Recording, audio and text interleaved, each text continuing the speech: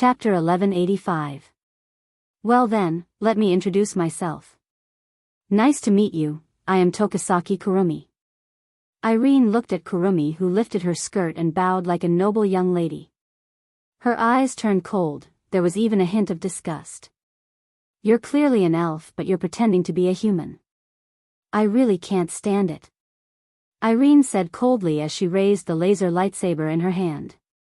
However, seeing that you deliberately delivered yourself to my doorstep, I will treat you a little more gently. I think Ike will be happy to see you. Era. How rude of the dem to treat a guest like this. Kurumi shrugged her shoulders. Her red and gold eyes scanned Irene's body from top to bottom before she suddenly licked the corner of her mouth. You look delicious too. It's great that you came here, for me. Grabbing the laser sword in her hand, the ejector on her back suddenly shot out a violent airflow. It turned into a storm and blew in all directions. When the storm stopped, Irene had already appeared in front of Kwang San. In the next moment, the laser lightsaber, which was flashing with a golden luster, slashed down towards Kwang San's body with a force that made the air tremble. It's the same. He. Looking at the sharp light blade mercilessly slashing towards her body, Kurong 3 not only didn't panic, but instead laughed excitedly. Then, a tearing sound resounded throughout the entire office, accompanied by a splash of scarlet blood. Irene's laser sword cut through Kurumi's spiritual equipment like a hot knife through butter. It left a deep gash on Kurumi's body, from her shoulder to her ribs, blood gushed out. Irene wasn't happy at all. Instead, she frowned and looked at Kwang San coldly. Why didn't you dodge? Why didn't you block? Yes. That's right, Irene's attack was effective because Kurumi didn't even try to block it. Just like that, Kurumi maintained her playful appearance and took Irene's fatal blow without holding anything back. Era. However, Kurumi didn't even look at Irene. She touched the huge wound in front of her body with a calm expression. She looked at her own blood on her hand as if it wasn't her own. She didn't look like she was in pain, she just looked surprised. You actually cut open my spiritual equipment so easily and even gave me such a huge injury. Licking the blood on her hand into her mouth bit by bit, Kurumi revealed an intoxicating smile. As expected of the world's strongest magician. Kwang San turned a blind eye to the fatal wound on her body. He even licked his own blood with a smile on his face. Irene couldn't help but have a bad feeling in her heart. But just when Irene felt that something was wrong, the smile on Kurumi's face suddenly turned sinister. It's time to stop here, she raised her hand, and the golden clock in her left eye suddenly flashed. Come here. King of Carving, Safkiel. As soon as he finished talking, an illusory clock appeared. It was much taller than Kwang San, and it looked like it was drawn on the wall. From inside to outside, it rapidly formed and floated behind Kwang San at a speed visible to the naked eye.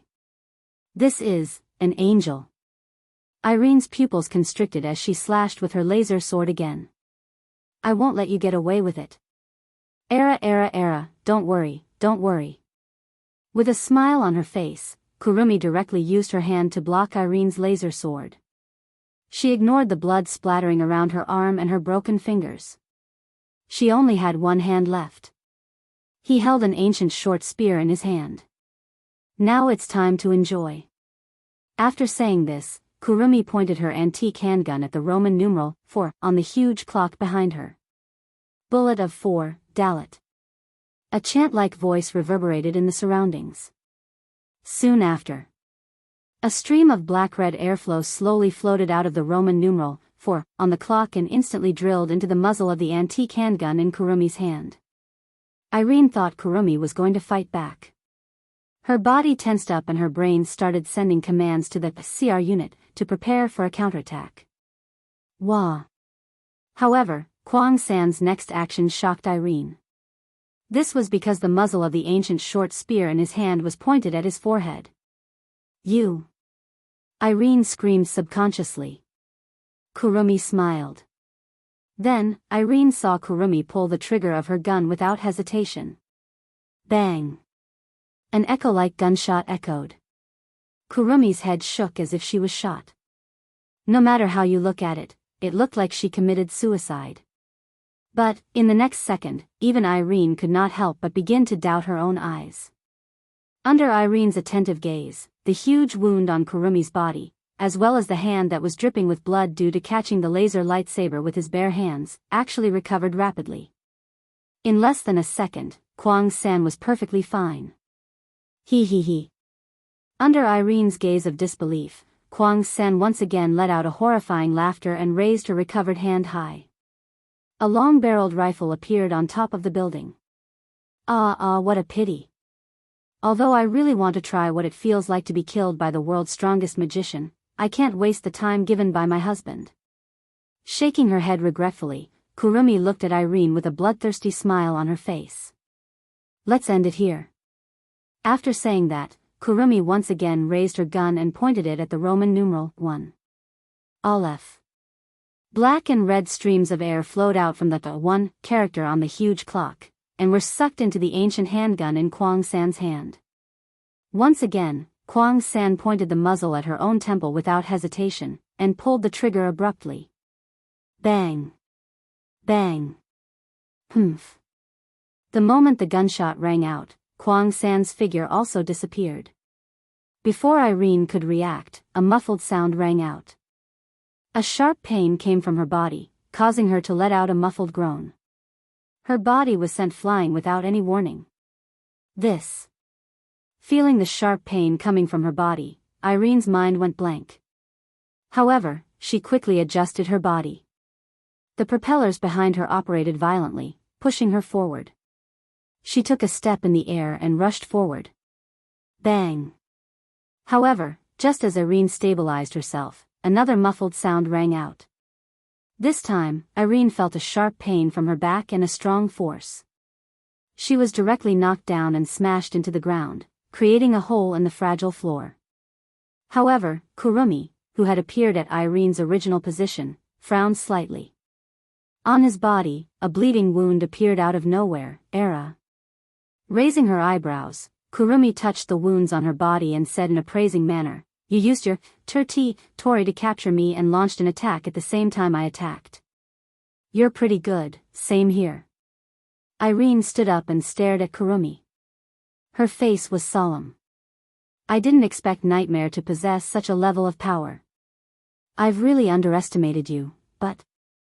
Irene pointed her lightsaber at Kurumi and said expressionlessly, "If this is all you got, you have no chance of winning." It seems like I've been underestimated." Kwang-san covered her mouth in surprise. She couldn't help but laugh. Her golden eyes flashed with a little bit of light. "Looks like we'll have to rely on us if we want to kill you in a straightforward manner." "Us?" Irene frowned and narrowed her eyes. "Did you bring a companion? What do you think?"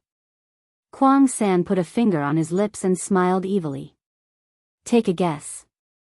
"Humph." Irene snorted. She waved her lightsaber and raised her free hand. "What a pity. If we're comparing numbers, our side seems to have the advantage." Chapter 1186.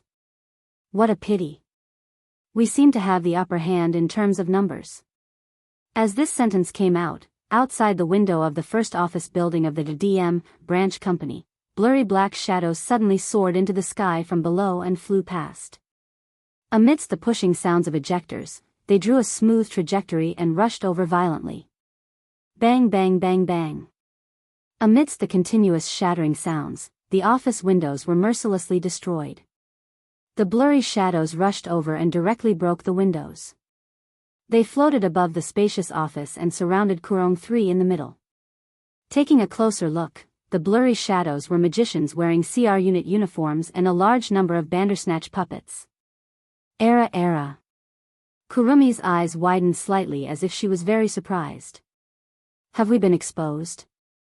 Swaggering into the enemy's base camp and even having such a fierce fight with me, the head of the DEM's second executive department. Irene gently put down her raised hand as a faint smile appeared on her cold face. It seemed to be mocking and ridiculing at the same time. Don't tell me you don't think you're in danger of being exposed in such a situation? Isn't that the case? Kurumi blinked her eyes and pretended to be confused as she tilted her head. I tried my best not to attract attention. What a blunder. It's rare to meet an elf who can touch my body. I really want to take you down myself. Holding the hilt of the laser sword in her hand, Irene closed her eyes. But in that case, there will be many accidents. You don't look simple. If something goes wrong, I won't be able to explain it to Ike.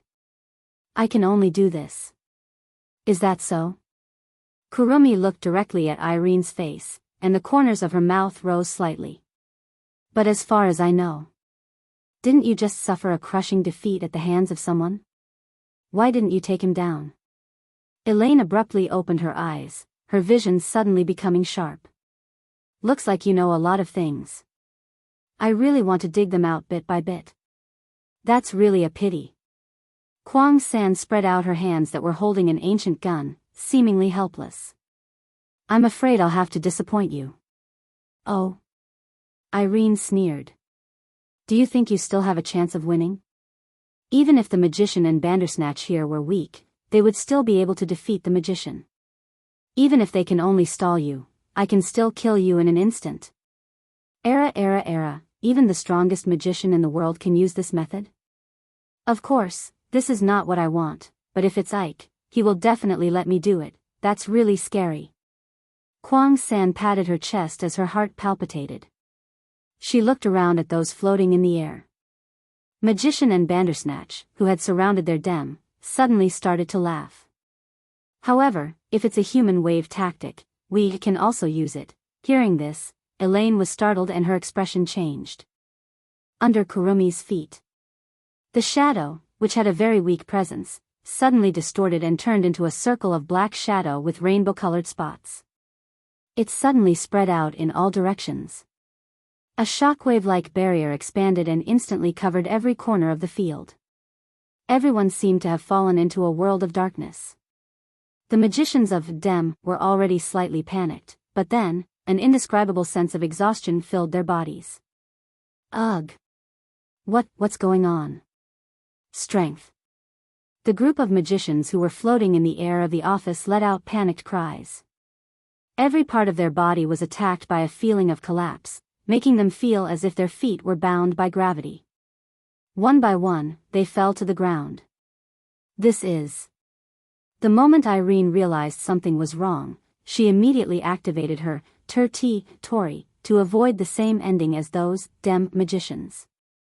However, her expression was not good either. What did you do? He. Kwang San grinned and laughed happily.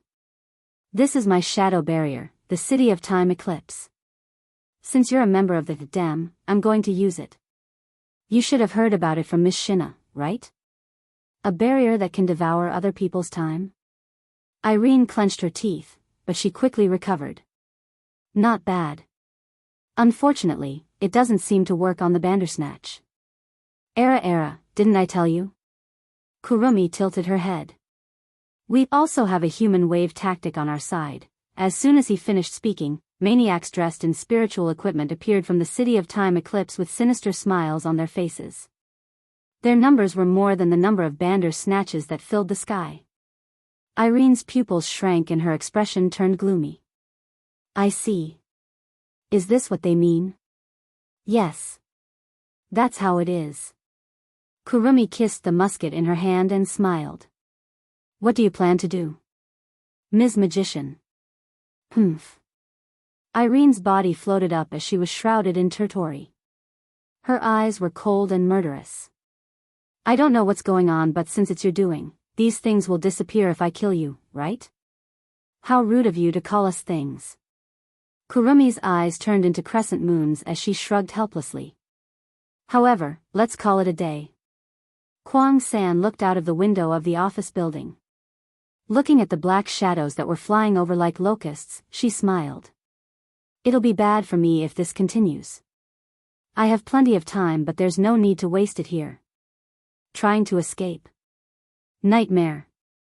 A sharp glint flashed in Irene's eyes, and the Tori that enveloped her body suddenly expanded outward. Don't even think about it. He. Kurumi giggled nonchalantly. Her body sank into the city of time eclipse at a speed faster than Irene's territory and disappeared from the spot. At the same time, the Kurisans were all trapped in the city of time eclipse. The expanded territory couldn't capture any of the Kurisans. Instead, it enveloped all the magicians, allowing them to catch their breaths. I haven't accomplished my goal yet, Ms. Irene. A voice echoed from the bottom of the abyss. It reverberated in the office and entered Irene's ears. One day, we will meet again. She narrowed her eyes and quickly scanned the area with the detection function of the CR unit. Naturally, she found nothing. Did they escape? She turned her head away and looked out of the window.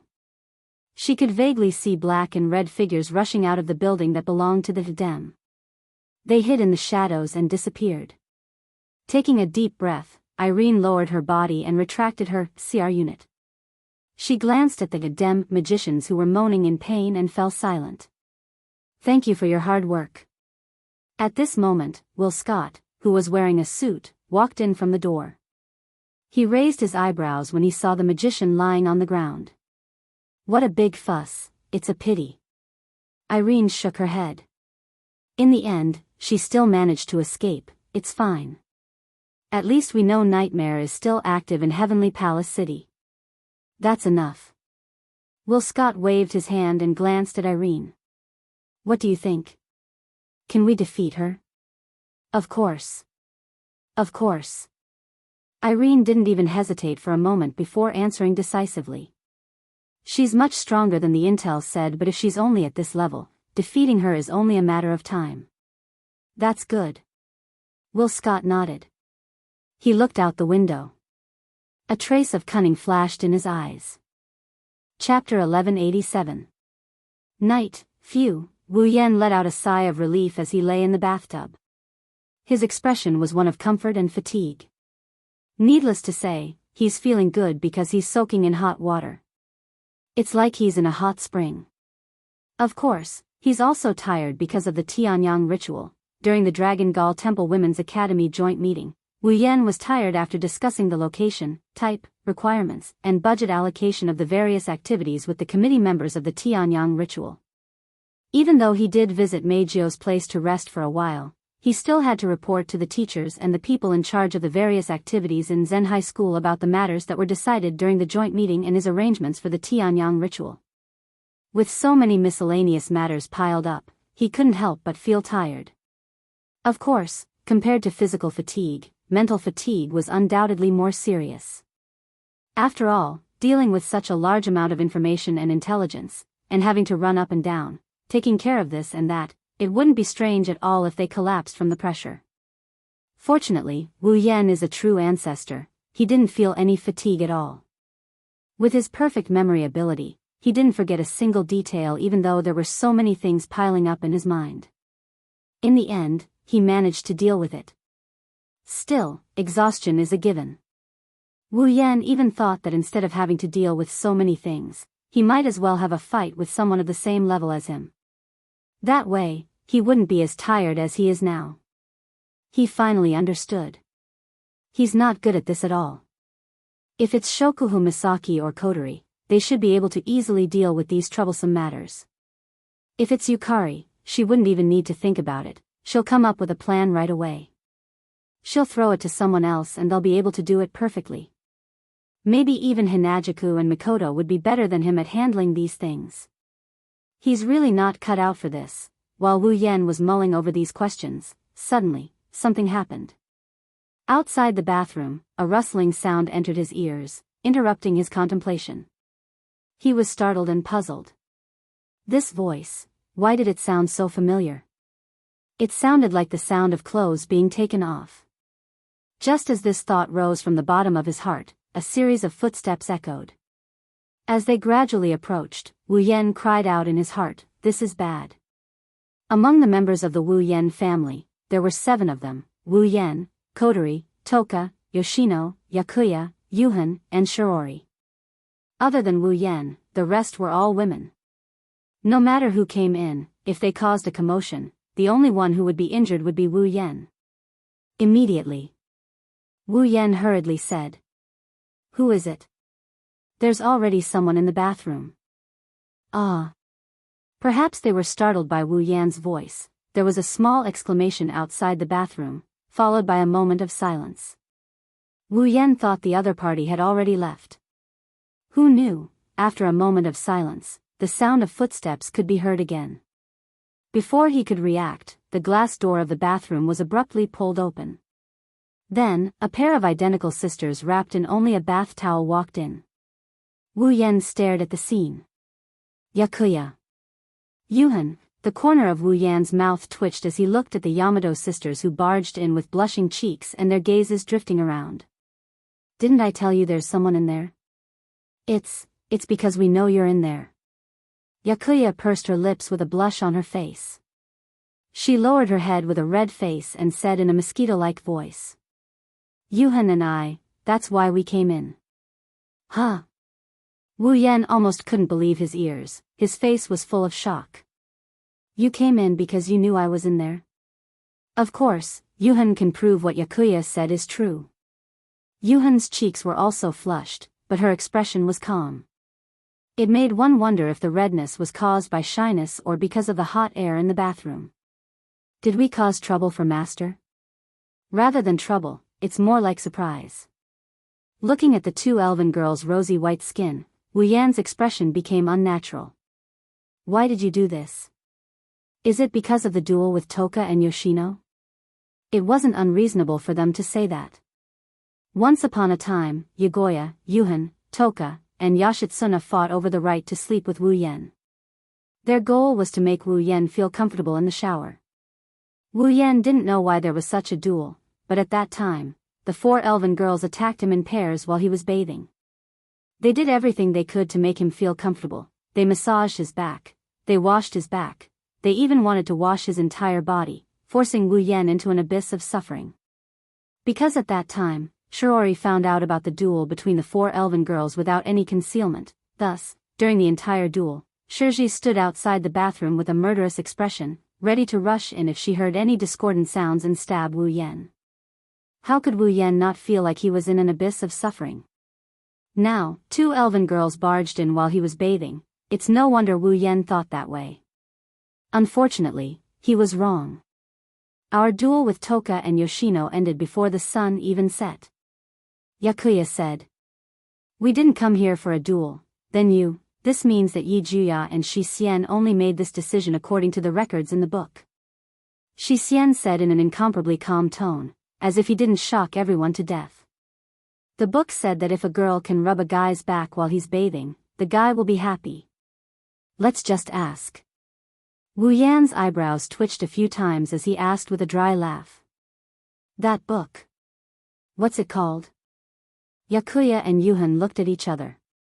I think it's called something like a growth record. Memories, Yuhan, I think the female lead is the male lead's aunt. Okay, my bad, I shouldn't have asked, then. Yakuya looked at Wu Yan with a blushing face. He asked Wu Yan with a pitiful look. Can we rub Master's back? Uneasy. Yuhan's silver eyes rippled, she seemed to be in a daze. If it's Yakuya and Yuhan. Can't we? And no. Wu Yan's face stiffened. He couldn't help but look at the Baku sisters who are half covered by the towel while the other half is exposed to the air. He gulped and bitterly laughed. But isn't there a dangerous person at home? If you're worried about Shiori, then it's fine. Yakuya explained, Shiori just went out. Went out? Of course. Shi Xian nodded heavily. We don't have enough ingredients at home. We still need to make breakfast, so Shiori wants to buy some from the supermarket that's open at night. She won't be back for a while, Wu Yan's bitter smile deepened. Isn't this forcing me to commit a crime? Yakuya and Yuhan looked at Wu Yan's bitter smile and pouted. They looked like they were abandoned and complained in unison. What? Could it be that everything in that book is fake? Master isn't happy at all. Reflect on yourself. Even if it's a book, some of its contents are lies. Yuhan thinks it's better to change to another one. Change to another one? Are there any other books? Remind me, Yakuya, did you forget? There's another one called The Ventriloquism in the Dark. This time, Wu Yan couldn't keep quiet anymore. I know. He quickly raised both of his hands and made a surrendering gesture. Wu Yan revealed a smile that's uglier than crying. Then back rub it. Back rub is good. I like back rubs. Yakuya and Yuhan looked at Wu Yan again and tilted their heads in confusion. Really? Really? Wu Yan answered weakly. It can't be helped. That ventriloquism in the dark can be easily guessed by just listening to it. If Yi Juya and Shi Xian were to really do it, they might as well take advantage of Shiori's absence to take advantage of it. It's less risky, isn't it? Chapter 1188. Ugh, so comfortable, agreed. Shi Xian feels like she's about to melt. The moment they soaked themselves in the bathtub, Yagiya and Shi Xian let out moans of pleasure. Wu Yan, who was soaking in front of them, felt his heart skip a beat. His hands started moving uncontrollably. It looked like a sleazy action. Generally speaking, when taking a bath here, one should first clean his body in the showerhead before entering the bathtub to enjoy the pleasure of soaking in the bath. However, Yakuya and Yushin clearly didn't care about this. Toka, Yoshino, and Shiori had also finished their baths. They didn't need to think about the people behind them, so they didn't care about the rules. In the bathroom of Wu He's house, the bathtub wasn't very big. Therefore, after soaking 3 people in one after another, even though 2 of them were slender girls, there wasn't enough space. Thus, when the bathtub overflowed with water, the 3 people in the bathtub were tightly pressed against each other. Sitting in front of Yi Juya and Shi Xian, Wu Yan could clearly feel a part of the 2 elves' bodies unavoidably coming into contact with him. Their 6 legs were even intertwined as they moved back and forth, allowing a certain wolf to fully enjoy the touch of their delicate skin. As for Yi Juya and Shi Xian, they were still immersed in the pleasure of bathing. Bathing, it's so comfortable. Sigh, Shi Xian thinks that bathing in hot water is more comfortable than bathing in the wind. Although that's true, we are the witches of the hurricane. Elves who control the wind cannot abandon the wind. I disagree, Shi Xian has no intention of abandoning the wind. No matter how comfortable it is, Shi Xian still likes the wind the most. As expected of Shi Xian. She's so sensible. I disagree, Yi Juya is more sensible than Shi Xian because it was Yi Juya who reminded Shi Xian. The 2 elves kept their legs touching Wu Yan's as they talked as if there was no one else around. This made Wu Yan speechless. He was starting to suspect that the 2 sisters weren't here to rub his back. Instead, it was to make fun of him. However, just as this thought appeared in his mind, Yi Gaya and Shi Xian exchanged glances and nodded solemnly. Hey, master. Yi Juya suddenly asked. Don't you think this place is a little narrow? Wu Yan was slightly taken aback. Then, she said angrily, have you ever heard of an ordinary family's bathtub that can hold 3 people at the same time? It's not like we're from a rich family. I understand. There's nothing we can do about it. Shi Xian seemed to have been waiting for this sentence for a long time. The moment Wu Yan finished his sentence, she immediately took over. If that's the case, then Ye Juya and Shi Xian can only go to master's side. After saying that, the Baowa sisters abruptly stood up before Wu Yan could react. He turned around and soaked himself in the bathtub again. His movements were extremely neat. However, the moment they turned around, the 2 elves turned around and faced Wu Yan with their backs facing him. They even laid in his embrace. As the 2 delicate bodies entered his embrace, Wu Yan's body stiffened. His mind went blank for a moment. This is too bad. The fragrance from Ye Juya and Shi Xian's bodies and the slippery feeling from their intimate contact made Wu Yan erect his flag. He almost attacked. If only it was here. Wu Yan didn't manage to control himself properly. Once the battle started, it would definitely be a chaotic battle. At that time, perhaps when Shiori comes back, the battle here will be over. It's not over yet. Wu Yan shuddered at the thought of the consequences. In his heart, he kept telling himself, just take advantage of them, just take advantage of them. Don't be too serious. If you want to do it later. The Baowu sisters won't run away anyways. Endure. I have to endure. I have to endure even after becoming a ninja turtle. Enduring now will turn into the joy and accomplishment of the moment when I get my way. So, I have to endure. Wu Yan, who was screaming in his heart, couldn't help but feel his heart beating faster. Pang pang sounds were heard clearly by the Baowu sisters. They smiled mischievously and raised their heads. Their silver eyes met with Wu Yan's eyes. Oh.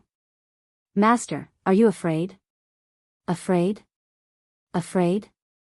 Wu Yan raised his eyebrows and forced a smile. Why should I be afraid? Explain? Explain. Yuxian placed her hand on Wu Yan's chest. She did the same with her body. Because Master's heart is beating very fast. If you're not nervous, then you're afraid. Who's nervous? Who's afraid? Wu Yan really wanted to say that, but when he saw Yi Juya and Shi Xian's big watery eyes and full breasts under the towel, he couldn't say anything. He's almost at the limit of his tolerance. Afraid that he'll start a fight in the bathroom, Wu Yan forced himself to be calm and changed the topic. Didn't you say to wipe your back? Hurry up. Yes.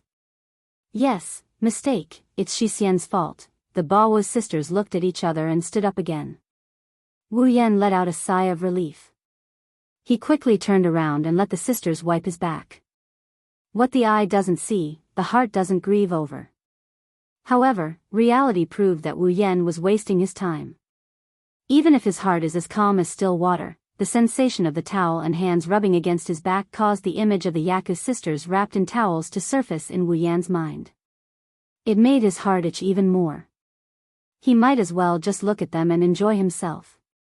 Wu Yan really wanted to cast a soundproof barrier to block out all the sounds in the bathroom. Then he could do whatever he wanted. However, if he disappeared with the Baowu sisters for too long, Shiji would definitely be suspicious when she returns. He doesn't want the news of him pushing down the sisters to spread to the entire date battle world. He can only comfort himself that he'll be able to eat them sooner or later. He'll be able to eat them. Wu Yan's mind started to wander and he couldn't calm down. He could only shake his body and bleed in his heart. Seeing Wu Yan's abnormal actions, Yi Juya and Shi Xian, who were wiping his back, couldn't help but walk up to him in confusion. Master, what's wrong? Question, did Yi Juya and Shi Xian do something wrong? Just like that, the two sisters leaned on him, putting all of their weight on his back. That moment of perfect softness entered his senses, causing his face to flush red, and he couldn't help but yell out loud. Nothing. The sudden shout gave the Baowu sisters a fright. Ah. The two sisters panicked and their feet slipped in the slippery bathtub. They cried out and fell straight down. Along with the exclamation and the sound of water, 2 bath towels floated down from the Baowu sisters' bodies. A pair of idiots. Wu Yan finally couldn't help but curse. He quickly reached out to help them up, but what he touched were 2 lumps of softness of different sizes.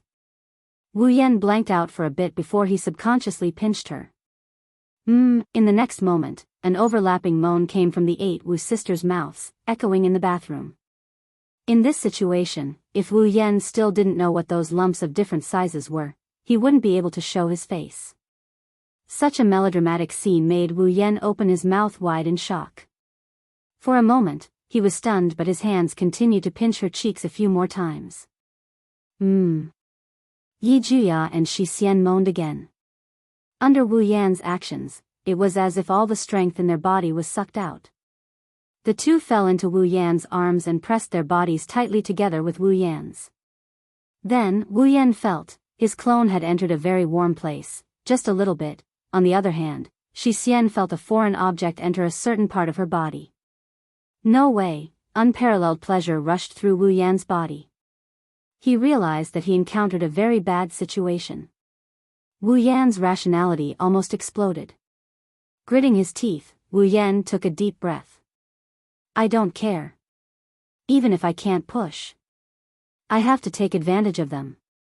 After saying that, Wu Yan reached out his evil hands. In the bathroom, there were two delicate voices that sounded like they were gasping for breath. They couldn't help but fluctuate. This scene lasted for a full 30 minutes until Shirori came back. Then, it quietly stopped. Chapter 1189. Heavenly Palace City, Dragon Gall Temple Women's Academy. Meijio was sitting at the head of a conference room. She was listening to the lively debate among the committee members of Dragon Gall Temple Women's Academy. She sighed reluctantly. Unlike Lai Chan High School and other schools, Dragon Gall Temple Women's College was a prestigious school, so they prepared more for the Tianyang ceremony than other schools. Therefore, there were more committee members. Meijio, on the other hand, was in charge of the executive committee. Her responsibility was to lead the executive committee of the Tianyang ritual. Therefore, as the chairman, Meijio had to participate in the meeting about the Tianyang festival. However, Meijio had no talent in dealing with these matters. She could only let the committee members discuss among themselves. Secondly, the number of committee members increased. It was inevitable that there would be more arguments. Therefore, this meeting had been going on since school was over. It was almost dark, but there were still no signs of it ending. As for how much of the content discussed in the meeting was useful, Meijio still remembered at first, but under the discussion of the executive committee members, Meijio had forgotten all about it. In other words, the topic and content of the discussion among the committee members had gradually deviated from the main topic and became somewhat similar to a quarrel. Glancing at each and every one of them who were frowning, he tried his best to raise his voice. Meijio finally started to feel impatient as the committee members were arguing with each other. Meijio took out her phone and looked at the time displayed on it. She then looked at the dusk that was gradually being replaced by darkness. She frowned slightly and stood up. It's getting late. We'll discuss the rest tomorrow. Let's call it a day.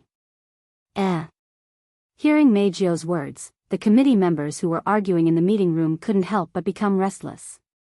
But big sister. We have other work tomorrow. Yes. Sister, if today's work and tomorrow's work pile up together, we won't make it in time. The committee members all spoke with a difficult expression, but it made Meijio raise her eyebrows. Meijio narrowed her eyes. Since you know you have work to do tomorrow. You know it will be too late if you continue like this.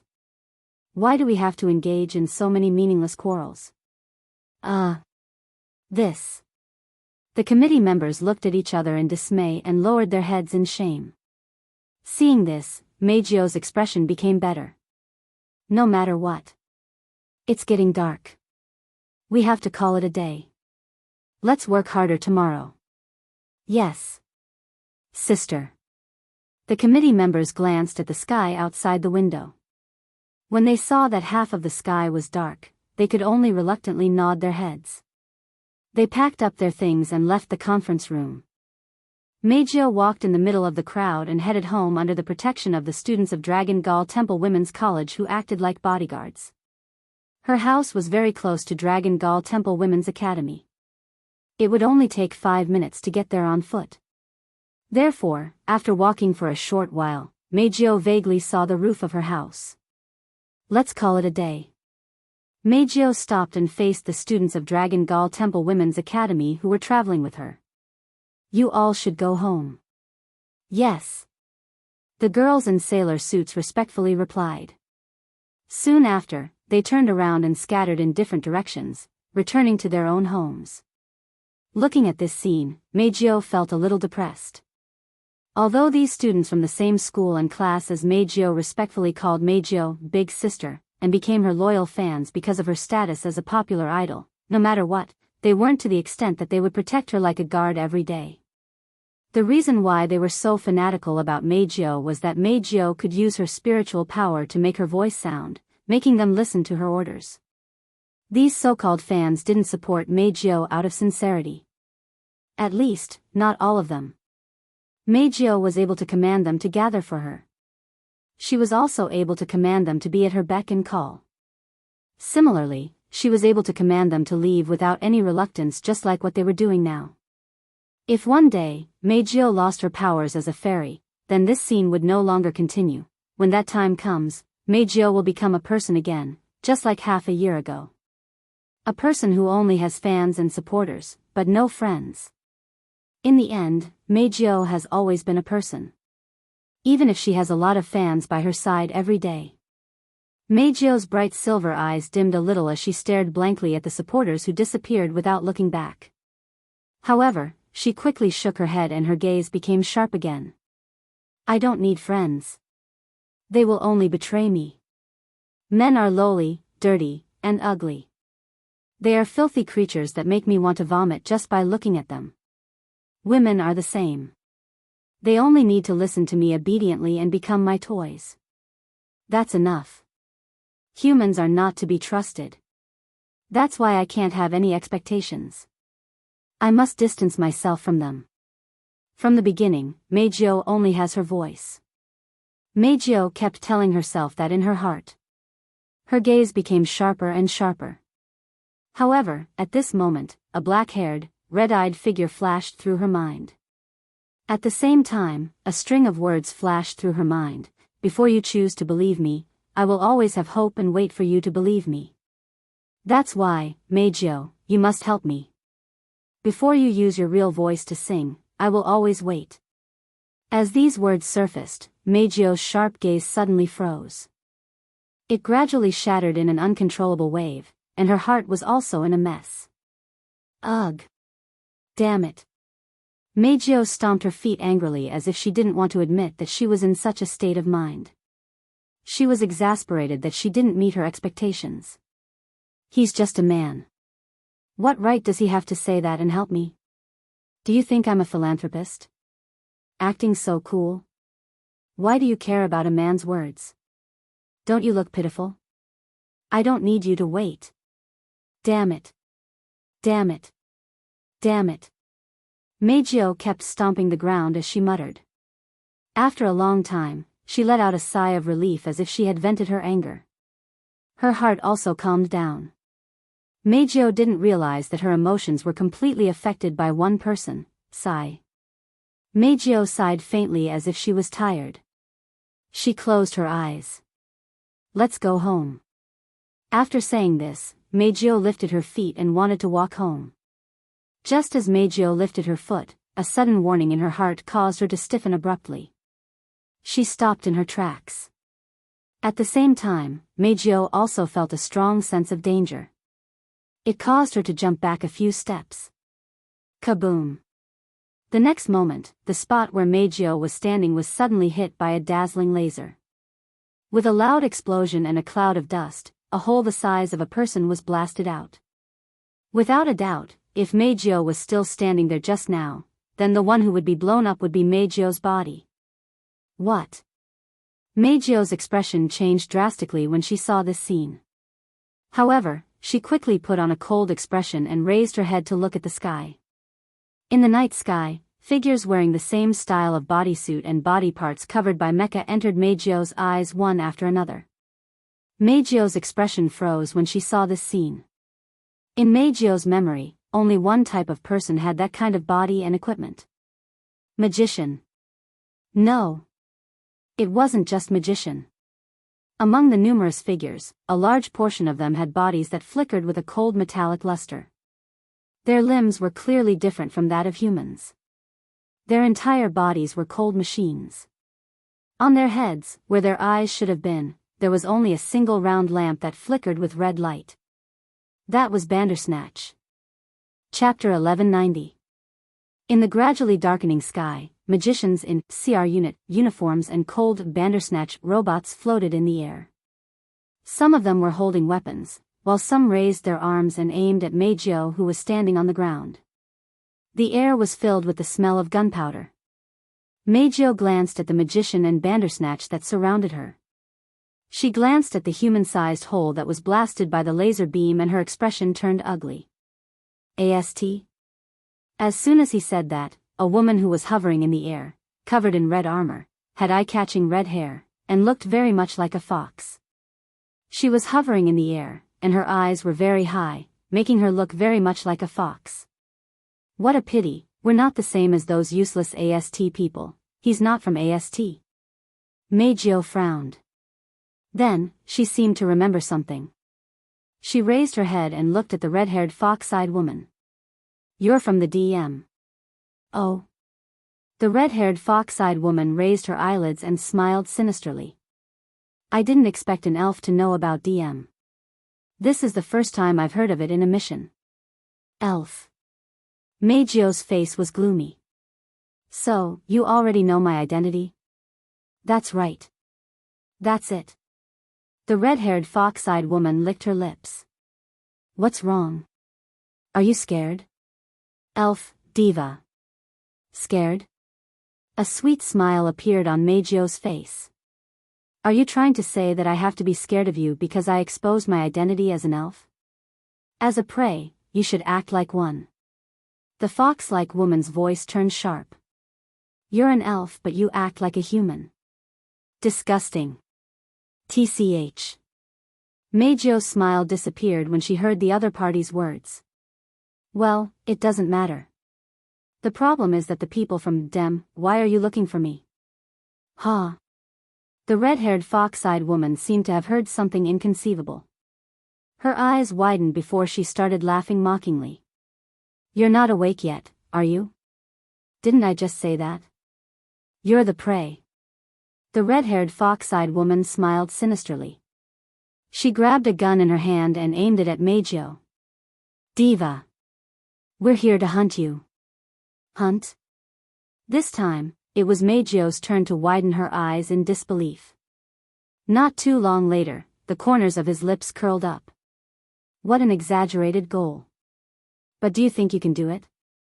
As Meijio said this, she revealed an incomparably beautiful and disdainful expression. She smiled carelessly as if she didn't care about Meijio at all. The fox-like woman's face darkened. Whether or not I can do it, you will know very soon. As soon as the voice fell, the red-haired fox-eyed woman's eyes turned sharp. She immediately pulled the trigger of the gun that was aimed at Meijio. Bang! Bang! Bang! When the red-haired fox-eyed woman pulled the trigger as a signal, the numerous DEM, magicians and Bandersnatch troops in the surroundings seemed to have regained their senses. Without any hesitation, they fired their weapons at Meijio. Amidst the chaotic sounds of gunfire, missiles and lasers rained down from the sky like a torrential downpour. Bang! Bang! Bang! Who knows if the evacuation order was issued in advance or if there was no one around to begin with. Amidst the continuous explosions, not a single ordinary person popped their head out. Plus, there weren't many buildings here, so the magicians of DEM were able to unleash the power of their weapons to their heart's content. Bang! Bang! Bang! Bang! Bang! Bang! Bang! Bang! After a few minutes of concentrated shooting, the group of DEM magicians and Bandersnatch finally stopped their attack as though they had run out of ammunition. Silence was restored between heaven and earth. What's wrong? Bang! That's it? What's so great about elves? Under the concentrated fire of such a weapon, even an elf would not be able to escape unscathed. That's what bang! Bang! Bang! Bang! Bang! Bang! The red-haired fox-eyed woman and the other magicians froze for a moment. They couldn't help but look towards the direction of the light. Then, an illusory and intoxicating voice echoed from the center of the smoke and dust. It was like an echo from the center of the light. Bang! Bang! Bang! Bang! Bang! Bang! Bang! Bang! Bang! Bang! Bang! At the same time as the voice echoed out, the flashes within the smoke and dust suddenly exploded, blowing away all the smoke on the ground. Meijio was wearing a gown that looked like it was made of light. Behind her was a huge pipe organ. In front of her floated a long keyboard made of light. She had a smile on her face as she looked at them. With a smile on her face, she reached out her hand and pressed on the keyboard of light. The crisp sound of a zither vibrated, mixed with a violent whirlwind-like shockwave, madly rushing towards all the dem magicians in the sky. Bang! Bang! The sound waves reverberating in the air hit the dem magicians and the Bandersnatch robots like a gust of wind. Dong! With a loud and clear sound, screams of agony replaced the sound of the zither and reverberated in the air. Other than that, a dem magician who had cast his Tori just in time like the red-haired fox-eyed woman, all the magicians and Bandersnatch emitted white smoke and fell heavily to the ground. The Bandersnatch, which had no ability to make decisions on its own, fell to the ground. From beginning to end, Meijio only used one attack to defeat more than half of the dem magicians, and the Bandersnatch team was completely wiped out. Although it was a result of using the full power of an angel, the difference between an ordinary magician and an elf could be seen. Needless to say, the brainless Bandersnatch robot soldiers that could use the display device sounded very powerful, but in terms of individual combat power, they were far inferior to human magicians. In terms of precise control and control of the display device, the difference between the Bandersnatch and the human magicians was very obvious. They weren't strong, but they were much weaker. They could be considered trash. To the elves, Bandersnatch was the best target. The red-haired fox-eyed woman, who clearly knew this, had an extremely ugly expression on her face. Her gloomy eyes stared at the smiling Meijio below as she screamed sharply. Bang! Bang! Bang! Bang! The remaining dem magicians were shocked. They quickly aimed their weapons at Meijio and pulled the trigger. Bang! Bang! Bang! Another round of gunshots reverberated in the surroundings. A large number of cannonballs filled the entire field of vision and flew towards Meijio on the ground. No matter how many times this level of attack came, it would be the same. Meijio thought to herself. Her hand once again reached for the keyboard of the Guqin of Light. Suddenly, a dazzling sword light whizzed out and cut towards Meijio's outstretched hand. Chapter 1191. The dazzling sword light was like a meteor flashing by, cutting through the air with a sharp sound as it pierced through the air. For a moment, Meijio thought that it was an illusion caused by her vision, but the alarm in her heart told Meijio that it was definitely not an illusion. It was a real attack. As soon as Meijio noticed this, she decisively opened her mouth and a high-pitched voice containing spirit force came out of her mouth. Ripples spread out and formed a barrier in front of the sword light, protecting Meijio inside. In the next moment, the dazzling sword light collided with the sound barrier that was rippling like waves, leaving no room for explanation. Chi! With a crisp tearing sound, the sound wave barrier that Meijio hurriedly built was torn apart, causing Meijio to turn pale with fright. However, that dazzling sword light clearly didn't know how to be gentle with a woman. It cut through the sound barrier in a sharp manner and cut through space. Meijio was shocked as it heavily slashed into her abdomen. Pang! Meijio felt a sharp pain in her abdomen. Then, she flew out and crashed into the army destroyer Singer behind her. She let out a cry of pain. Oh! At this moment, a slightly dissatisfied voice sounded in front of Meijio. After cutting open the barrier, it doesn't have enough power to cut open the spiritual equipment? How lucky! Hearing this voice, Meijio did not know why, but she suddenly had an ominous feeling. She held her abdomen and stood up. She looked forward. She saw where Meijio was standing. A figure was floating up from the ground. Holding a golden laser lightsaber in his hand, he stared at her with an incomparably cold gaze as he slowly descended to the ground.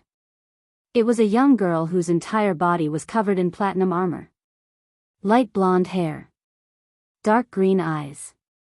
Dignified face. Her appearance was outstanding.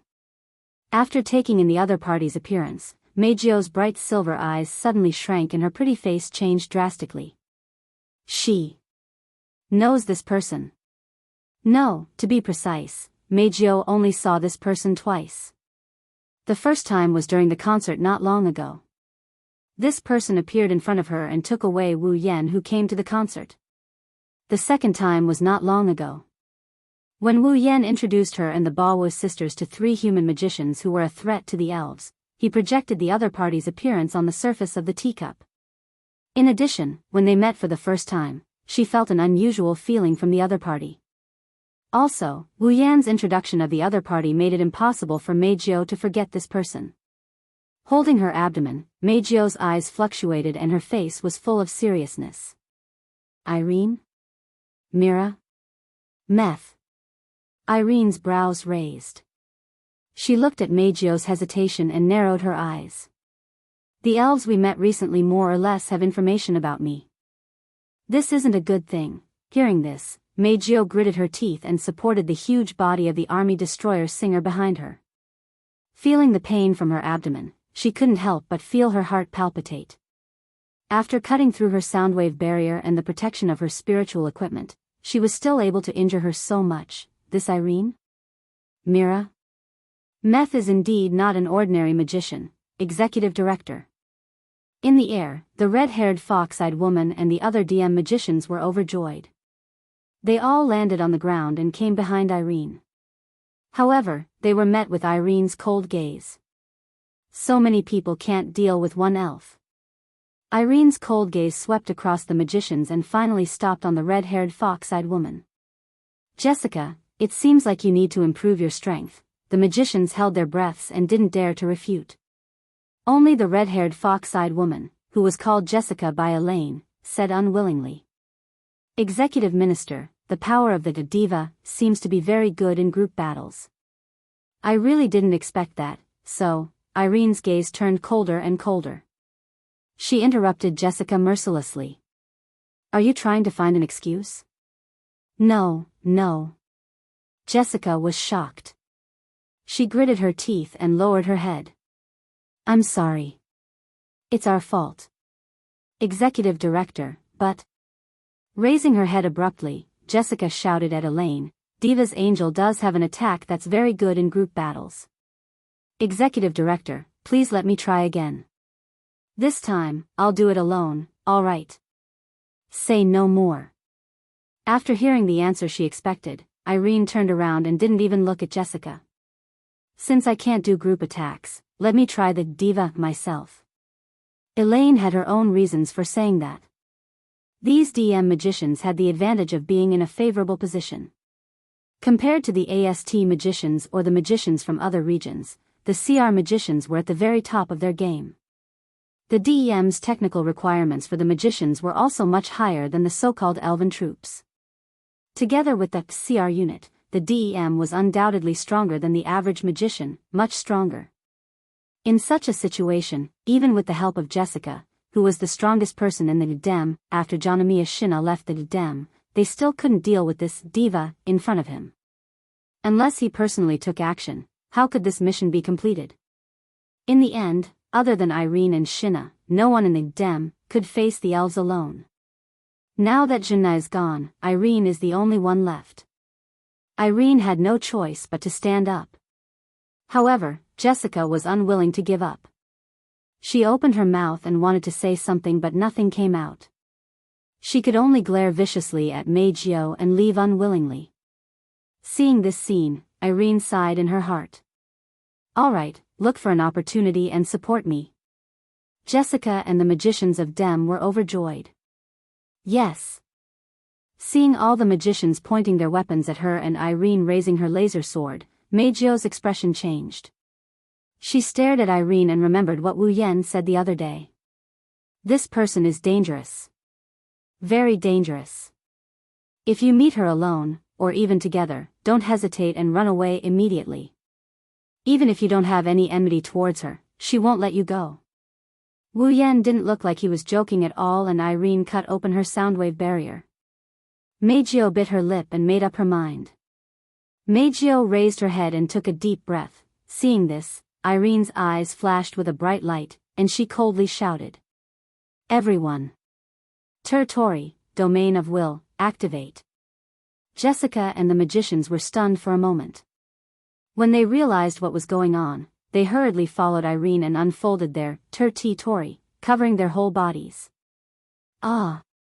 Almost at the same time, Meijio took a deep breath and shouted a high pitch that was several times louder than before.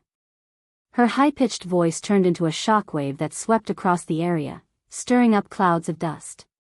Like a tidal wave, it rushed toward Irene, Jessica, and the magicians from the Gadem, covering all of them in it. Everyone! Activate the jets! Her field of vision was suddenly blocked. Irene seemed to have sensed something and issued a command in a stern voice. All the magicians turned on the ejector behind them and shot out a frenzied airflow, blowing away all the dust in the field. They all looked in the direction of Meijio. What caught the eyes of the magicians was the silhouette of the elf who had turned into a streak of light and shot towards the horizon at an incredible speed. Don't even think about escaping. Elaine didn't even think about it. She immediately followed the propulsion of the ejector and rushed out. Chapter 1192. There were no stars, no moon, no clouds. There was only darkness left in the night sky tonight. In the darkness of the night, a stream of light flashed past like a scar in the sky, dragging a long tail of light. It flashed from one side of the sky and disappeared from the other. The whole process lasted less than a second and was extremely difficult to capture. Amidst the flowing light, beautiful Nine, who was wearing a dress of light, was like a goddess of moonlight. Against the whistling atmosphere, she frantically mobilized the spiritual power in her body and flew in a certain direction at the fastest speed possible. That direction was the direction that Wu Yan, Yi Gaya, and Shi Xian told her when they left her house. It was the direction of Wu He's house. Beads of sweat dripped down from Meijio's smooth forehead. Meijio panted heavily as she held her abdomen. Her body turned into a meteor as she flew forward at an extremely fast speed. Meijio turned her head and looked behind her. She could clearly see that the Gadem magicians, led by Irene, were operating their CR unit jets to the limit. They were like maggots following Meijio closely. If at this time, the residents of Tiangong City raised their heads and looked at the sky, then they would see a meteor cutting through the sky at an extremely fast speed, flying to the other side of the sky. There were many meteors following behind that meteor. It was like a meteor shower in the same direction. Meijio bit her lips and turned her head abruptly. Her bright silver eyes were filled with hope as she stared at the group of Gadem magicians who were hanging behind her. Meijio could only place her hopes on Wu Yan. She could feel the terror of Irene, but Wu Yan was even more terrifying.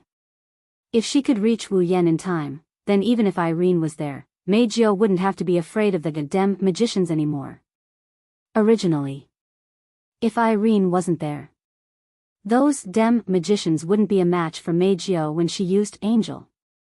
Even if there was Aileen, as long as he could escape to Wu Yan, everything would be fine. Wu Yan had Kotori, Toka, Yoshino, Yagoya, and Yuxian. This was enough for Meijio to rely on. Not to mention, Wu Yan even admitted it himself. He had personally defeated Irene once. Therefore, if Meijio wanted to escape from Irene and the other Dem magicians, she could only ask for help from Wu Yan. Thinking of this, Meijio couldn't help but show a self-deprecating expression. She clearly said that she wouldn't trust anyone, but now she was going to ask for help from the man she hated the most. She clearly felt that the entire world had betrayed her, but now that she was in danger, she actually wanted to ask for help from the man who had disturbed her mind countless times. She had already been abandoned once, but she still wanted to entrust her life to someone else's help. At this moment, Meijio realized that this man was different from the rest. She couldn't help but care about him. He made her subconsciously trust, ask for help, and entrust her life to him. Perhaps it was because her voice was sealed the first time she met him, so she had to rely on him for a while.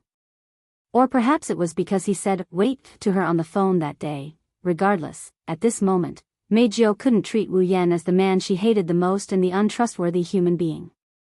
Would he save her? With this thought in mind, Meijio couldn't help but slow down a little. It was only a brief moment, but Irene managed to grab hold of it. "Everyone!" Irene shouted with a sharp glint in her eyes. "Fire!" "Yes!" A loud response rippled through the dark night. Then, in the sky, a rain of cannonballs turned into shooting stars. In the silent night, they flew from all directions, baring their fangs and brandishing their claws as they enveloped Meijio's body. The gunshots that resounded through the sky and the sound of cannonballs flying through the air entered Meijio's ears, causing her expression to change. She forcefully endured the discomfort and panting caused by flying at an extremely high speed. She opened her mouth and released a clear syllable. Then, a ripple-like sound wave spread out, quickly forming a barrier behind Meijio at a speed visible to the naked eye, blocking all the incoming cannonballs. Bang bang bang bang bang, continuous explosions sounded in the night sky, like fireworks, causing a series of chaotic explosions. Unfortunately, these fireworks weren't beautiful, only smoke and fire bloomed. At the back, Irene saw Meijio's sonic barrier blocking all the cannonballs. Her expression turned cold. A heavy cannon suddenly extended from under her arm and placed under her arm. Go for it. Irene did not even need to aim. She already knew where to shoot and pulled the trigger of the heavy cannon in her hand. In the dusky night sky, a dazzling flash of light pierced through the horizon, like a pillar of light, instantly filling the entire night sky. The intense flash of light, if one looked at it directly from a close distance, it is very likely to directly burn one's eyes. The dense magic turned into a pillar of light hundreds of meters long, annihilating everything in front of it in nothingness. Meijio's sonic barrier was like the weakest piece of paper. It couldn't even last a second. Without any suspense, it was destroyed without any suspense. The pillar of light didn't slow down at all, exploding forward at light speed, exploding and rushing behind Meijio, Army Destroyer Singer, Gab Jappel. Feeling the terrifying attack coming from behind, Meijio turned around. Her expression was instantly filled with horror. She didn't think twice before summoning her angel. A huge pipe organ directly appeared from the void, standing in front of the pillar of light like a shield. The tyrannical pillar of light violently rushed forward. Boom! In an instant, an unprecedentedly large firework blossomed in the night sky, accompanied by intense light and terrifying impact. Ah! The magicians rushing forward, including Irene, were all caught off guard by the intense light and impact. They hurriedly used their tori to rush through the shockwaves that didn't subside for a long time, violently rushing towards Meijio. As for Meijio's Army Destroyer Singer, Gab Jappel, it already collided with the pillar of light and turned into ashes. My Army Destroyer Singer, Gab Jappel. Meijio almost couldn't believe her eyes. The strongest weapon of the elves, their strongest reliance, the angel, was actually shattered by a single attack from the enemy. That person called Lillian was countless times more terrifying than Meijio imagined. Did Wu Yan really defeat such a terrifying person once? Meijio's heart couldn't help but waver. At this time, several missiles passed through the layers of smoke and flew towards Meijio. Staring at the missiles flying towards her, Meijio knew now wasn't the time to waver. She shook her head, opened her mouth, and was just about to construct a sound barrier again. However, when Meijio made a sound, what echoed under the night sky was no longer the crisp and beautiful sound of the past, it was a broken and inaudible whimper. Meijio widened her eyes in disbelief, but on second thought, she understood. Even the angel was smashed to pieces. How could his spiritual energy not be consumed by a huge amount? At this time, apart from maintaining her spiritual equipment and flying, she couldn't use her spiritual energy in other aspects, including the sound she was most proud of. Meijio looked on helplessly as the missiles flew towards her. She couldn't do anything. Finally, under Meijio's gaze, the missiles landed on her body. Bang, ah.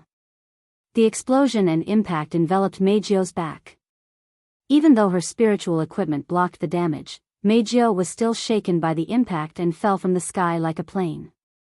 Light smoke came out from her back as she fell from the sky. Whoosh! At the same time, a sonic boom came from behind Meijio, causing her to endure the pain and look back. What entered her vision was the laser sword in Irene's hand, slashing down with all her might. Meijio closed her eyes in despair. In the end, the emotion that appeared in her heart was a trace of uncontrollable regret. It was an apology to Wu Yan. I'm sorry, I let you down. With this thought, Meijio welcomed Irene's attack.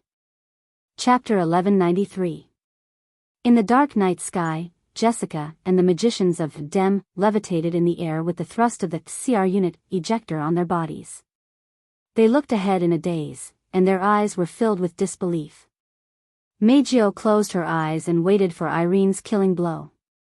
She clenched her teeth and prepared herself for the pain that was about to come.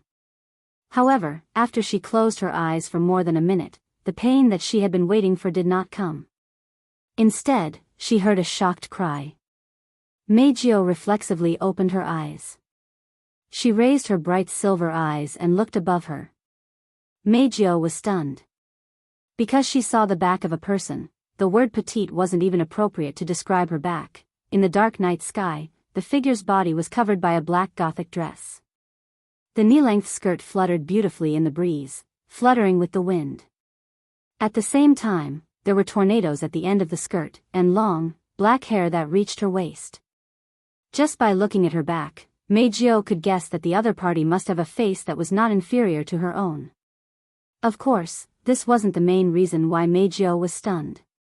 What really caused Meijio to be stunned and even her mind to go blank was that the person in front of her was not more than 1.5 meters tall, and her figure was as small as a young girl's.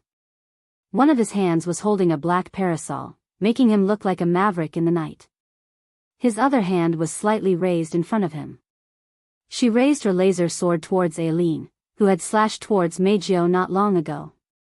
Meijio could clearly see that Irene was holding a laser lightsaber with a stunned expression on her face. Maintaining his chopping posture, the laser lightsaber chopped down on the hand of the petite girl holding the parasol. What caused Meijio, Irene, Jessica, and the magicians of Dem to be stunned was that there seemed to be an invisible barrier in front of the petite girl's hand. The laser lightsaber was stopped about 5 centimeters away from the girl's hand. It couldn't advance any further. That was enough to give Meijio a fatal blow. However, it was stopped by a little girl who looked less than 10 years old with one hand. This was the fundamental reason why everyone present, who had thought that the battle had ended not long ago, was collectively stunned.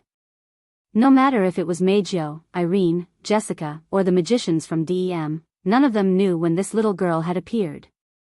After all, they saw Irene holding a laser lightsaber a second ago. She was about to deliver a fatal blow towards Meijio, but in the next second, this scene appeared before them. None of the people present were able to react in time. While everyone's mind was still in a mess, the petite girl who blocked Irene's laser lightsaber with one hand holding the parasol raised her head from under the parasol. A beautiful face that was as delicate as a doll and a pair of eyes that were as deep as the sea was exposed to the air. In the next moment, a childish voice containing incredible majesty came from the girl's mouth and entered everyone's ears. "It's about time to put away this eyesore of a sword, right? Little girl." No matter how one looked at it, it was very obvious that the petite girl should be the smaller one. However, the words that were full of dignity from the other party's mouth caused everyone present to have the illusion that Irene was the smaller one. At the same time, they were awakened from their stunned state one after another. Irene's expression tensed up when she reacted. She subconsciously put away the laser lightsaber in her hand. With the propulsion of the ejector on her back, she instantly flashed in front of Jessica and the others, creating a distance between them. Looking at the beautiful little girl who was as beautiful as a doll, Irene didn't look down on her at all. Instead, her face was full of seriousness. It wasn't just because she casually blocked her full-powered attack, it was also because Irene felt suffocated from the girl's body. She felt suffocated when she encountered someone who completely suppressed her in terms of strength. Irene has only felt this suffocating feeling from one person before. Now, this little girl who had mysteriously appeared without her noticing and blocked her attack gave Irene a second terrifying experience. Irene tightened her grip on the laser lightsaber. She spoke in a deep voice. "Who are you?" "Me?"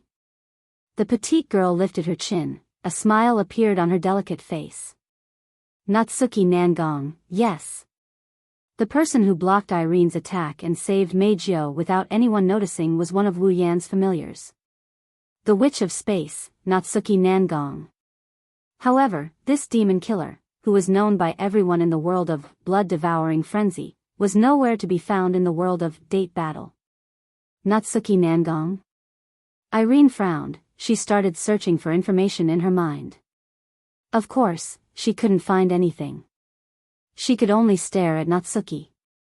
I've never heard of you before. You're also an elf? Elf? Elf? Natsuki pursed her lips and nodded in a noncommittal manner.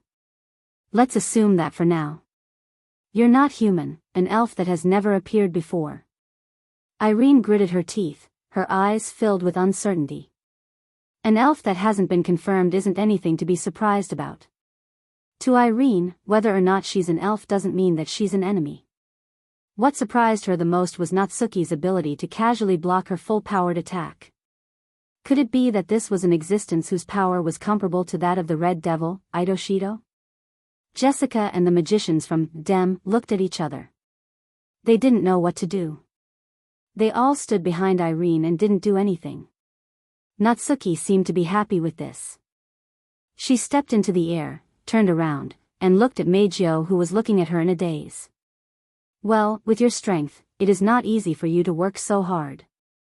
Looking straight at Meijio's unfocused eyes, Nayu nodded. Leave the rest to me. Who are you? Why did you save me?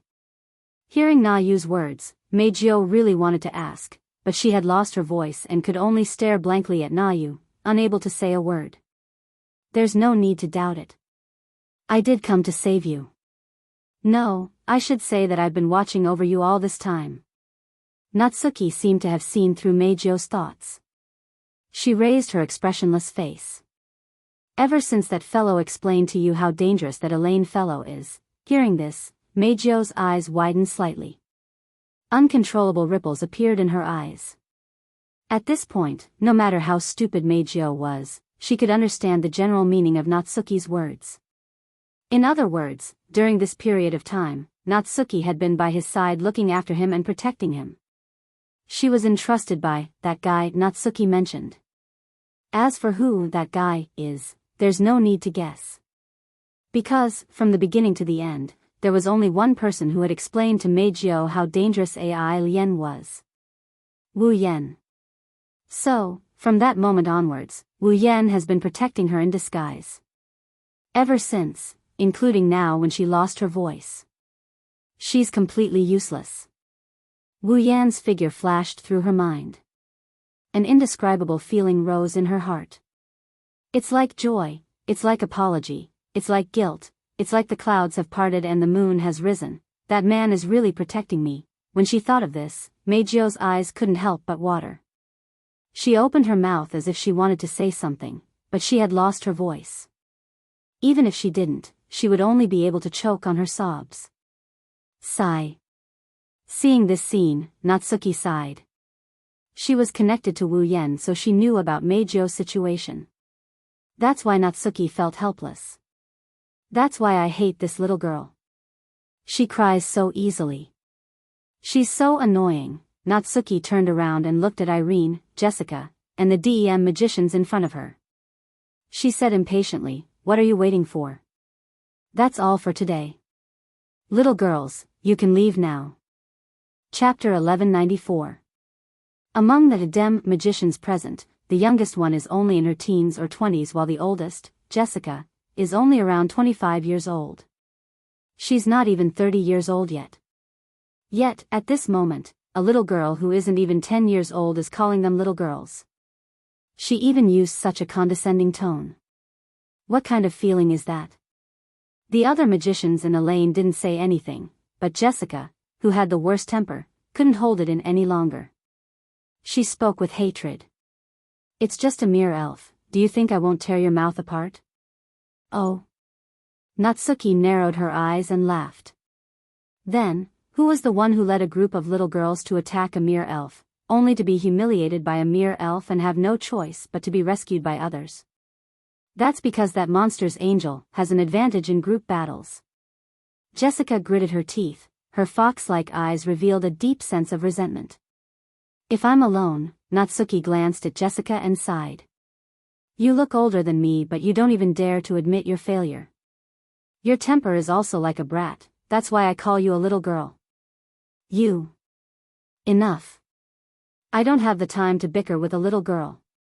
Looking at Jessica's gloomy appearance, Natsuki said expressionlessly with one hand holding the umbrella and the other on her waist. If you're not satisfied with the way I address you, I can change it. Old hag. You. Jessica's entire body trembled. Her foxy eyes that were filled with haze were immediately replaced by dense killing intent. Not even an old hag? Natsuki's lips curled up upon seeing Jessica's reaction. Or is it better to call you ugly bastard? Jessica's expression instantly turned ferocious. Without thinking, she aimed the gun at Nayu.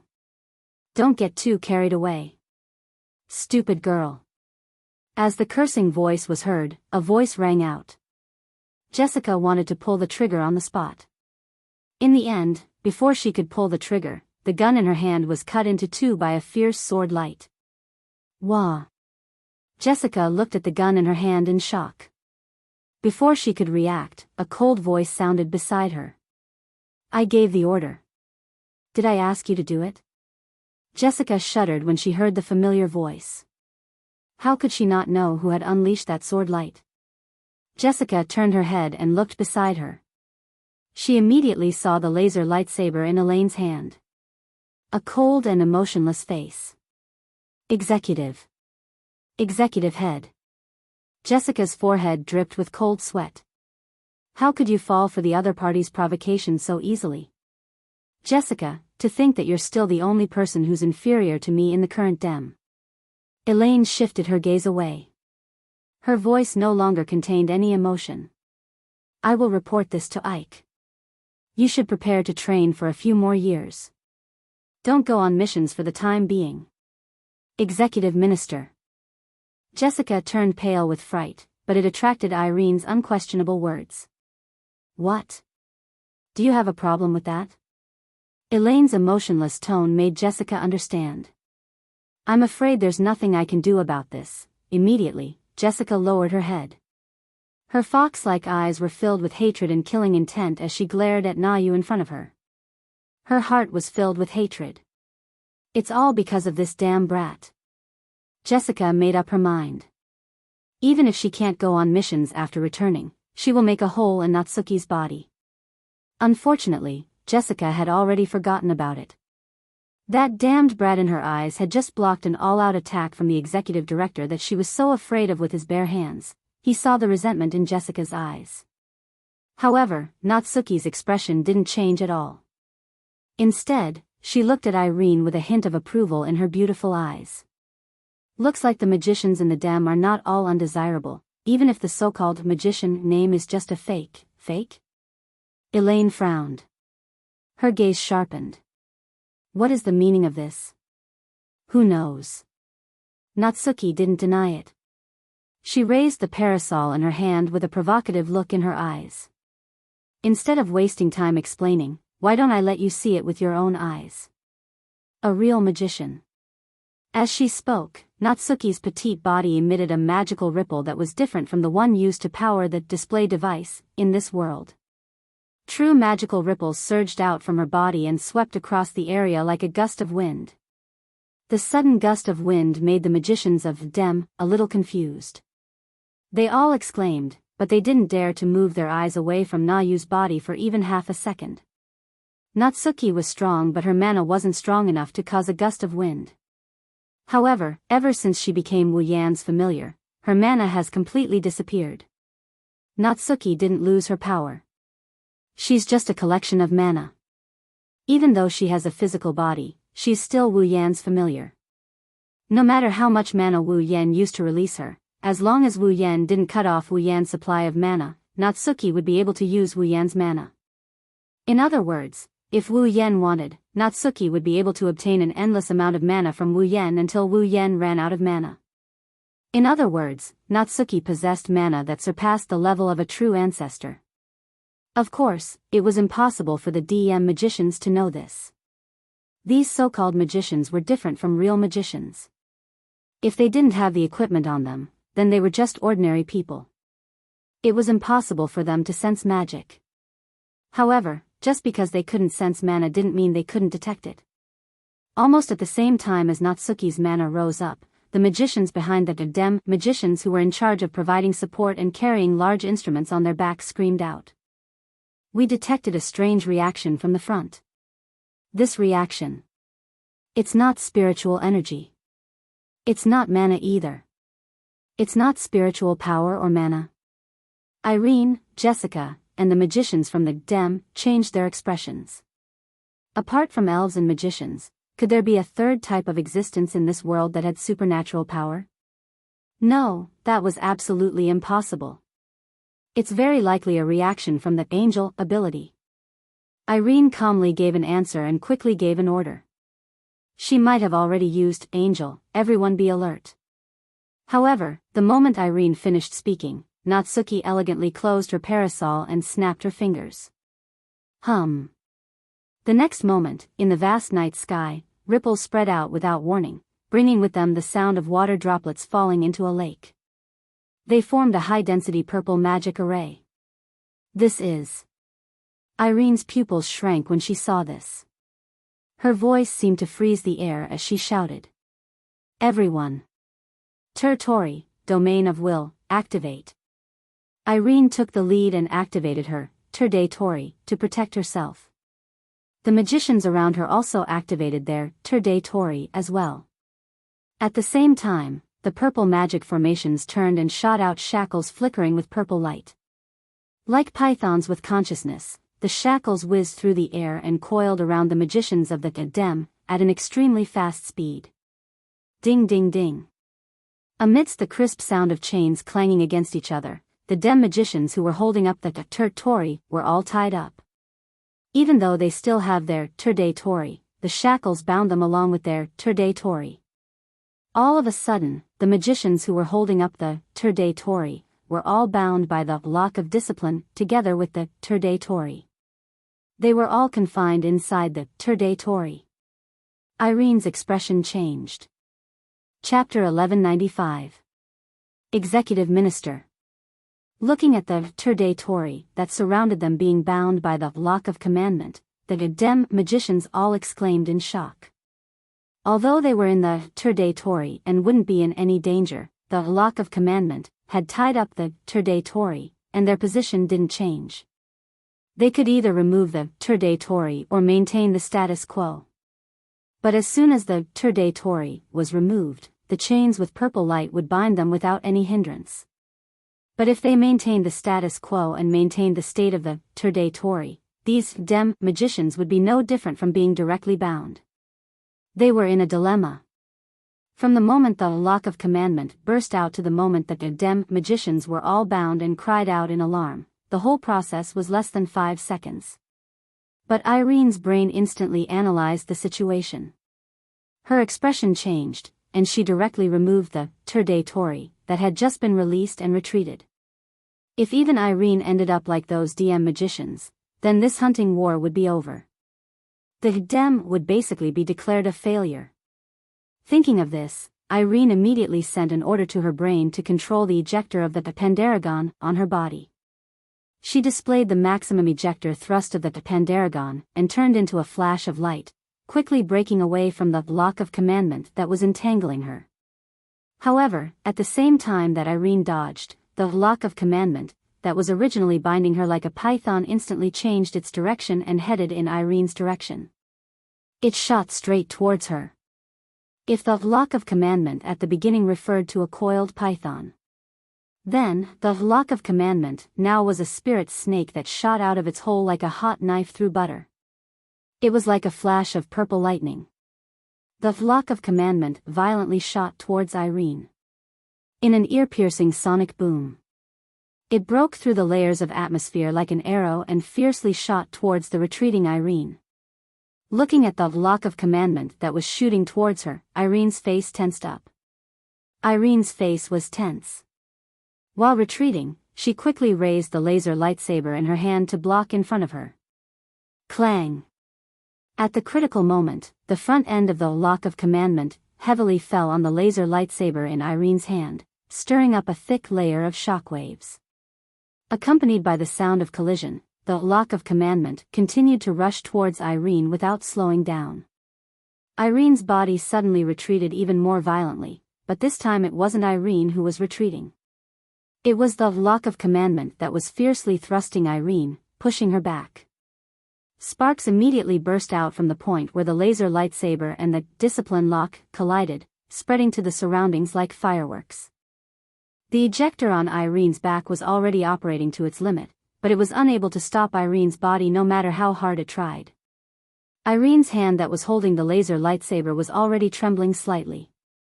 It was easy to imagine how terrifying the power of the lock of discipline, which could only be used to bind someone, would be when used as an attack. This was only possible when Natsuki, the original owner of the lock of commandment, was controlling it. If it was Wu Yen who could only borrow a portion of his familiar's power, he definitely wouldn't be able to use the lock of commandment to this extent, even with the help of the infinite martial arts. Feeling the surging force from the laser lightsaber, the web between her thumb and index finger was almost torn apart. The surrounding scenery was moving at an extremely fast speed, proving that Irene was still being pushed back by the lock of discipline. Irene's expression immediately turned ruthless. Ha! With a cold shout, her brain's control of the Pandaragon was pushed to the limit. Irene seemed to have received help from the gods, the strength in her hand exploded, and she lifted the laser lightsaber up. Clang! Another clashing sound rang out, but this time, it was the discipline lock that struck the laser sword like a spear and an arrow that was sent flying by Irene, shooting towards the sky. Ha, ha. The next moment, Irene, who sent the lock of commandment, fell to one knee in the air, panting heavily.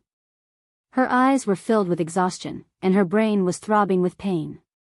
Even for Irene, controlling the Pandaragon to the limit will consume a large portion of her stamina. After this first clash, it's clear who's stronger and who's weaker. Natsuki could easily block Irene's full-powered attack. But Natsuki used who knows how much of her power, but Irene used all her strength to block it, and she was as tired as a dead dog. There's no need to continue guessing, anyone with a discerning eye can see that Irene won't be able to defeat Natsuki. This made Irene, who had personally experienced this scene, as well as Meijio and the magicians of Dem, who had witnessed this scene with their own eyes, all change their expressions. Irene's expression turned ugly. Meijio and the magicians from the Dem were shocked. The ones who understood Irene's strength the most were her and the magicians from the Dem. Meijio, who was forced into a corner by Irene, knew Irene's strength very well. Without a doubt, Irene was a magician who was stronger than normal elves, and even stronger than all elves. Now, the strongest magician in the world was fighting with an elf who didn't even look 10 years old. In the end, he was beaten to one knee by the other party in a single exchange of blows. How could Irene's expression not be ugly? How could the people present not be shocked? You. Irene panted heavily as she glared at Natsuki. She glanced at the chains of discipline that tied up the other magicians and spoke in a low voice. That chain of yours. Oh. You recognize my chains of discipline? Natsuki paused for a moment before remembering. I almost forgot, that guy used the chains of discipline when you fought him last time. As expected. Irene pointed her laser sword at Natsuki with a dark expression. Are you in cahoots with Itsuki Shido? In cahoots? Natsuki smiled and tilted her head. Rather than saying we're in cahoots, it's better to say we're one body. One body? This time, it was Irene's turn to be stunned. Let's put it this way. Natsuki raised her parasol again and looked at Irene expressionlessly. You can think of me as an angel, with consciousness and a body that can move on its own. Itsuki Shido is my master. An angel that has consciousness, a body, and can move on her own. The magicians held their breaths. Irene clenched her lightsaber tightly. She couldn't take her eyes off Natsuki anymore. No wonder you're so strong, you're Itsuki Shido's angel. Irene frowned. Even an angel is so special, is that why Itsuki Shido is so strong? If that's what you think, it's fine. Natsuki pursed her lips.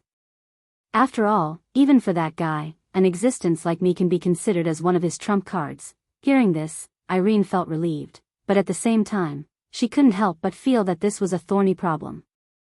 Wu Yan's terrifying power has always been a thorn in Irene's heart.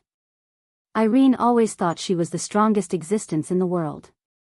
The power that Natsuki displayed made Irene's heart palpitate. Fortunately, Natsuki was a wordless angel. Otherwise, the appearance of a second existence that was more powerful than her would be a huge blow to Irene. Natsuki's words made Irene feel better, but the problem isn't solved. Since Natsuki is that guy's angel, and has the same level of power as him, Irene won't be able to take the diva from Natsuki Shido. The mission this time could be declared a failure. Thinking of this, Irene couldn't help but feel a sense of unwillingness in her heart. As Will Court's most loyal subordinate, Irene has already failed to capture Wu Yan once. She won't allow herself to fail a second time. However, she can't get past Natsuki. What should she do? Chapter 1196. Irene slowly stood up from kneeling on one knee. She held the laser lightsaber and pointed it at Natsuki while looking around. She looked at the magicians who were tightly bound by the purple glowing chains and was hesitant. Logically speaking, with Irene's intelligence, she should give up on the mission and choose to retreat. That would be the wisest choice. After all, she had already confirmed that her opponent was invincible. If she continued with the mission, they would be completely wiped out. That was definitely not a good thing. If it was the old Irene, she would definitely make such a choice. However, her opponent was not only a little girl who looked less than 10 years old, but also an angel with life. She was the angel who almost sent Irene to hell with her overwhelming power. Irene was unwilling to retreat just like that. Of course, if that was all, Irene could still convince herself to retreat. With Irene's personality, she wouldn't throw a tantrum just because her opponent looked like a little girl and overestimate herself by challenging her. The real reason why Irene hesitated and couldn't make the decision to retreat was because of Meijio. Irene could tell. Meijio's current state was like an arrow at the end of its flight. Meijio wouldn't be able to withstand a simple attack in her current state. At that time, Irene could directly take Meijio and use her as a hostage to lead the DEM magicians to retreat smoothly. That was why Irene didn't choose to retreat immediately. After all, she only needed one attack, right? As long as Irene was given a chance, then everything could become a reality. What Irene needed now was a chance, a chance. Ripples appeared in Irene's eyes, indicating that her heart was wavering. She kept looking around. She was trying to find that so-called chance. However, the DEM magicians were all restrained. They couldn't support Irene, and the Bandersnatch were all destroyed by Meijio. How could Irene find a chance? Until this moment. Only then did Irene realize how troublesome it was to not have a capable assistant by her side. If she could have someone who was far more powerful than the average magician to support her, then even if the other party's strength was not as good as hers, she would still be able to find an opportunity to make this mission a success. If Chong Gongzhen was still in the DEM, the situation would have been different. He didn't even need Chong Gongzhen's level. Even Jessica's help would be good. Thinking of this, Irene suddenly froze. Wait a minute, Jessica. Irene's eyes narrowed as she glanced at the bound magicians. Her lips curled into a smile. Nayu puckered her brows when she saw this. Right at this moment, a red ray of light suddenly descended from above her head and shot down violently. Sensing the sound of rushing air above her head, Nayu gently lifted her head and looked above. Immediately, the scene of a red laser shooting over was imprinted into her eyes, causing her to narrow her eyes. Mana surged from his body, and the chains of discipline around him began to move. One of the chains split off and arrived above Na Yu's head at lightning speed. It also arrived in the path of the laser beam. Boom! The red laser hit the chains of discipline, but it didn't even cause the slightest ripple. How could these display devices destroy a chain forged by the gods? However, in the next moment, an endless stream of red lasers rained down on Na Yu's body without giving her any chance to explain herself. How annoying. Na Yu sighed and stretched out her hand again. She snapped her fingers and the empty chains of discipline shot toward her. One by one, they intertwined with each other and formed a net of chains that covered Na Yu's head. Bang bang bang bang bang, the rainstorm-like red flashes shot at the iron net formed by the chains of discipline, triggering a series of explosions and smoke with sparks. Natsuki turned a blind eye to everything around her. She shifted her gaze to the sky through the gaps between the chains formed by the chains of discipline. Then, she saw something. Jessica is holding a laser cannon and continuously pulling the trigger. She is crazily shooting laser after laser at Na Yu. Damn it. Damn it. Damn it. Pulling the trigger of the laser cannon as fast as she could, Jessica yelled with a ferocious expression. Why can't I hit her, tisk? Na Yu smacked her lips in annoyance. She raised her parasol and swung it. Wang, the space around Jessica began to vibrate and boil like boiling water. Several purple magic arrays suddenly fluctuated and shot out purple chains. Like whips, they fiercely whipped Jessica from top to bottom with sharp whistling sounds. Bang! Bang bang bang bang bang, following a clear shattering noise, Jessica's Tori, domain of will, was shattered cleanly. Then, after a series of muffled sounds, all the chains were whipped onto Jessica's body without missing a single one. Pfft! After suffering such a heavy blow, Jessica spat out a mouthful of blood and fell to the ground like a kite with a broken string. Now's the time. Just as Jessica was about to receive the attack, Elaine's eyes flashed with a sharp light. The flamethrower on her back was activated at full force, and her figure shot out. She arrived before Meijio in the blink of an eye. The laser sword in her hand was aimed at Meijio's abdomen, and mercilessly pierced out. Meijio didn't even have time to react before Irene appeared in front of her. She watched as the golden laser sword stabbed into her abdomen. However, the ripping sound that should have been heard did not ring out. Irene's laser lightsaber also seemed to have pierced through air. There was no sense of substance at all. Both Irene and Meijio were stunned. The two of them finally saw what happened.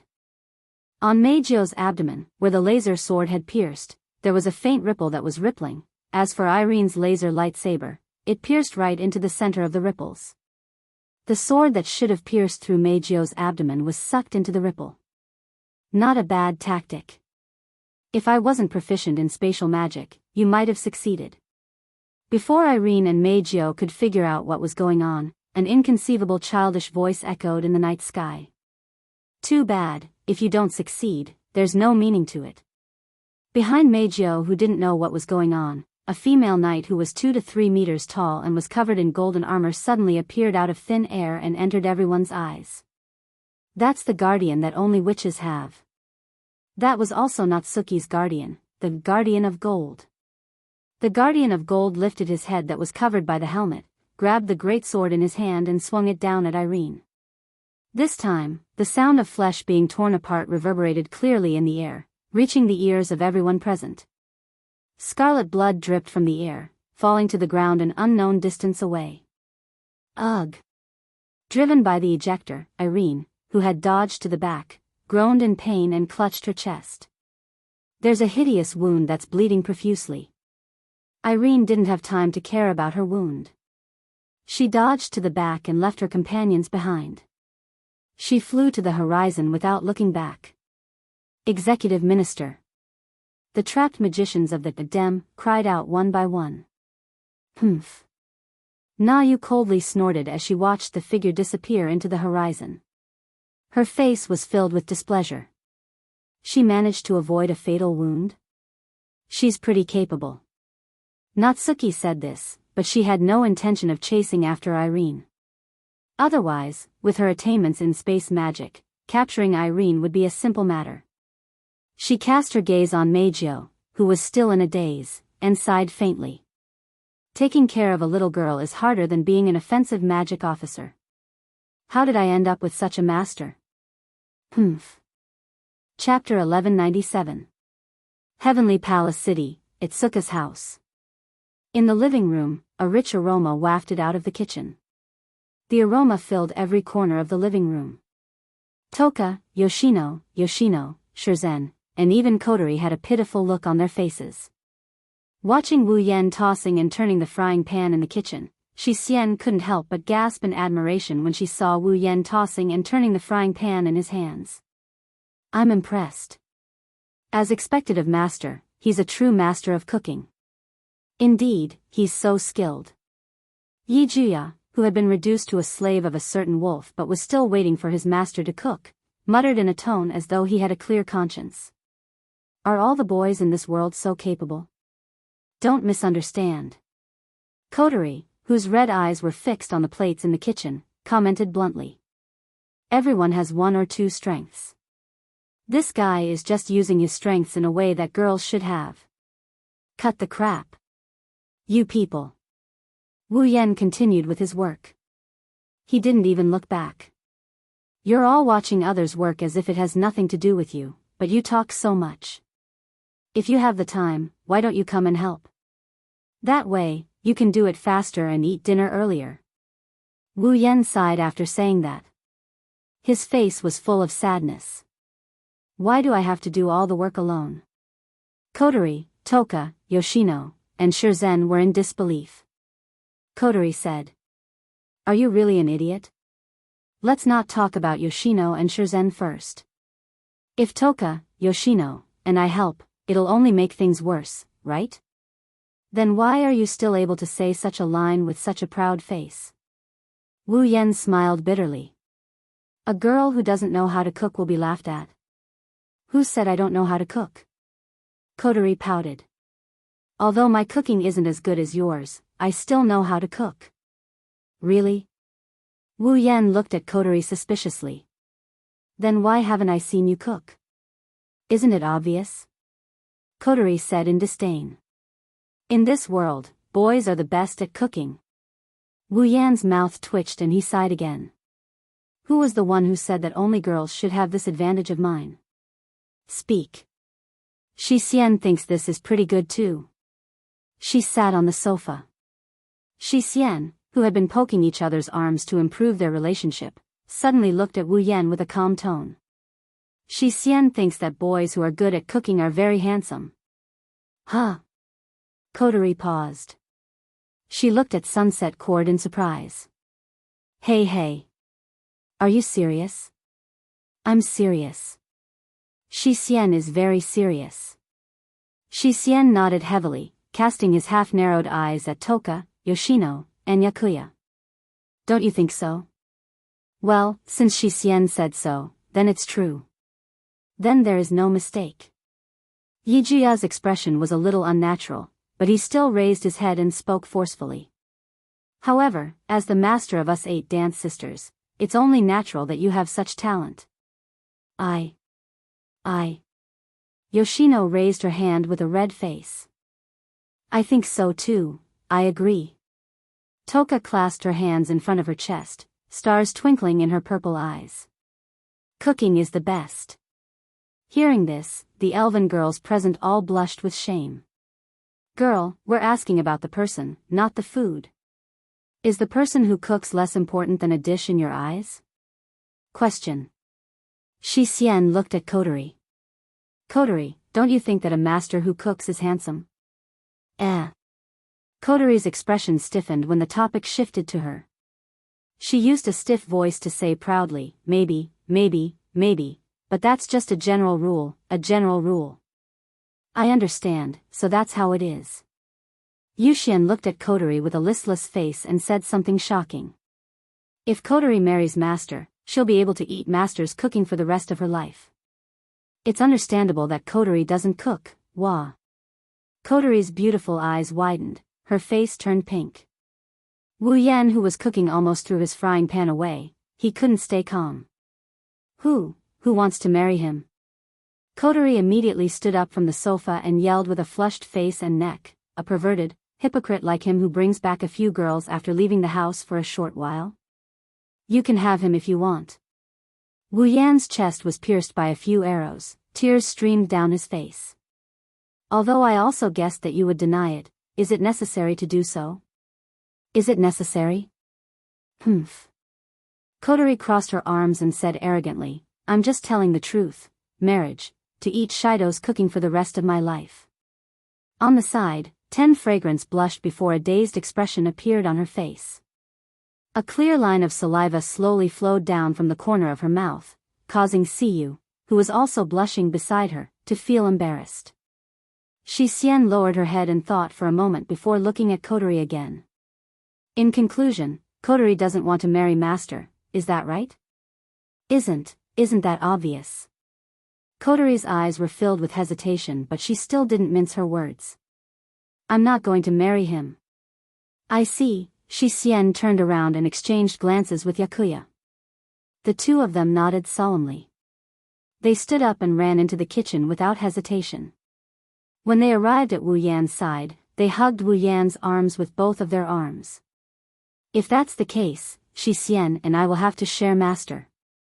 Agreed. If Kotori doesn't want Master, Shi Xian and Yakuya will have no choice but to accept. Kotori's eyes twitched, and her face twisted. Toka's eyes widened, and she stood up.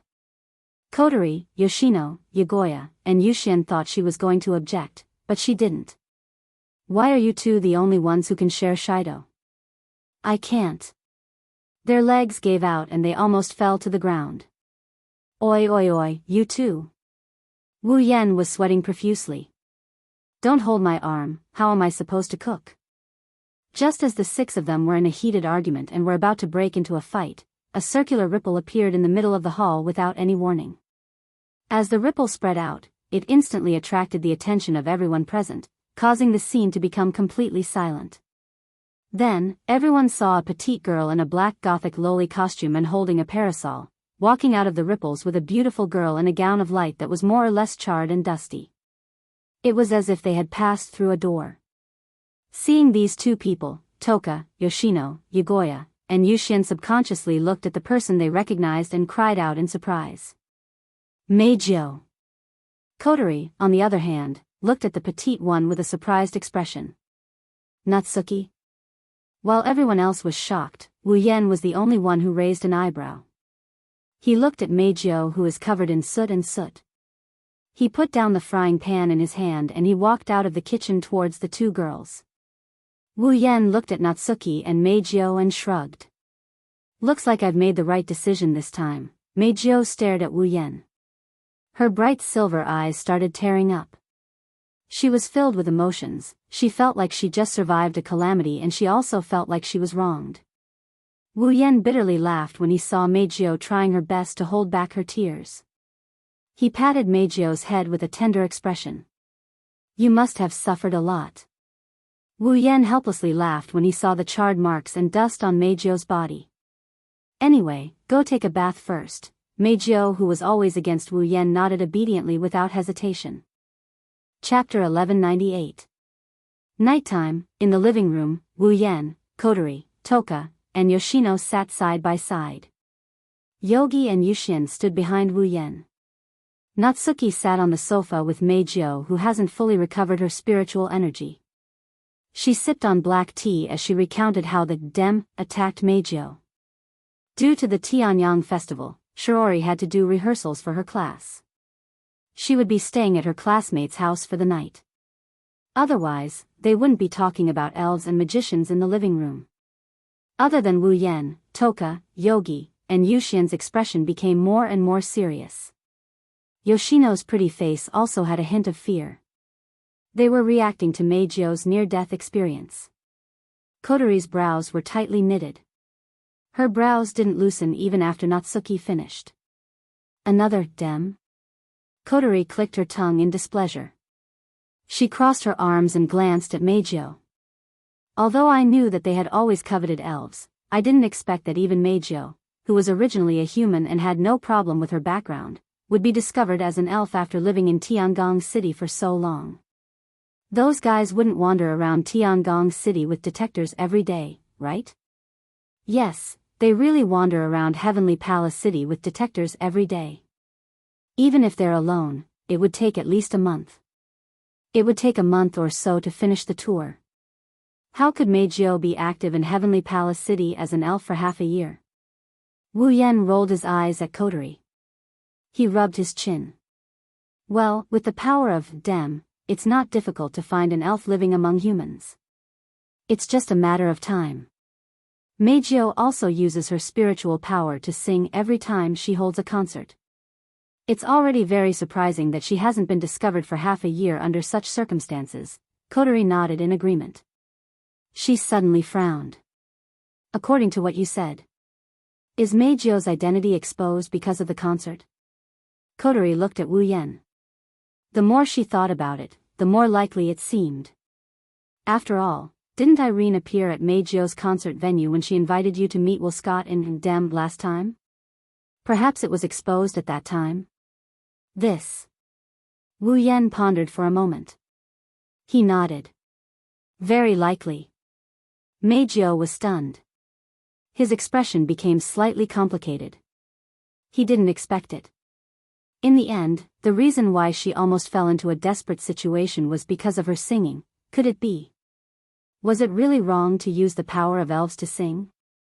Meijio was at a loss. She couldn't help but look at Wu Yen, who was deep in thought. If he didn't use the power of the elves to sing, would his voice be restored? Would he listen to her sing again? With this thought in mind, Meijio shook her head again, as if she was trying to get rid of the distracting thoughts in her mind. She fell silent. Regardless, I've completed my mission here. What to do next is up to you. Natsuki sipped from her cup of black tea as she spoke casually. After all, this is your home ground. I won't give you any suggestions, that's true. Kotori rubbed her temples as if she had a headache. But that Irene is really strong. Normal elves aren't her match. Even the old me wouldn't have been able to defeat her. Someone like that is too dangerous. Kotori was a little annoyed. There's nothing they can do about it. Irene's strength is a huge threat to the elves. Other than Toka and Kotori, no other elves are Irene's match.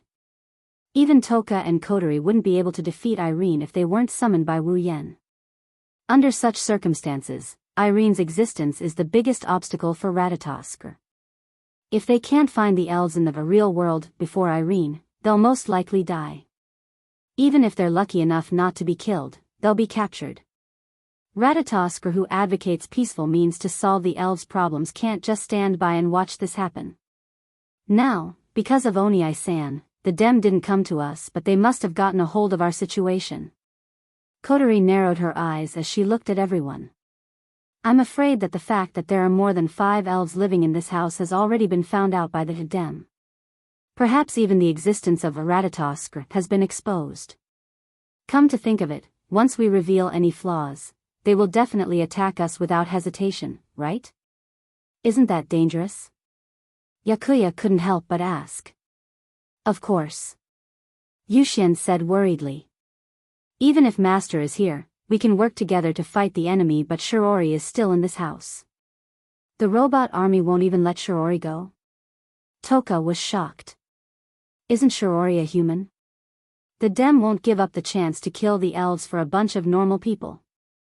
Kotori sneered. It's not just my sister. If the Dem really comes to us, even the neighbors might be affected.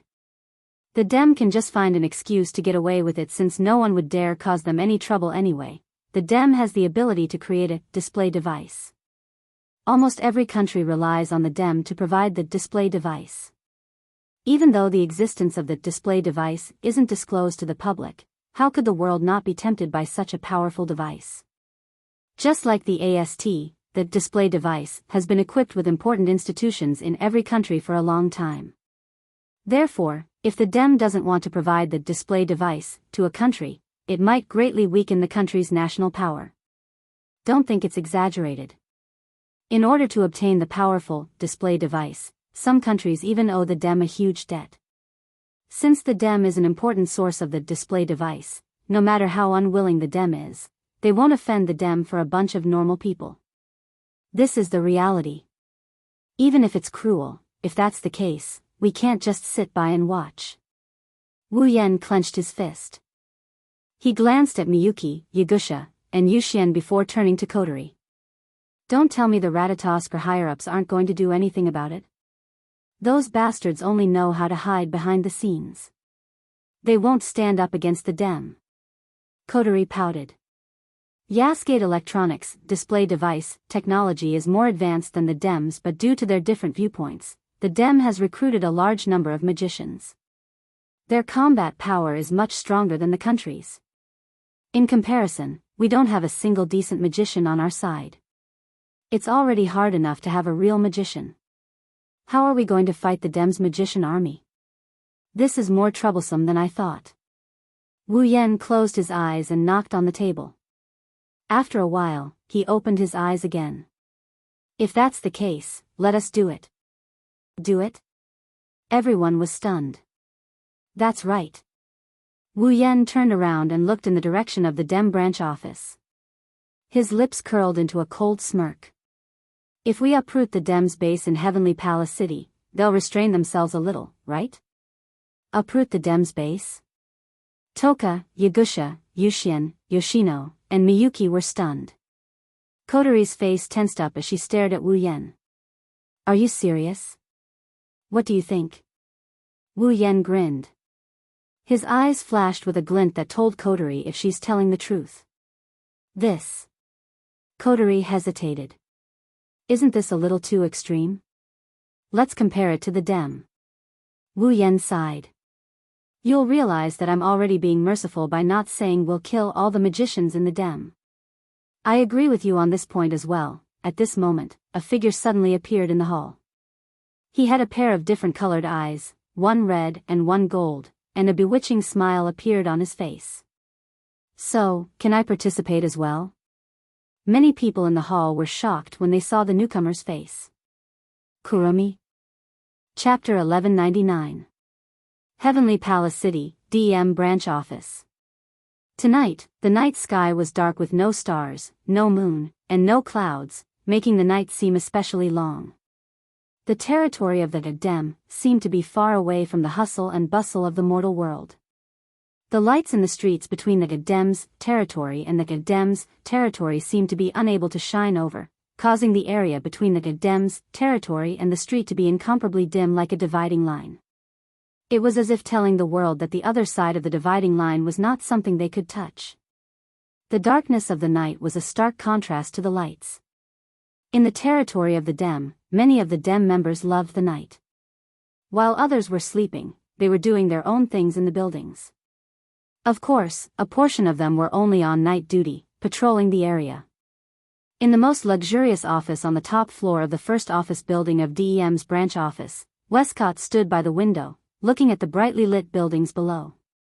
He then looked at the night view of Heavenly Palace City in the distance, seeming a little absent-minded. That's natural. This was because Westcott was listening to Irene's report on the operation to capture the diva. His sharp eyes narrowed, opened, closed, and curved as if they had been carved by a knife. His eyes changed along with Ellen's explanation, but unlike his eyes that were constantly changing, Will Scott's face had a different expression. From beginning to end, he had a meaningful smile on his face. This posture made it hard to tell whether Westcott was surprised or amused. The emotions in his heart were hidden very deep. People who weren't familiar with Westcott couldn't tell what he was thinking from his actions. Coincidentally, Irene was this kind of person who was familiar with Westcott and could see what he was thinking. Therefore, Ellen did not hide anything. She recounted the entire operation of capturing the diva from the beginning to the end. She even told him the situation before and after she escaped. Irene believed that as long as Westcott could find even a little bit of useful information, then the next mission shouldn't be too far away. At that time, Irene will definitely do her best and won't let herself fail a third time. At least, that's what Irene decided in her heart. Even if she had to face the same situation again, she would still choose to escape. After Irene finished explaining the whole process of the operation, it was already more than half an hour later. Westcott's smile didn't change during the entire process. It was as if he wasn't the one who coveted the diva. He didn't care about the mission failure at all. Instead, he became interested in other aspects. An angel that has life, a human form, self-consciousness, and can move freely? Westcott looked at Irene curiously. Is there really such an angel? I don't know. That's what he said.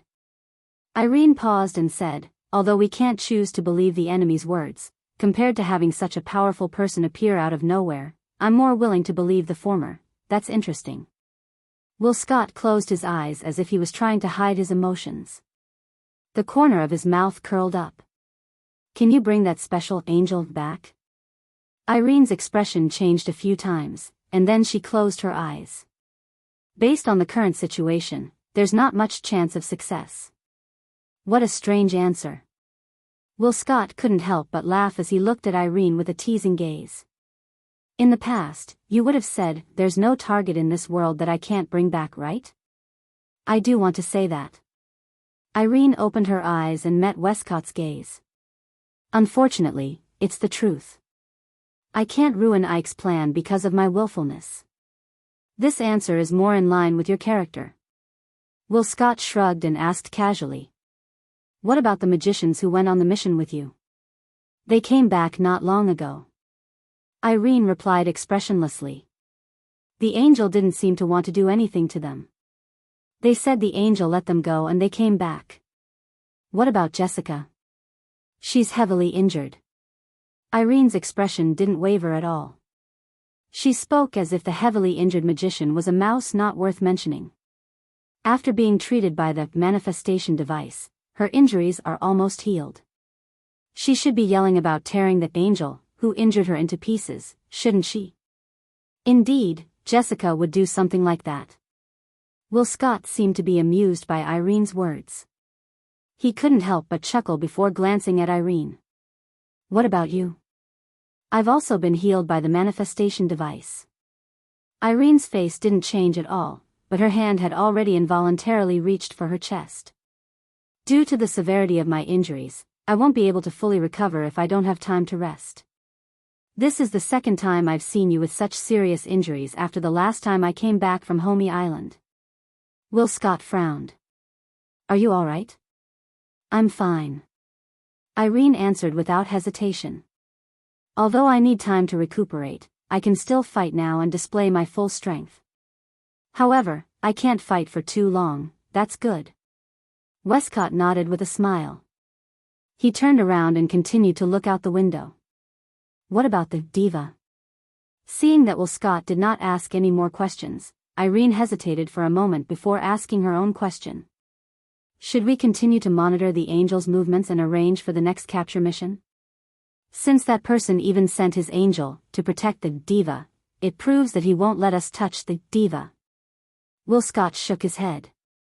So, let's not think about the diva for the time being. It was Irene's turn to frown.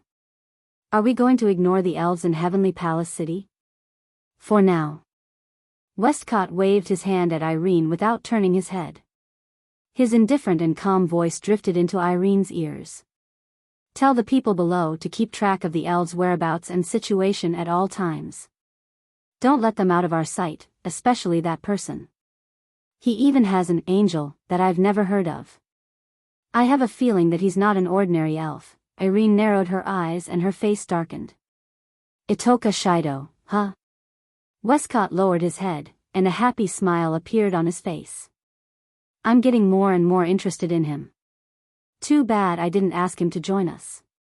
Towards Will Scott's words, Irene was rarely non-committal. Irene didn't know Wu Yen well, but that didn't affect her judgment. He's an elf. The DM is an organization that kills elves. Under such circumstances, how could he possibly join the DEM? She did not even need to think about it. Westcott should have understood this, but he did not seem to have given up on letting her join the Democratic. This did not match Elaine's understanding of Westcott. Elaine could only assume that Westcott had his own considerations and plans. In her mind, the faintly smiling face that seemed to be engraved in the depths of her mind appeared once again. When she recalled the other party's powerful strength and the equally powerful angel, Irene's breathing quickened a little. Because of her slightly hurried breathing, Irene raised her head and inadvertently swept her gaze to the sky outside the window. However, with this sweep, Irene's pupils violently shrank and her expression changed drastically. Irene! A shrill cry rang throughout the office. Irene suddenly pounced in Will Scott's direction. A golden radiance flashed over her body, and the Pendragon, Irene's special CR unit, appeared on her body. Irene immediately activated her Turde Tori barrier and rushed towards Will Scott. At the same time, outside the window, in the night sky, an overwhelming sea of red lotus flames that emitted intense heat shrouded down without any explanation. In an instant, it landed on the entire DM branch office and the office at the top of the first office building. Chapter 1200. In the sky above the DM branch office, in the void, a piece of space suddenly undulated up and down like the surface of the water. At the same time, invisible ripples spread out, like a mirage gently swaying, full of illusions. Not long after, in the ripples, several figures walked out in the air as if they were taking a stroll. They appeared in this dark night sky, floating above the DM branch office. It wasn't until all of the figures walked out of the ripples that the ripples gradually dissipated. The people who came were naturally Wu Yan, Natsuki, Kurumi, Yakuya, and Yuxian, who planned to directly attack the DM branch office. Originally, Toka and Yoshino also expressed that they wanted to come together, but they were rejected by Wu Yan. Toka and Yoshino were indeed very strong. One was a 9th order powerhouse, and the other was a peak 8th order powerhouse. If they helped, presumably, this battle should be much easier. However, compared with the strength of the two elf girls, their personalities were not suitable for this attack. Toka was simple, naive, and romantic. Although it's not that she hasn't fought before, she has never taken the initiative to fight, let alone kill. The purpose of this attack was to uproot the DM branch office in Heavenly Palace City. Under such circumstances, even if Wu Yan didn't intend to carry out a massacre, he couldn't guarantee that he wouldn't kill anyone. Taking the initiative to fight like this may even evolve into a massacre. Letting Toka come with them. It's a bit inappropriate. Not to mention Yoshino, this little girl who was so kind that she didn't want to fight back when she was attacked by others. She didn't want to bring pain and fear to others. Bringing her here was really cruel. Therefore, Toka and Yoshino were pressed at home by Wu Yan and the others to sleep. As for Meijio, let's not talk about whether she was willing to come or not. First of all, she hasn't recovered her spiritual power yet, so she would only drag them down if she came. As for Kotori, she returned to Fraxinus. She's ready to provide backup at any time. She's also here to help Wu Yan and company. If anything goes wrong, she'll be able to detect any anomalies and act as backup for Wu Yan and company. In any case, with Wu Yan, Natsuki, Kurumi, Yaguya, and Shixian's strength, it would be impossible for them to defeat Huang Xiaolong. If there were no accidents, dealing with a Dem branch company was just a matter of time. With Wu Yan's red jade mode suppressing everything, it would be difficult for anything to go wrong. Is this the headquarters of the Dem magicians who specialize in killing elves? Wearing a skimpy, skin-tight restraining suit with shackles on his hands, feet, and neck, Yi Jia looked down at the territory of the Dem, with an excited smile on his face. You look very fragile, master. Can I blow it away? Agreed. Shixian didn't seem to have a good impression of the Dem either.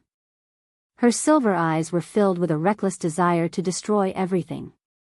It looks like a wide area of effect, but if I work with Yi Jia, I should be able to blow away everything inside. Era, sounds interesting. Kurumi tilted her head and tapped her lips with a finger. She had a covetous expression on her face. It's a pity they don't have a wide area of effect attack. What a pity. Same here, I've never done something like demolishing a building. Natsuki held up her parasol. She glanced at Wu Yan. But a job as destructive as this should be the most suitable for vampires like you who can control familiars, right? I don't plan on releasing my familiars, at least. A branch company isn't worthy of me releasing my familiars. Wu Yan grinned and he took a step forward. He arrived in front of everyone and he looked down at them. He raised his hand and a crimson spatial ripple appeared above his hand. The ripple spat out a long sword that exuded an ancient aura. The sword fell into Wu Yan's hand. I don't plan on releasing my familiars, but I'll give them a nice greeting gift. I don't need to use my familiars. Grabbing the Nyaton Shana, Wu Yan grinned maliciously. It's enough for me, as soon as he finished speaking, a thick red lotus flame burst out from the blade of Nyedan Shana. It expanded and shot into the sky like a pillar of fire. It was so hot that even the air was evaporating. It instantly turned into a curtain of fire. Next, Wu Yan swung Nyatono Shana down with a curtain of fire. Bang! In an instant, the entire red lotus fire curtain collapsed and poured down crazily from the sky like a tide. It was like a sea of fire that covered the sky and covered the earth. It was like a waterfall, steaming hot air. With a loud bang, it fell to all the buildings below. Kaboom! The violent sea of fire hit the territory of the Dem branch company without any explanation. The temperature between heaven and earth rose in an instant, and the rich red lotus flames rushed in all directions. It was like the magma of a volcanic eruption, and also like the sea of fire that exploded, burning all the buildings of the Dem branch company. What is this? Fire. It's fire. It's on fire. Heavens, why is there such a big fire? Put out the fire. In less than 10 seconds, the land occupied by the Dem branch company was engulfed in scorching flames. One building after another was engulfed in flames. The terrifyingly high temperature on the ground caused the glass windows to melt and evaporate in an instant. Visible to the naked eye, scorch marks spread across the ground. One by one, people escaped from the buildings in a sorry state, screaming crazily. This scene was like a scene straight out of hell. Woo woo woo woo. A loud alarm rang out from the building below, spreading throughout the entire area in an instant. It's the space-time alarm. It's unknown if it's to defend against the sea of fire or because they noticed Wu Yan and Ko's arrival. The spacequake alarm reverberated throughout the entire Dem branch.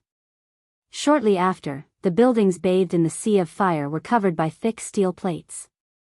Most of the people moved away to take shelter. Then, Wu Yan's group saw something. Magicians in CR unit and cold bandersnatch robots flew up into the sky like locusts and flew towards them. Era. Kurumi pursed her lips and smiled. We've been discovered, they're finally here? The corners of Yijia's lips curled up into a smile as he stretched his body. Perfect, I haven't moved my body for several months. It's about to fall apart, I'm excited, Shi Xian thinks so too. Shi Xian had a rare smile on her face. After all, I've been living a comfortable life. It can't be helped that my body has become sluggish. What should we do, Admiral? Natsuki had one hand on her waist and the other holding an umbrella. She ignored all the magicians and bandersnatch robots below. Her delicate face was as calm as an ancient well. She had a condescending expression on her face. However, it's true that Natsuki didn't care about those weak magicians and bandersnatch robots. She wasn't afraid even when she could only use her avatar to move around. Now that she can use her real body and guardian, she's Wu Yan's familiar. Do we need to dismantle these pieces of scrap metal? Wu Yan wanted to nod when he heard Natsuki's words. However, he stopped when he heard the sound of something breaking through the air. He looked over with the girls. In front of them, in the first office building burning with red lotus flames, a stream of light shot out from inside at an extremely fast speed. It flew over and appeared at the head of the group of Dem magicians and bandersnatch. It's Irene who's holding Will Scott. You guys. Irene's pretty face was so gloomy that water was about to drip out. She supported Will Scott's body and glanced at all the buildings that were covered in layers of flames. Her face was slightly twisted. She looked up at Wu Yan, Natsuki, Kurumi, Yijia, and Shi Xian. She gritted her teeth and stared at Wu Yan, who was holding a saber with blazing red lotus flames. Her eyes were filled with terror. Chapter 1201. The flames wreaked havoc and the scorching heat vented itself on the ground. The slowly burning red lotus fire mercilessly burned everything in the Dem branch office. The steel that covered all the buildings, which were specially used to defend against the space quake disaster, showed signs of melting under the burning of the flame. Under such circumstances, if a normal person stepped into the sea of fire, they would be instantly incinerated to ashes. Even magicians who could control CR units would be heavily injured if they didn't use their territory domain. Of course, no one would be foolish enough to stay in the sea of fire and be burned. All the ordinary people in the Dem branch had entered the underground shelter and avoided the disaster. The magicians in the Dem branch carried their bandersnatch and flew into the air, arriving behind Will Scott and Irene. Glancing at the base camp that was covered in a sea of fire, then looking at the 5 floating figures in a row in front of them, even if the magicians had low IQ, they could understand what was going on at the moment. Clearly, the Dem branch office was attacked. And the target was the elves they had been hunting. At the thought of this, the Dem magicians were suddenly at a loss. The switch between the prey and the hunter was a resounding slap to their faces, and they were a little caught off guard. Not to mention the magicians from the Dem. Even Irene herself couldn't believe that the Dem branch office was attacked by elves. After all, elves had always been prey in Irene's eyes. On the contrary, Will Scott, who had been floating in the air by relying on Irene, was the first to react. He looked around the Dem branch office that was engulfed in flames. Looking at the buildings that were gradually showing signs of destruction in the flames, his expression didn't change, as if it had nothing to do with him. However, Irene, who was familiar with Will Scott, noticed the smile on his face that seemed to be in control of everything. Now, it was long gone. It was obvious that although Will Scott didn't care much about the sudden attack on the DM branch, he was definitely not in a good mood. Looking at Wu Yan's group of 5 floating in the air, Will Scott finally revealed a smile. Just as the others thought, he didn't care what happened to the Dem branch office at all. "Good evening, Thou Lord Scholar. I didn't expect you to grace us with your presence at this time and give us such a big gift." Wu Yan raised an eyebrow when he saw that Will Scott's expression didn't change at all, even though the Dem branch office was attacked. "Looks like this gift isn't enough to satisfy you. How could that be?" Will Scott shrugged. He glanced at Kurumi, Yagusha, and Shi Xian, and the corner of his mouth hooked up. "I can invite their devil, Nightmare, and a berserker with a bit of scrap metal. I'm quite satisfied with such a good deal." After speaking, Will Scott looked at Natsuki. His sharp eyes narrowed slightly as he smiled. "This should be Thou Lord Scholar's angel, right? It's an honor to be able to see it with my own eyes." Natsuki raised an eyebrow and pursed her lips in displeasure. "It's not that I don't know of your existence, but seeing you with my own eyes still doesn't give me a good impression. You're as annoying as that snake charmer's smile." Natsuki didn't hide her disgust at all. Will Scott was more or less surprised. He didn't know who the snake charmer was, but he tactfully didn't ask. Instead, he looked at Wu Yan again. "Well then, Thou Lord Scholar. You didn't come here so late just to give us some gifts, did you? It's nice to talk to smart people, it saves me a lot of trouble." Wu Yan sighed. He looked at the smiling Will Scott and the tense Irene and chuckled. "The reason I came here is very simple.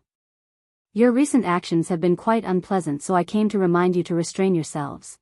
What is the meaning of this?" Irene raised her head abruptly. Her cold gaze landed on Wu Yan. Her voice was as cold as ice as it dropped to 0. "Are you here for revenge?" "Revenge?" Wu Yan couldn't help but laugh out loud. He took a few steps forward and his mocking laughter reverberated in the air. "Are you saying that only you Dem are allowed to hunt the elves, but the elves aren't allowed to retaliate? That does sound like something a domineering Dem would say." Irene swung her laser sword and pointed it at Wu Yan. "Red Devil.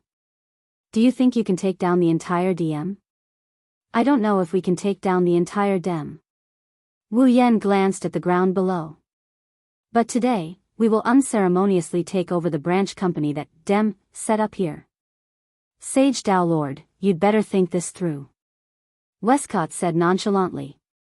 "Although I don't really care what happens to this place, the headquarters won't just stand by and watch the elves destroy the branch.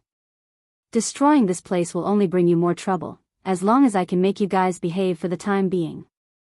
Wu Yan shrugged while holding Miatono Shana, who's still burning with red lotus flames.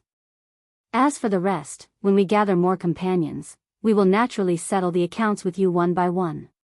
Hearing this, even Will Scott couldn't maintain the smile on his face. Wu Yan's meaning was clear.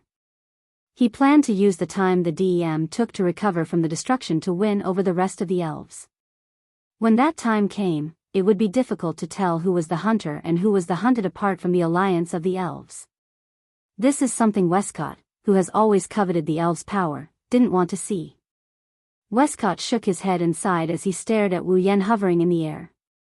It seems like we can't be friends anymore, friends? Wu Yen almost laughed out loud.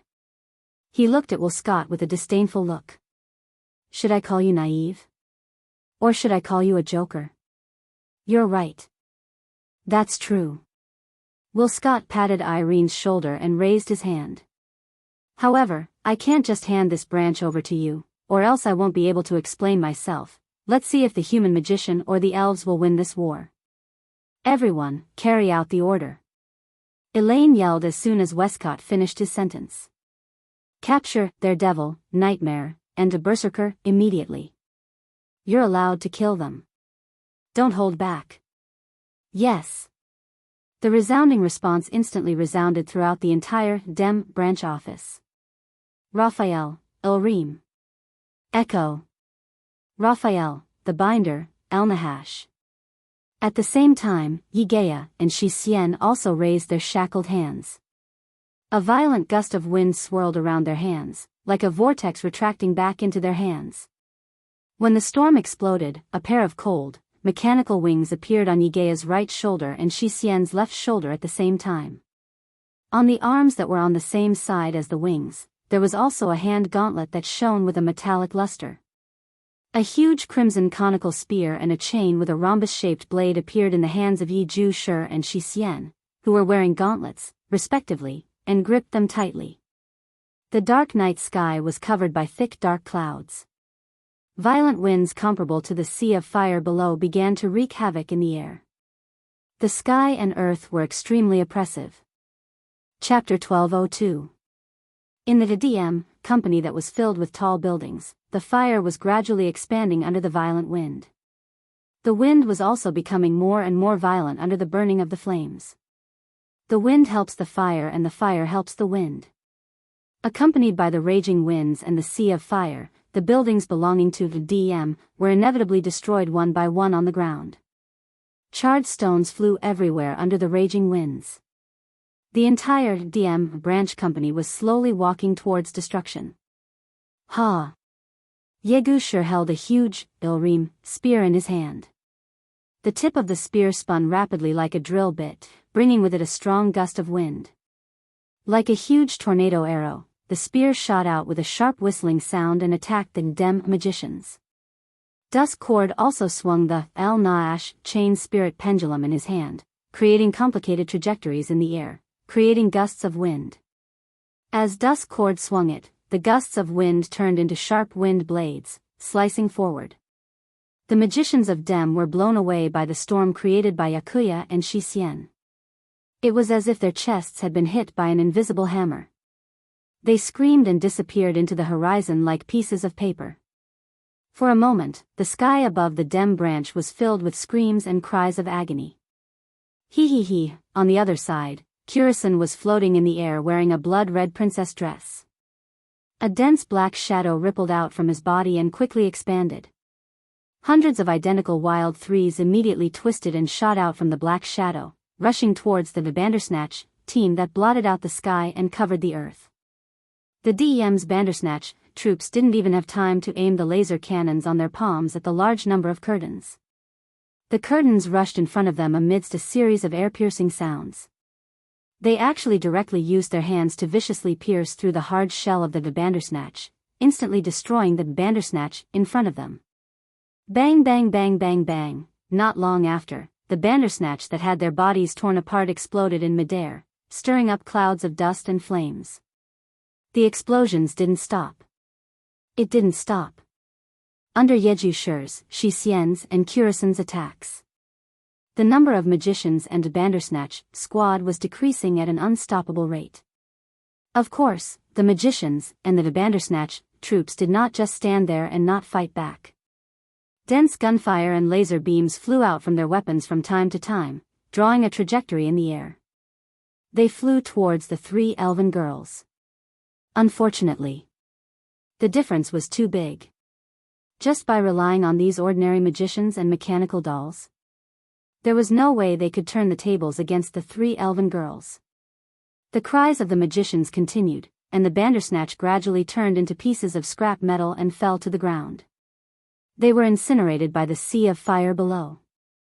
If this continued, it would only be a matter of time before they were all wiped out. However, it would take a lot of time. After all, there were too many magicians and Bandersnatch squad.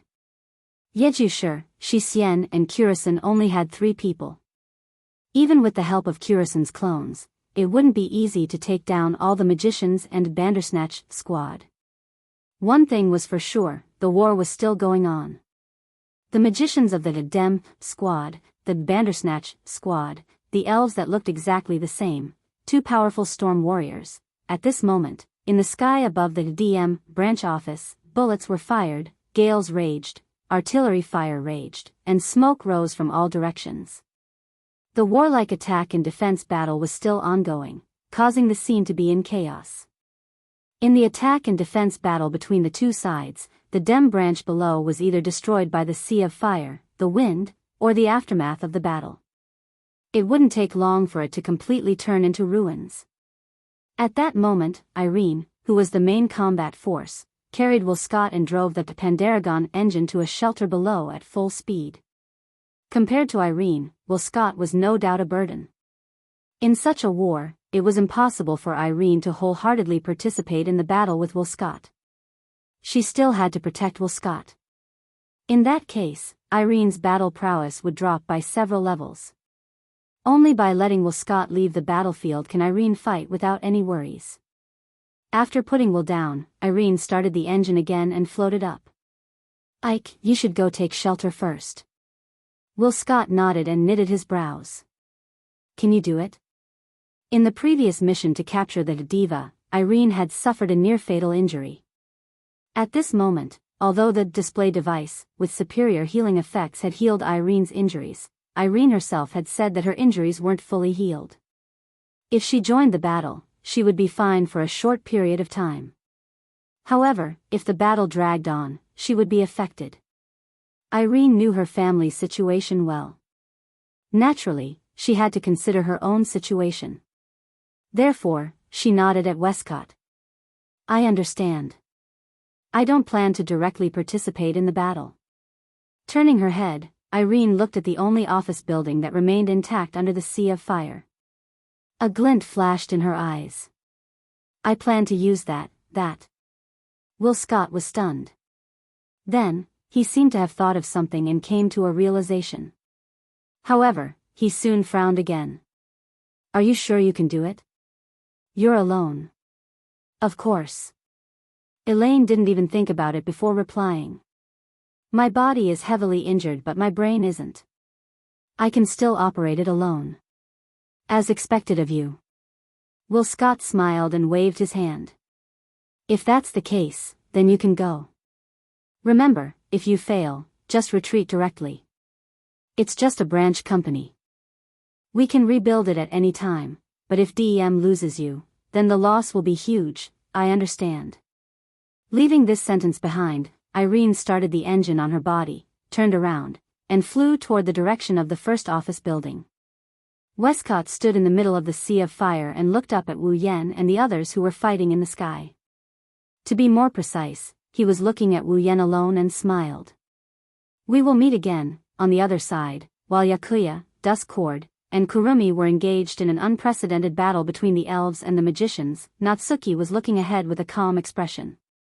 "I didn't expect you to stand in front of me, ahahaha." Natsuki's words were met with maniacal laughter. That laughter came from a woman with red hair and a pair of fox-like eyes. She was wearing a red skin-tight suit. It was none other than Jessica, who had been defeated by Natsuki earlier. However, Jessica's appearance has greatly changed compared to before. Her hands, feet, chest, forehead, and face are all wrapped in bandages. She's not equipped with a CR unit anymore. Instead, she's equipped with a war chariot. It's completely red and has 2 cannons the size of tree trunks. What an exaggerated thing. Natsuki glanced at Jessica's red mech. "What? You want to drive this thing out and hit someone?" "Who knows, maybe you really hit me. Ahaha, are you scared? Jessica revealed a twisted smile. I'm very strong now, I won't lose to you again. I'll lose to you, Jessica laughed maniacally. She opened her eyes wide and aimed the cannons at Natsuki. Finally. I can kill you. Along with this crazy sentence, a series of rhythmic clicking sounds could be heard. Jessica simultaneously opened up all the magazines on her body and launched a barrage of missiles that blotted out the sky and covered the earth. Natsuki elegantly closed her parasol while looking at the incoming barrage of missiles. A wave of mana surged from her body. Chapter 1203. Swish swish swish swish, hoo, bang bang bang. The sound of something breaking through the air came one after another without any pause. It reverberated in the vast night sky, accompanied by the sharp whistling of the wind and the sound of explosions. Ah! Hee hee hee hee, bang bang bang, the screams of the magicians continued, accompanied by creepy laughter. Then, the sound of gunshots also sounded, filling the world with all kinds of noises, proving that the chaos on the scene had not stopped. In the underground corridor of the first office building of the branch company, Irene drove the Pandaragon's engine and flew deeper into the building. At the same time, she heard all the sounds on the ground through the wide area radio. Her eyes were full of solemnity. Just by listening to the sounds, Irene roughly knew how the attack and defense on the ground had become. Obviously, the was at an absolute disadvantage. Just the continuous screams in the radio channel and the noise caused by the loss of contact one by one were enough for Irene to guess the situation on the ground. If this continues, the destruction of the branch office was only a matter of time. This was something that Irene absolutely did not want to see. It was not that Irene was distressed about the research facilities and buildings. Even if these were all destroyed, Irene would not even frown.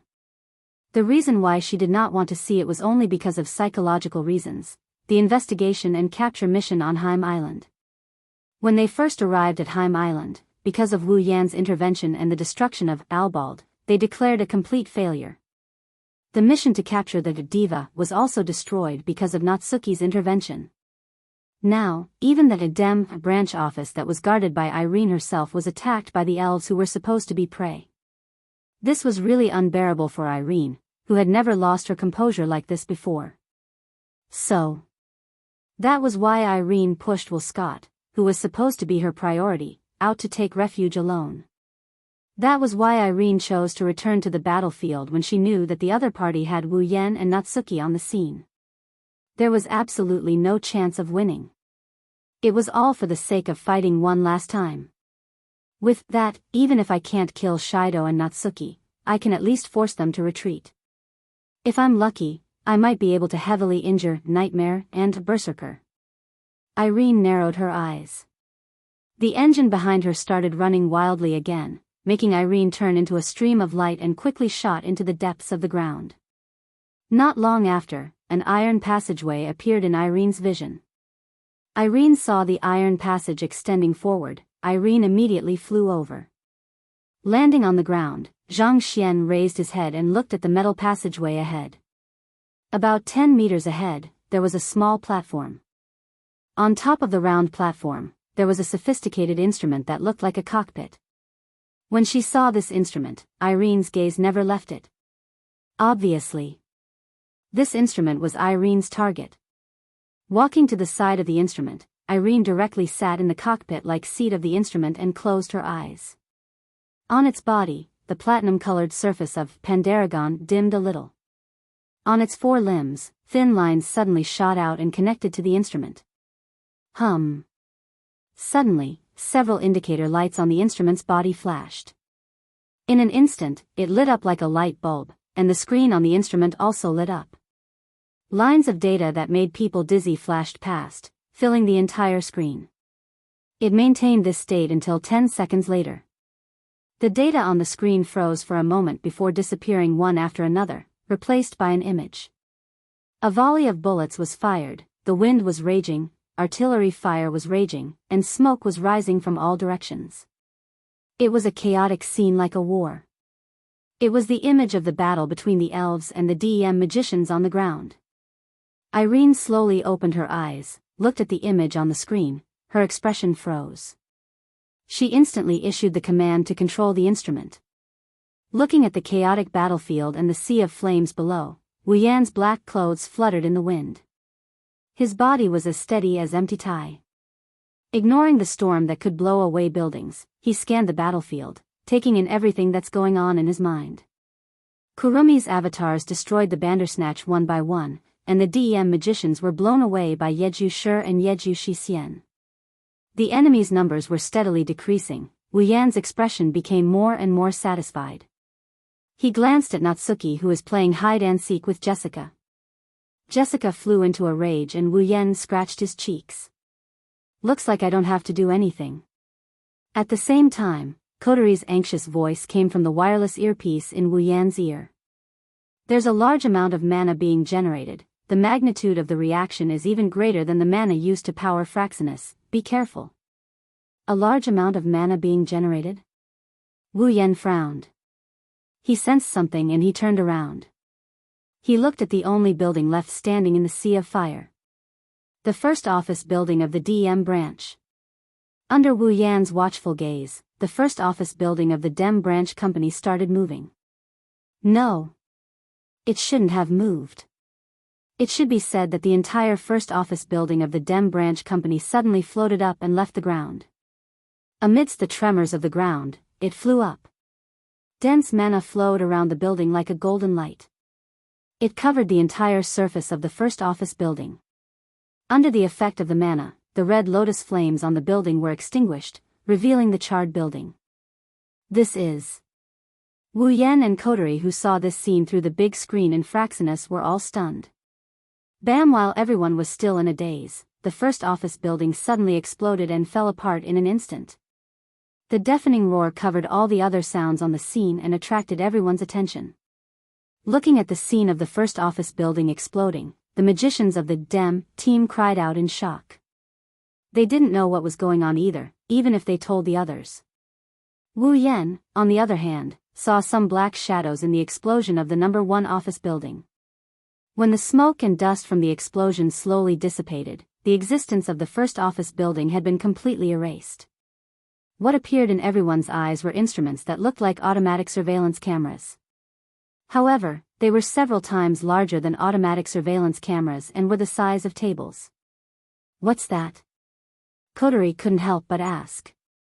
How am I supposed to know? Wu Yan bitterly laughed. He narrowed his eyes as he looked at the flying machines. But it's normal. This is the DM's territory after all. I don't believe they don't have any ultimate defense measures, then you have to be careful. Kotori said in a deep voice. If that's the case, then those things aren't simple. It's unknown if Kotori's words are true, but the instruments in front of them started circling in the air at an extremely fast speed. They all stopped at a fixed position. Immediately after, the two ends of the instrument flickered with light, emitting light, connecting with the light emitted from the instrument closest to it, forming a huge circle with light, emitting a strong light. Traces of terrifying energy fluctuations began to condense within the circle. Oniai-chan. Be careful. Kotori's panicked voice startled Wu Yan. In the next instant, all the energy within the huge circle of light condensed into a deadly beam of light and shot out. Wherever it passed, the fighting automatons and Kurumi's doppelganger were crushed like dried twigs. Like a pillar holding up the sky, the huge beam pierced through space and evaporated the wind and atmosphere. It enveloped Wu Yan's figure. Chapter 1204. The torrent of light seemed to have pierced through the sky. From the circle that was emitting intense light, the torrent of light shot up into the sky at an oblique angle, shooting towards the direction of the sky. The surrounding wind and atmosphere were crushed into nothingness in the blink of an eye. The Bandersnatch puppets and Kurumi's clones were also annihilated in an instant. A huge hole was formed in the dark clouds that covered the sky, revealing the dark night sky inside. It was like a pillar of light that illuminated the world. It was very dazzling. However, the elves who saw Wu Yan being shot by such a terrifying torrent of light didn't think it was that dazzling. Natsuki and Kurumi's expressions changed. Yeguya and Shixian also shouted in shock. Master. Seeing Wu Yan being swallowed by the torrent of light, the girls became anxious and no longer held back. Mana and spirit energy began to surge crazily from Natsuki, Kurumi, Yeguya, and Shixian. The Guardian of Gold was summoned by Natsuki. With a slash, the Guardian of Gold cleaved the chariot-like body of Jessica in half. At the same time, the Guardian of Gold slashed a huge wound on Jessica's body so deep that her bones could be seen. Kurumi summoned her own Carving Emperor and fired bullets with the power of time at her avatars, causing all the Kurumi to be buffed. They madly attacked the remaining Bandersnatch machines and turned them all into scraps. Yaguya and Shixian unleashed the full potential of their angels. Fierce whirlwinds swept across the sky above the Dem branch, blowing away a group of Dem magicians like crushing dry weeds and smashing rotten wood. In just a short moment, the magicians of Dem all disappeared from the scene, and the Bandersnatch troops were all turned into scraps. Jessica was also fatally injured by the sword of the Guardian of Gold. She fell into the sea of fire below and was instantly incinerated. Until their enemies were dealt with. Natsuki, Kurumi, Yeguya, and Shixian gathered together and stared at the torrent of light shooting towards the sky. They were trying to find the figure that was swallowed by the light. Natsuki and Kurumi knew that Wu Yan had an undying body. Even if his entire body was destroyed, it wouldn't take long for him to recover to a perfect state. Therefore, even though they were nervous, they weren't too worried. However, Yeguya and Shixian didn't have it that easy. Their silver eyes couldn't help but ripple. They clenched their fists tightly. They were worried. This caused their hearts to clench. The Bawa sisters have only known Wu Yan for 2 months. However, they had to admit that Wu Yan's position in their hearts was no less than their most important sister. This person who saved them was both their master and their brother. In reality, he was their other half. If he really died in front of them, the sisters would probably fall into despair and cause the spirit crystal to reverse. Under the gazes of the girls, the torrent of light gradually calmed down and slowly dimmed. The pillar that was originally as big as the sky also slowly shrunk until it completely disappeared. The girls stared at the spot where Wu Yan used to be. They didn't even look away for a second. Finally, in their field of vision, an extremely familiar figure wrapped in white flames appeared in the gradually disappearing torrent of light, unscathed. Phew. Natsuki and Kurumi couldn't help but let out a sigh of relief. Yeguya and Shixian were even more delighted. Even Kotori, who was inside Fraxinus, was secretly relieved. Let alone the girls, even Wu Yan himself couldn't help but calm down. He still felt some lingering fear. If he didn't use the white dragon scorching flame to engulf his body in time, he would have burned away the light beam that came into contact with him. That light beam's power would have killed Wu Yan even if he didn't die once. He would have at least lost a layer of skin. To put it bluntly, that torrent of light was at least 100 times stronger than the mana condensing beam cannon that Albald fired at Wu Yan last time. Wu Yan wouldn't be worried about his life being in danger if that attack hit him, but he'd be in a lot of pain. Even Raphael can't hurt him. On the other side, in the basement of Dem's first office building, Irene looked at Wu Yan's unscathed appearance on the screen and her expression changed. What's that white flame? I've never seen him use it before. Irene bit her lip. Could it be that he's never shown his full strength in front of me since the moment I met him? How is that possible? Irene's eyes were unfocused, filled with unwillingness. That's enough, Irene. An indifferent voice sounded from Irene's radio channel. Let's stop here, Ike. Irene was stunned. She took a deep breath and calmed down the violent trembling in her heart.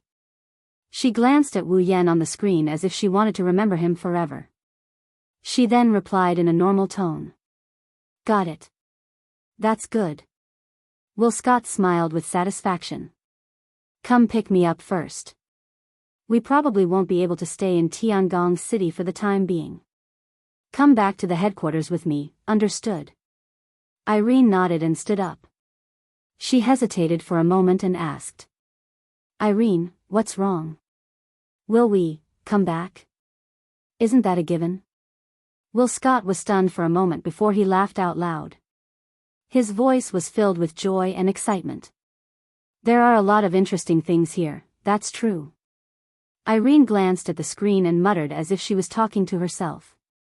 I will also become stronger. In the dark night sky, the light of dawn illuminated the DM branch that was full of ruins and had turned into a piece of scorched earth.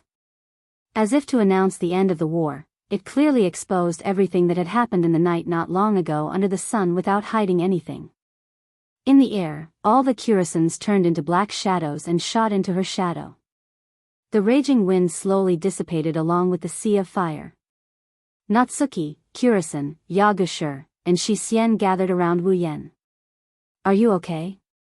I repeat, Master, are you okay? Yagushir and Shixien looked at Wu Yen to make sure he's not missing any parts. Wu Yen chuckled. I'm fine, don't worry. Shaking his head, Wu Yen looked at the large pieces of trash that fell to the ground like broken surveillance cameras. He then looked at the entire branch office that was reduced to rubble and he exhaled. Now that the branch is destroyed, the DEM should restrain themselves and let us live peacefully for a while. That should be the end of this. Yi Ju-shir and Shixien nodded and couldn't help but smile. Natsuki opened her parasol with a look of disapproval. It's very difficult to live a peaceful life with you by my side. Wu Yen awkwardly smiled and sighed. He didn't have anything else to say. Wu Yen looked at Kurumi, who was quietly looking at the ruins below. He paused for a bit before continuing. You didn't find it, right? Yes. Curason nodded and smiled. It's like hubby said, there's no second elf here. Then what do you plan to do? Wu Yen scratched his face. Continue to search? For the time being, I don't think so. Kurumi turned around and she met Wu Yen's gaze. She seemed to have gotten over something and she smiled in a carefree manner. After all, I still don't know what I'm thinking. Is this okay? Of course. Curason tilted her head and showed a beautiful smile. Maybe I'll continue to search when I come back. But for now, I want to live peacefully, is that so? Wu Yen stared at Kurumi for a long time before he laughed. That's not bad. Chapter 1205. Now, all the branches of the DM industry in Tiangong City have been turned into scorched earth. Both the research facilities and the office facilities have been turned into ruins. Witnesses nearby at that time claimed to have seen a fire in the DM industry branch, which is very likely to be an important reason for the destruction of the place. As for whether the fire was man-made or a natural disaster, we don't know yet. The relevant departments have instructed us to investigate the matter further. It is worth mentioning that in this disaster, there were no casualties in the branch of the DEM industry in Tiangong City. As soon as the disaster appeared, all the staff in the industry were evacuated. I have to say that this is a miracle. Wu Yen was sitting on the sofa in the living room of Wu Yan's house. He munched on bread while watching the live broadcast of the destruction of the DM branch on TV. After a while, he shook his head and sighed in disappointment. In the end, what's the point of this report? It's not clear at all. Then what do you want them to report? A live broadcast of the battle between the elves and the magicians? Kotori put her hands on her hips and rolled her eyes at Wu Yen. Let alone Ratatosk, even the DEM wouldn't expose something like this to the public. That's why I said it's meaningless. Wu Yen waved his hand listlessly. Even though the elves and magicians can't be exposed to the public, let's see if Wesson wants to see it on TV. But it's good to let Will Scott go on TV and see what he says. I can't help but want to see if he'll continue to put on that annoying smile when he's interviewed by the reporters. You really have a bad taste. Kotori sighed helplessly. Wu Yen chuckled maliciously. If it was anyone else, their face would be as dark as charcoal even if they didn't go berserk on the spot. However, if it was Wesson, he might actually laugh and say something like, "There's nothing we can do about it." Then, he'll be slandered by malicious speculations. For example, his own territory was destroyed. There must be something going on behind the scenes. Maybe Westcott set fire to DEM's branch office himself, or something like that. In this world, there are always people who are bored. They're always looking for something to do. Wu Yan didn't mind seeing if Wesson could still laugh in the face of public opinion. No wonder Coterie said he had a bad taste. However, after hearing what Wu Yan said, Coterie understood. Coterie understood what he meant. Will Scott should have been interviewed since such a big thing happened in the Dem branch. But he's not on TV now. Looks like he probably left already. Wu Yan crossed his arms and shrugged. He actually ran away without saying anything. As a villain, isn't he a little too unqualified? At the very least, he should have said, "I'll definitely be back," right? Wu Yan didn't know that the joke he made just now was pretty much on the mark. Whatever the case may be, before the branch company is rebuilt, they probably won't bother us anymore. Wu Yan stretched his back and he looked refreshed. Even if the buildings can be repaired quickly with the display device, it's not that easy to rebuild the operation of the research facilities. We don't have to worry about a magician or two popping out of nowhere and threatening to arrest us when we're out on the streets. Coterie, Yoshihara, and Yuzan were speechless when they heard what Wu Yan said. Toka and Yoshino, on the other hand, were very happy. Oh, that's great. Toka tilted her head as she chewed on a meat bun. The robot army is very annoying. It's best if we don't see them again. Yoshino nodded, he agreed with Toka's words. Before she met Wu Yan and before her spirit chi was sealed, Yoshino was attacked by the magicians many times. She didn't even fight back, she was the one who took the beatings. Although Si-Wen was kind-hearted, even if she did not hate the existence that had been trying to kill her, she would definitely have a good impression of it. Of course, it was the AST that attacked Yoshino, not the DEM, but it wasn't that far off. No matter how one looked at it, DEM was a lot worse than AST, and also a lot more dangerous. Even if Yoshino was already a powerhouse at the peak of the 8th rank and didn't need to fear any magician, even if Irene came, Yoshino would still be afraid of magicians. Kurumi couldn't help but rub Yoshino's head. Yoshino was startled and surprised. Aside from Yoshihara and Yuzan who joined after Kurumi left, Wu Yan, Coterie, and Toka who were familiar with Kurumi looked at each other with surprise. Kurumi. Wu Yan moved closer to Kurumi and looked around. He was hesitant. Are you really Kurumi? Why do you ask? Kurumi touched her cheeks with a strange expression. Could it be that there's something wrong? Is there something wrong? I guess so. Wu Yan scratched his head. I keep feeling that you're not only more humane than before, but you're also much gentler. Coterie, Toka, and Yoshino immediately nodded, indicating that they also thought so. Kurumi blinked and gracefully pursed her lips into a smile. Oh, is that so? Kurumi blushed and she acted like a pretty girl from a wealthy family. She shyly looked at Wu Yan with fluttering eyes. Then, hubby-sama, do you like me like this? Wu Yan almost lost his cool and started drooling when he saw Kurumi's blushing cheeks and mesmerizing eyes. He coughed and turned his head away in a huff. I'll like you no matter what you look like. Kurumi's eyes turned into crescent moons. Wu Yan's words made her happy. Toka, Yoshino, Yagoya, and Yushin looked at him with envy. Coterie even snorted. She didn't mince her words. You only know how to talk sweet nothings and deceive innocent girls all day long. Wu Yan was speechless. At this time, Meijio, who had been sitting quietly at the dining table and eating breakfast without saying a word, raised her head. Her intoxicating voice echoed clearly in everyone's ears. Thank you. Everyone was slightly startled. Then, they looked at each other and smiled.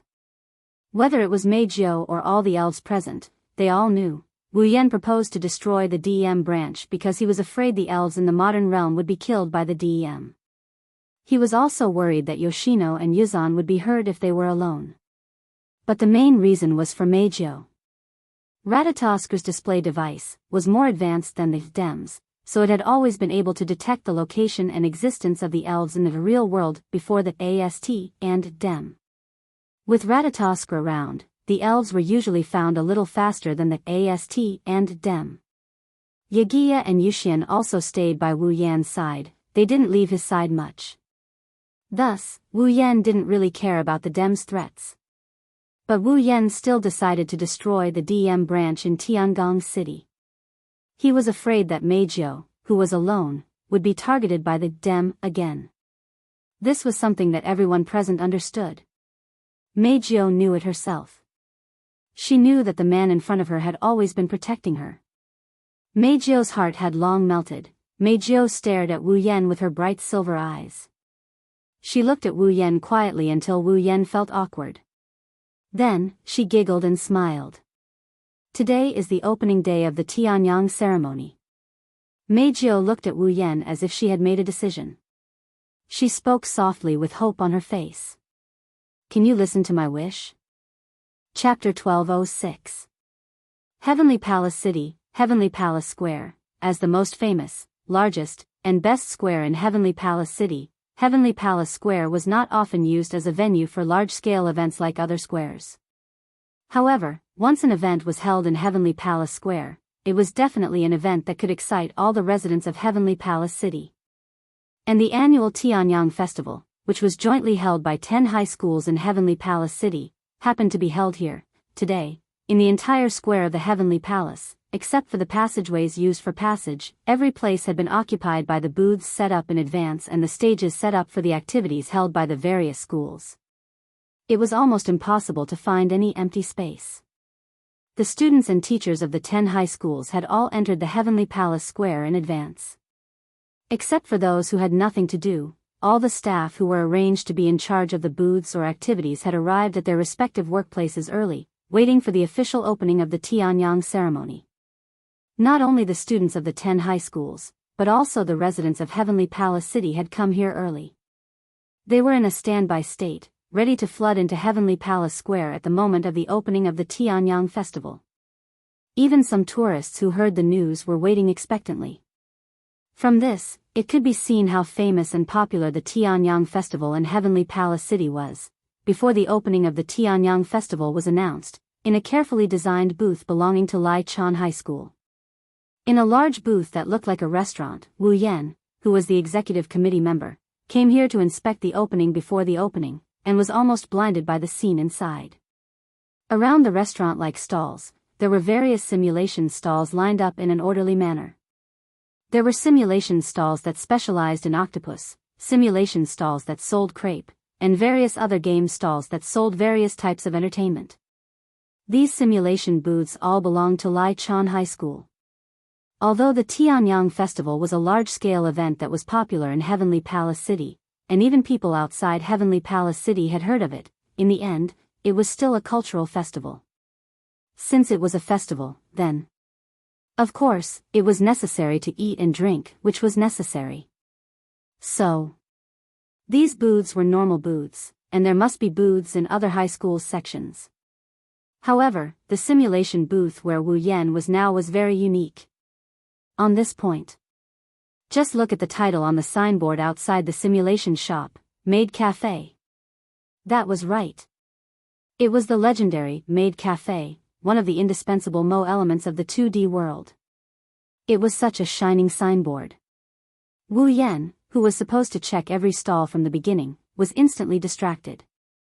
Moreover, without even thinking, he directly abandoned the other stalls and headed straight for this place. Then, Wu Yan, who had just walked through the door, was immediately captivated by the scene in front of him. He completely forgot about his duties. Welcome, Master. In the center of the hall, beautiful girls from Lai Chan High School were lined up neatly. They were wearing maid outfits with lace and aprons, and adorable hair ribbons on their heads.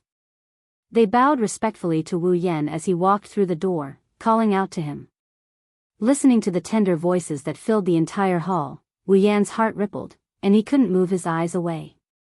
These female students from Zen High School who were in charge of the Maid Cafe were carefully selected from various grades, classes, and classrooms of Zen High School. Each and every one of them had a dazzling appearance. Coupled with their maid outfits, how could any man not be attracted to them?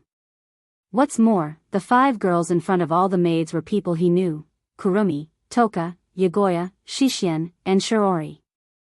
A total of 5 girls who are more beautiful than the other girls lined up side by side facing the door. Like the head of the maids, they respectfully bowed to Wu Yan. Their greeting of a master made him feel very sweet inside. Even Wu Yan, who spent every day with the 5 girls, was like this. One could imagine what kind of grand occasion it would be when the Tianyang festival officially opened. Wu Yan has only seen such a grand occasion once. It was in the magic catalog world, during the midsummer festival of Tokuwadai High School. Now, seeing such a grand occasion again, Wu Yan was extremely moved. He almost knelt down and kowtowed. Too bad. This kind of touching feeling was quickly dispelled by Shiori, who noticed Wu Yan's arrival with a single sentence, "Shido." Shiori looked at Wu Yan, who was standing at the door with a surprised expression. She checked the time. The festival hasn't opened yet, right? Let us practice a bit more before we start, okay?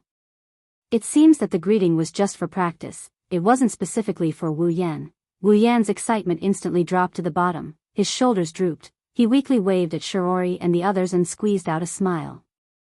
I'm just here to check on the situation before the festival, oh right. I almost forgot you're a committee member. Shiori patted her head, she looked a bit annoyed. Obviously, she's worried a lot about the Tianyang festival. So, how's the practice? Wu Yan patted his cheeks to cheer himself up. There's not much time left before the festival starts, is there enough time? It's about time. Shiori looked around at the neat rows of maids behind her. It's a bit rushed, but it's okay now. No. Not yet. Before Shiori could finish her words, Kurumi, who was as beautiful and elegant as a flower, opened her mouth and interrupted Shiori's words. The practice of welcoming guests is over, but the practice of entertaining guests is not over yet. Entertaining guests? Shiori was stunned, she was at a loss. Isn't it similar to being a waitress? You just have to call the guests master when you're greeting them, right? There's always something different. Kurumi closed her eyes, tilted her head, and smiled. Why don't we practice how to entertain guests as well? I don't have any objections. Shiori looked at Kurumi in confusion, but how do we practice? Kurumi looked at Wu Yan with an expression that says, I was waiting for you to say that. She maintained her elegant smile as she looked at Wu Yan. Her wine-red eyes flashed with a smug glint. How about we let our committee member be the guest for a while, and then we'll entertain them? Huh? Wu Yan was stunned, he pointed at his own nose. I'll be the guest? That's not bad. Yakuya stood up, he raised his head proudly. Instead of calling those commoners master, why don't we, the true master of the Baowu sisters, be the first guest? I agree. Shixian softly chuckled. Her silver eyes were filled with joy. Although it's a job, serving the master is the true goal of Yejuya and Shixian, I want to try it too.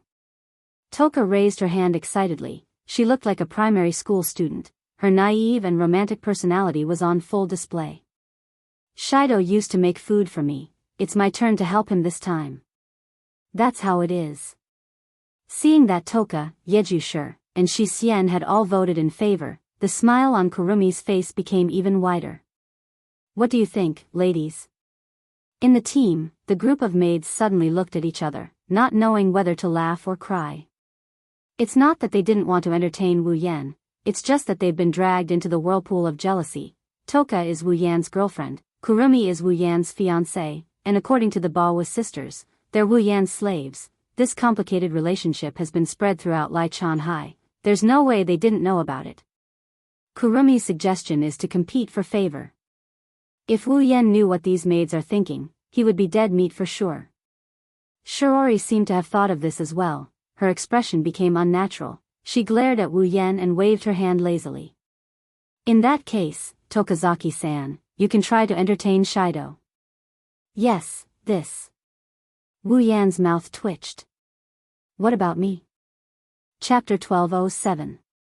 Come, master. Kurumi snickered as she used her cutlery to pick up a piece of cake and delivered it to Wu Yan's mouth. Shidao, no, master. Toka scooped up a piece of bread and delivered it to Wu Yan's mouth. Master, I repeat, master. Yagia and Yushin used their utensils to scoop up some spaghetti. They looked at Wu Yan with the same resolute expression. Then, they brought the spaghetti to Wu Yan's mouth. Wu Yan was sweating profusely as he looked at the cake, bread, and spaghetti in front of his mouth. He wiped the sweat off his forehead and laughed dryly. I'll eat all of them. Don't worry, okay? All of them? Yakuya frowned and nodded unwillingly. That's not impossible. Question. Shi Xian continued to stare at Wu Yan. Then, Master, who will you eat first? The 4 elf girls who delivered the food to Wu Yan's mouth started acting like a storm is brewing. Wu Yan wanted to cry but no tears came out. Is it important who I eat first? It's important. The 4 elven girls said. Everyone, including Kuang San and 10 fragrances, spoke in unison. Very important. Wu Yan forced a smile as if he accepted his fate. He picked up a small bowl and mixed Kurumi's cake, Toka's bread, and the Baku's sister's spaghetti together. He gulped it down with a bitter expression. Eating dessert, coarse pastries, and a meal at the same time, even if it wasn't poisonous, it still didn't feel good. On the side, the maids from Raisin High looked at Wu Yan's sour face. They couldn't help but laugh. Wu He sure is popular. This is Shiraba, right? How about this? Wu He won't be a playboy anymore, right?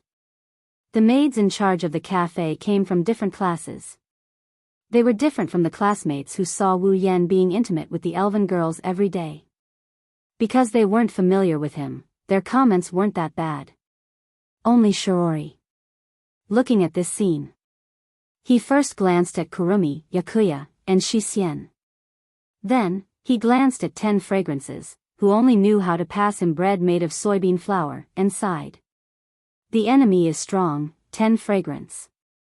You need to work harder. Perhaps she heard Shiori's muttering. 10 fragrance angrily cut off a bigger piece of bread and put it in Wu Yan's mouth. Kurumi, Yakuya, and Shi Xian raised their utensils again as if they had made an agreement. Wu Yan's face turned green. He couldn't be mixing cake, bread, and pasta until the Tianyang festival started, right? What's wrong? Seeing Wu Yan's ashen face, Kurumi's eyes curved into crescents. She was clearly enjoying herself. Wu Yan gnashed his teeth. Speaking of which, the one who suggested this was Kurumi.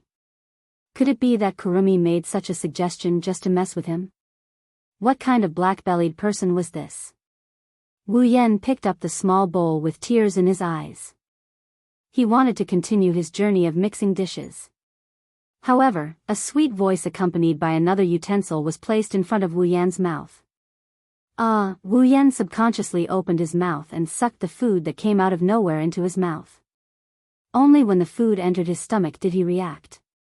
He looked at the source of the sound and he saw a beautiful face with bright silver eyes and long violet hair. Wu Yan, Kurumi, Toka, Yagoya, and Yushin flinched. They all had shocked expressions on their faces. Meijio. Hello everyone. Meijio greeted them with a smile. She didn't seem to realize her sudden appearance surprised them. She had a sweet smile on her face. Who is she? What a beautiful person. When did she come in?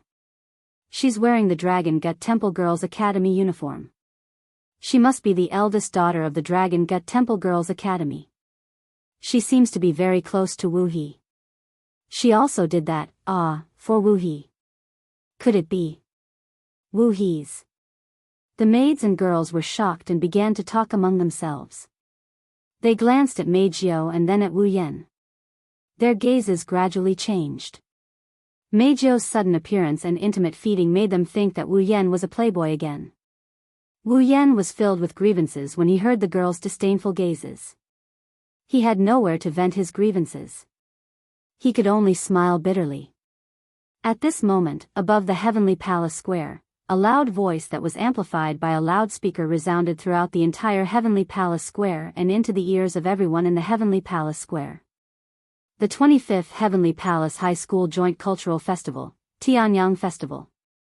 Officially open. Oh, almost at the same time, in the Heavenly Palace Square, everyone raised their hands and cheered loudly, causing the entire Heavenly Palace Square to be filled with deafening cheers that soared into the sky, accompanied by fireworks that bloomed in the sky above the Heavenly Palace Square. "It's open." Shirji reacted and quickly shouted.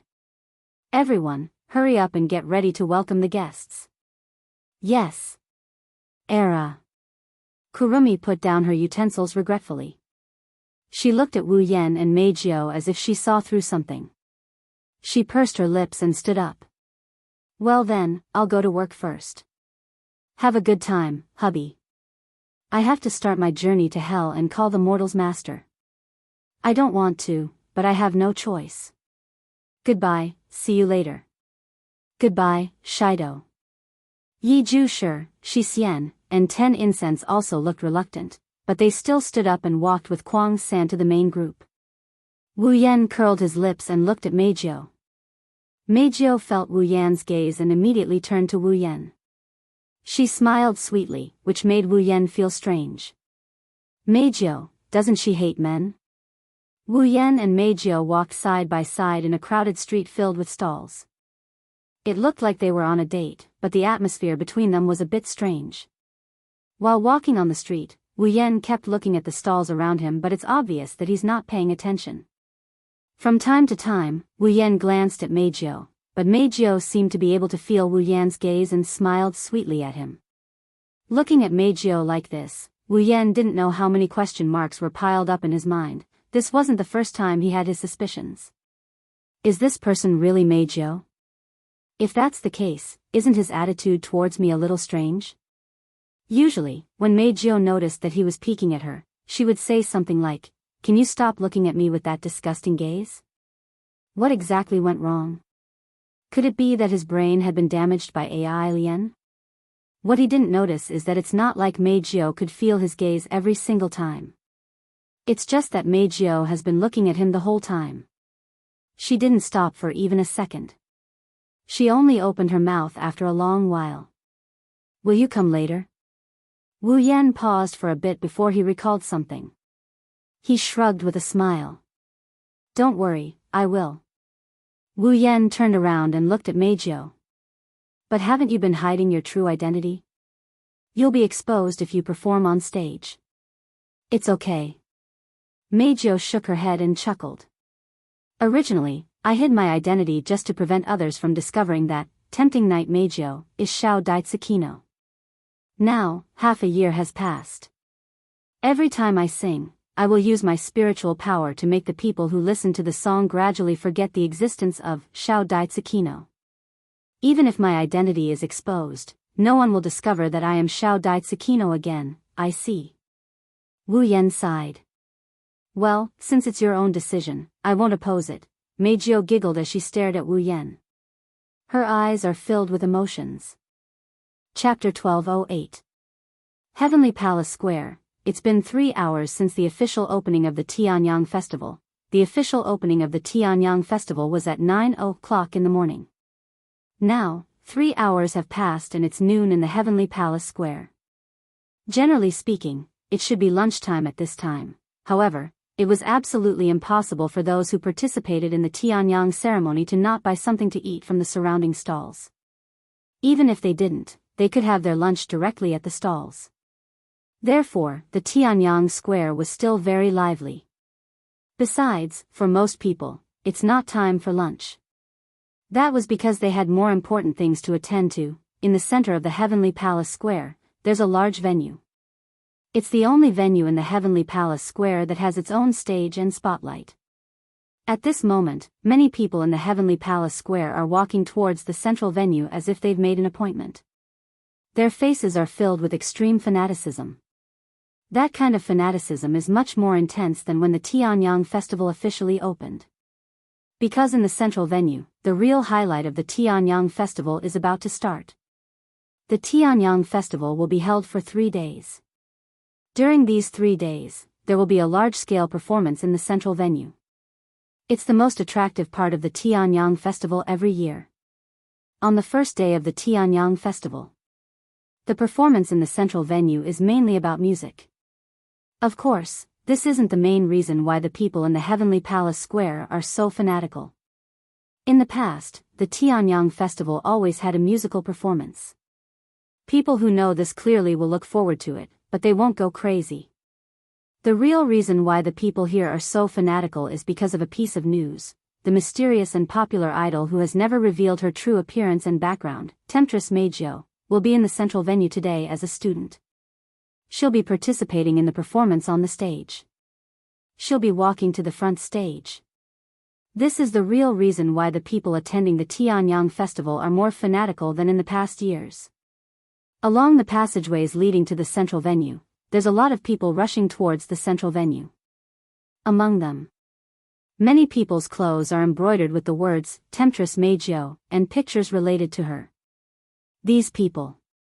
They are Meijio's hardcore fans who gathered here because they like her songs. Among these fans, some of them are members of Meijio's fan club. They've attended Meijio's concerts more than once and seen her true appearance. Most of them haven't even seen Meijio before, but they're addicted to her songs. Today, after hearing that Meijio was going to perform on stage, these fans all rushed over. Not only did they want to listen to Meijio's song live, they also wanted to see Meijio's true appearance. It wasn't just the fans. Even the relevant personnel from various TV stations had come all the way here with their video cameras. They were prepared to record Meijio's performance on the stage. Most of them were directly broadcasting it live. This was natural. No one in the TV station would miss the opportunity to report on a super popular idol who had never revealed his true appearance. This was also an extremely hot topic, and the ratings would definitely not be low. Meijio's people's fans. SSSSSSS fans. By the time all of the audience had entered the central arena, more than an hour had passed. At 1:00 in the afternoon, this performance officially began. In the audience, countless light sticks were swinging rhythmically. The audience cheered one after another, causing the people performing on the stage to be nervous and excited at the same time. Because Meijio would be performing on stage, the number of people who came to watch the performance this time was much more than any other Tianyang festival in the past. Meijio's fame had won them a lot of applause. They even had the chance to appear on TV. It was a chance for them to become famous. As a committee member of the Tenyang ritual, Wu Yan was able to enter the special passage above the audience and enjoy the treatment of a VIP seat.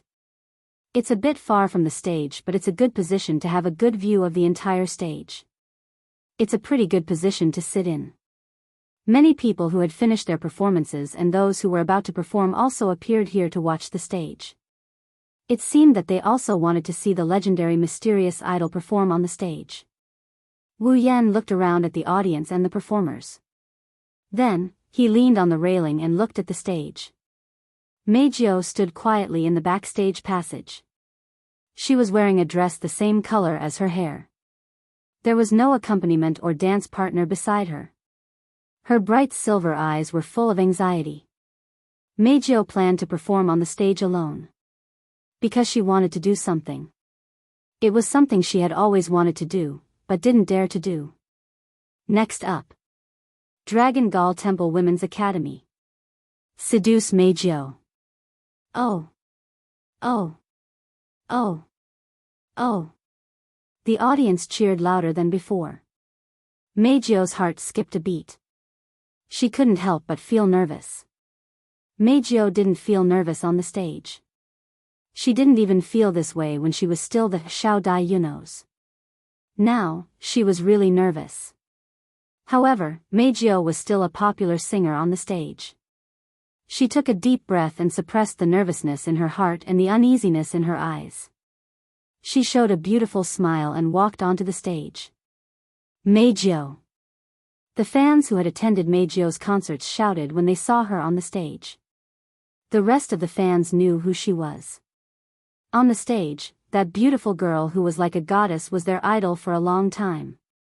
Immediately, deafening cheers filled the entire arena. The spotlight focused on Meijio. The camera flashes kept flashing. All the cameras were aimed at Meijio. She was the most dazzling star in the audience. Standing at the center of the stage, Meijio scanned the audience. Then, she looked at Wu Yan, who was standing at the entrance. Noticing Meijio's gaze, Wu Yan grinned and made a victory sign. Meijio's suppressed nervousness and anxiety dissipated, leaving behind only tenderness and tenderness. Meijio recalled every time she met Wu Yan. Every time they talked, every time he looked forward to her, and every time he protected her. She clenched the microphone in her hand. Her eyes were full of ripples. He said he wanted to hear me sing with my own voice. I wanted to respond to his expectations. He said he would wait until he heard my real voice. I wanted to respond to his waiting. I didn't want to lie to myself. I wanted to sing with my real voice. Even if the whole world abandoned me, he will definitely protect me just like he did then. Because he was a different kind of man, Meijio pressed a hand on her chest. She closed her eyes and smiled. Her red lips moved. Turn the shower head. Turn it into a microphone. Sing in the bathroom. La la la. La la la, sing. Beautiful music and light singing reverberated throughout the arena. Hearing this voice, the audience was stunned, even Wu Yan was stunned. This voice was different from Meijio's usual voice. Although it was still beautiful, it lacked the numbing feeling. But it was undeniable that it was beautiful. The audience shook the light sticks in their hands again. The enthusiasm on their faces didn't lessen. Wu Yan looked at Meijio in a daze. Then, he smiled and closed his eyes. He listened carefully to Meijio's song. The echoing timbre is somewhat special, intoxicating and joyful. I still remember how I felt at that time. Let me sing a song for you. And let's sing together. Counting the stars in the night sky. That's the best gift. After the last note of the song, Meijio slowly opened her eyes. Then, Meijio. The cheers and support from the audience instantly surrounded Meijio. Meijio was stunned as she looked at the fans who were as passionate as they were at her previous concerts. She lifted her head in disbelief and looked at Wu Yan. When she saw Wu Yan applauding with a gentle smile on his face, Meijio started crying. A genuine and pure smile slowly appeared on his face amidst the cheers of the entire crowd. Chapter 1209. Miss Meijio, why did you want to hide your true identity? Isn't being famous something every idol wants to see? Why do you want to go to the stage now? Is there any inside story? Please tell us. Miss Meijio. Miss Meijio. At the backstage of the Heavenly Palace Square's Central Hall, Meijio had just finished her performance. When she walked backstage, a group of reporters from all over the place immediately swarmed over like bees that had smelled the fragrance of flowers. They instantly surrounded Meijio without any explanation. Sorry. Please make way. Please make way. Miss Meijio needs to rest. Please make way. Backstage, some staff members who seemed to be waiting for the reporters to appear immediately stopped all the reporters who were about to surround Meijio. Apparently, they had been specially instructed to separate the crowd and squeeze out a path for Meijio to pass through. Miss Meijio. Please answer our questions. Miss Meijio. Please. Miss Meijio. Miss Meijio. Amidst the shouts of the surrounding reporters, Meijio maintained an extremely sweet smile on her face. Although she didn't answer the reporters' questions, she didn't feel annoyed by the annoying reporters at all. Obviously, Meijio was in a good mood at this moment. No, Meijio didn't know she could be in such a good mood. Therefore, Meijio smiled at the camera in front of her and said mischievously. Well. We have plenty of time to spend together. Please don't be in such a hurry, okay? After saying that, Meijio's bright silver eyes rippled slightly, and she narrowed her eyes with a smile. Now, I have more important things to do. I need to do it. More important things? The reporters and the staff were all stunned. While they were still in a daze, Meijio walked through the backstage and into the private lounge. The noise behind Meijio gradually faded away until there was no sound at all. Meijio breathed a sigh of relief. Meijio raised one of his hands and looked at it. The scene of his arm trembling was clearly imprinted in Meijio's eyes, causing Meijio to laugh bitterly. Meijio was a mysterious idol. Before today, people didn't even know what Meijio looked like. They didn't even know Meijio's personality. Probably no one would have guessed that the super popular idol in their hearts was actually a lesbian lover who hated men and loved women. Although most of the reporters were women, there were many men as well. She was surrounded by so many men all of a sudden. They kept talking to her and squeezing towards her. If it wasn't for the fact that Meijio's knot in her heart had truly been untied through that song, it wouldn't have been strange if she had directly used the power of the fairy. However, Meijio was surprised that she could actually tolerate a group of men surrounding her, but she also felt a little happy. After all, this proved that she was gradually walking out of the shadow in her heart. However, Meijio still didn't want to get close to men. "I thought you'd be in a good mood. Why do you look so complicated?" Just as Meijio was immersed in her inner world, a familiar voice suddenly reverberated in front of her, waking her up. Meijio's eyes lit up, and her expression was instantly filled with a carefree smile. Meijio raised her head and looked in front of her. In the next moment, the person who appeared in front of her was the person in her memories. Looking at Meijio, Wu Yan couldn't help but smile when he saw the sincere smile on her face. He recalled what Kotori told him earlier. Go see Meijio immediately. Seal her spiritual energy. Wu Yan's brain short-circuited when he heard Kotori's words through his earpiece.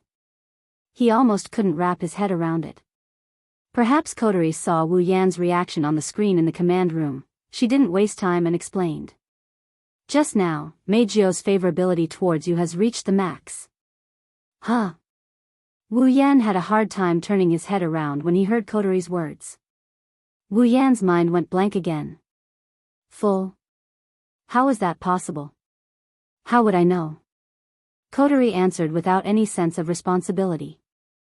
Ever since you asked Natsuki to rescue Meijio, Meijio's favorability towards you has been slowly increasing. Just now, it suddenly rose to the maximum. This. Wu Yan scratched his cheeks. He didn't know what to say to that. Why is that? If you can read a girl's mind that easily, she wouldn't be a girl. Kotori pursed her lips. Anyway, Meijio's favorability towards you is full. Now is the best time to propose sealing her power. It's up to you. Begin, the battle between us. Recovering from his memories, Wu Yan looked at Meijio.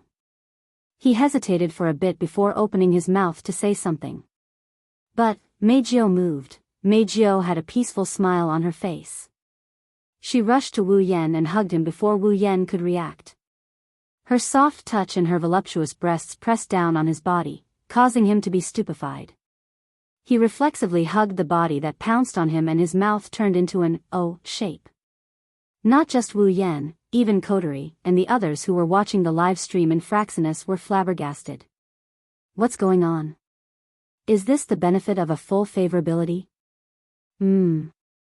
Meijio rubbed her face against Wu Yan's chest and murmured in an intoxicated manner.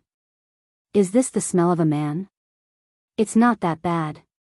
This time, it's Wu Yan's turn to be woken up by Meijio's words. Looking at Meijio's intoxicated expression, feeling that soft touch and the full and round body pressing against him, Wu Yan felt like his tongue is about to get tied up. You're really Meijio. Hearing this, Meijio could not help but laugh out loud. Is this your first thought? It's quite interesting. And no. Wu Yan didn't know what he's talking about.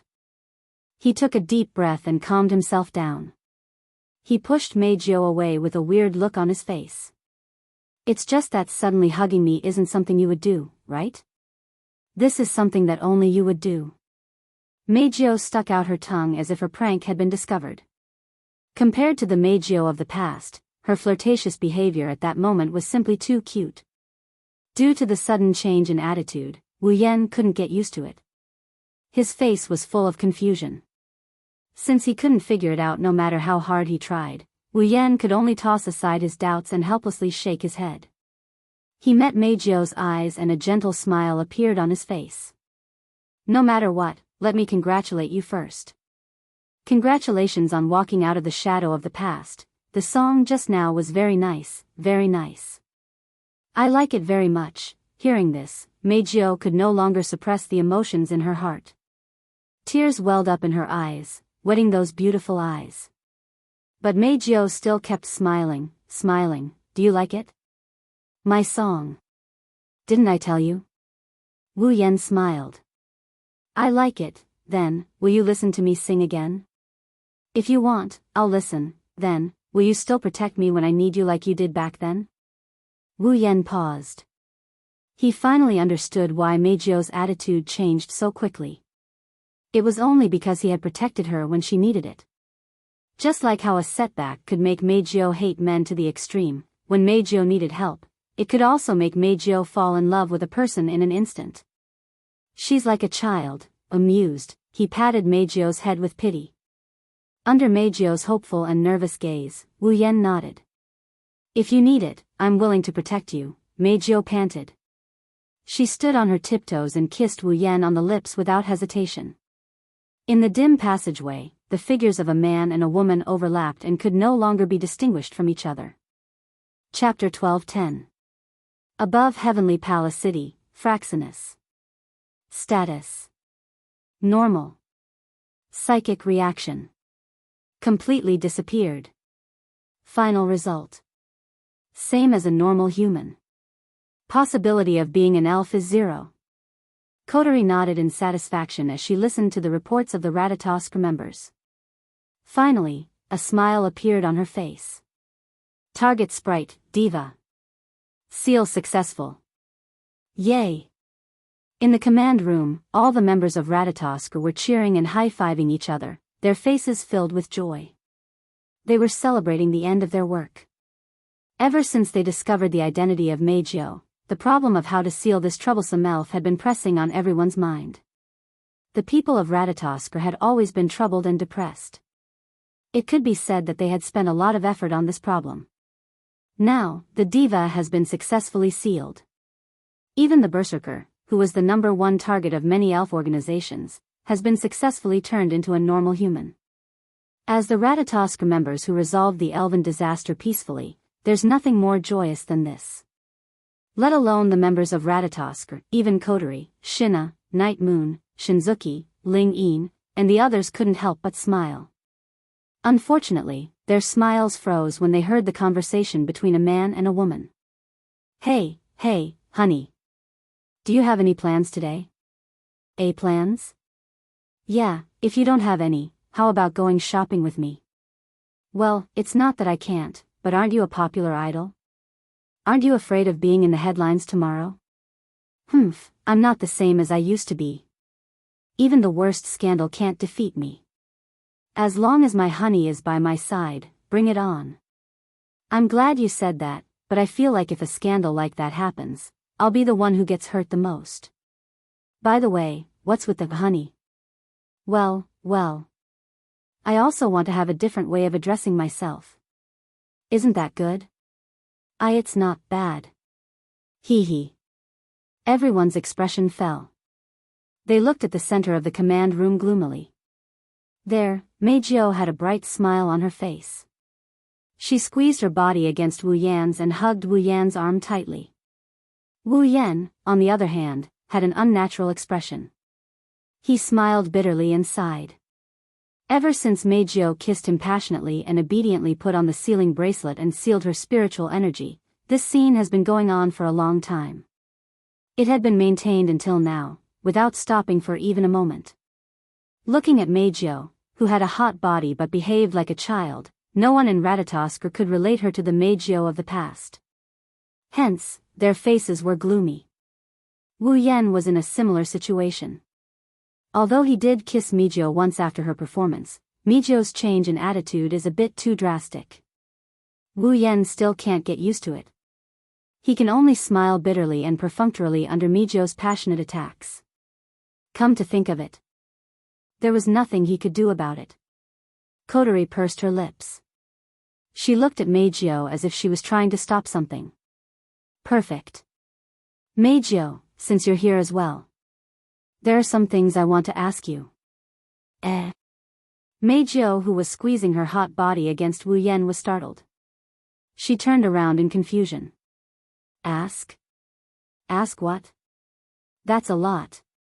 Kotori knocked on the armrest of the command table and looked straight at Mei Jiao. There are questions about your abilities, about your angelic abilities and what you did in the past 6 months after you became an elf. There are many, many questions. However, let's put these questions aside for now. Kotori's tone suddenly changed and became serious. Now, what I want to ask is what happened when you became an elf.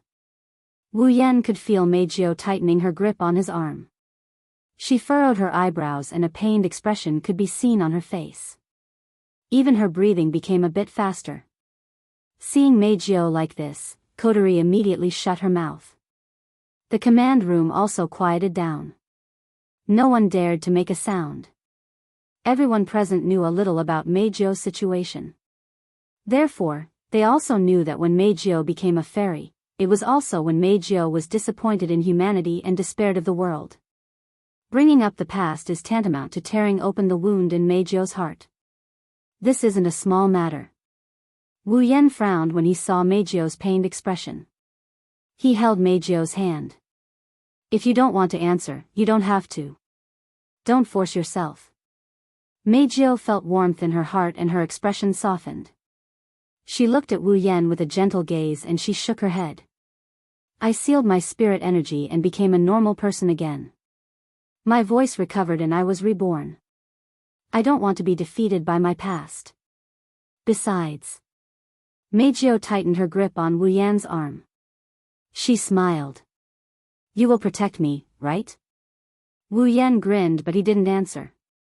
However, Mei Jiao could see a hint of determination in his wine-red eyes. How could she not know the answer? She hugged Wu Yan's arm affectionately. She looked at Kotori as if she was depending on him. That was half a year ago. Mei Jiao fell into her memories and slowly spoke. At that time, everyone betrayed me. I lost my voice due to psychogenic aphasia. I also lost the motivation to continue living. I, who had lost everything, at that time, I only wanted to end my life as soon as possible, to end my life of having nothing. There was a hint of sadness in her voice. Mei Jiao lowered her voice and suddenly raised her head. But at that time, God appeared in front of me. God? Kotori's eyes sharpened. Wu Yan narrowed his eyes. Yes. God. Mei Jiao nodded. He appeared in front of me in despair and said, Do you want the power to change the world? Wu Yan, Kotori, Shina and the others looked at each other. They stared at Mei Jiao and waited for her to continue. Then, he gave me a purple gem. Under everyone's gaze, Mei Jiao recalled and answered absent-mindedly. That gem directly melted into my body and disappeared. In that instant, I became an elf and obtained a voice that could make everyone listen to my orders. Mei Jiao recovered from her memories and looked at Kotori. That's the gist of it. Is that all? Kotori frowned. Is there any further explanation? For example, the appearance of that god? Appearance? Mei Jiao said awkwardly. I'm not sure. Not sure. Mei Jiao lowered her head apologetically. Although God appeared in front of me, he seemed to be covered in mosaics. I couldn't see what he looked like. Even his voice was strange. It felt unbelievable. Kotori pondered for a while and asked. Pixelate my entire body. Then, did you notice anything strange after you became an elf? For example, when you use your power, you lose your sense of self and only have the desire to destroy. No, I didn't. Mei Jiao said confidently. After the first elf transformation, the method of using the elf's power was engraved in my mind. I can freely control the power in my body. This has never happened before. In other words, I'm the only one who can't control my power. Kotori sighed and turned her head away in annoyance.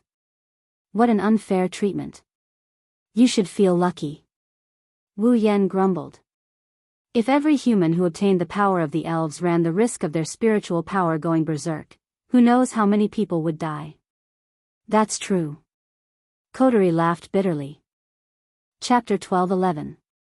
But why didn't Meijio experience the same symptoms as I did? After freeing herself from her personal emotions, Kotori tried to think rationally. We're both humans who obtained the power of fairies. Even though we have the power, we're still humans. Is it because of the different types of spiritual energy that causes the difference in power and nature? Or is it because of our physique? Even if you ask me, I wouldn't know the answer. Wu Yan shrugged as he replied nonchalantly. Perhaps it's because Phantom didn't completely master how to turn humans into elves 5 years ago and used you as an experiment subject.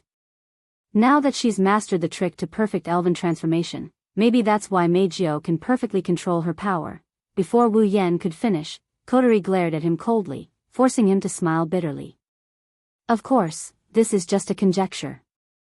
I am more inclined to believe that this change is due to the nature of the spiritual power. Wu Yan scratched his cheek.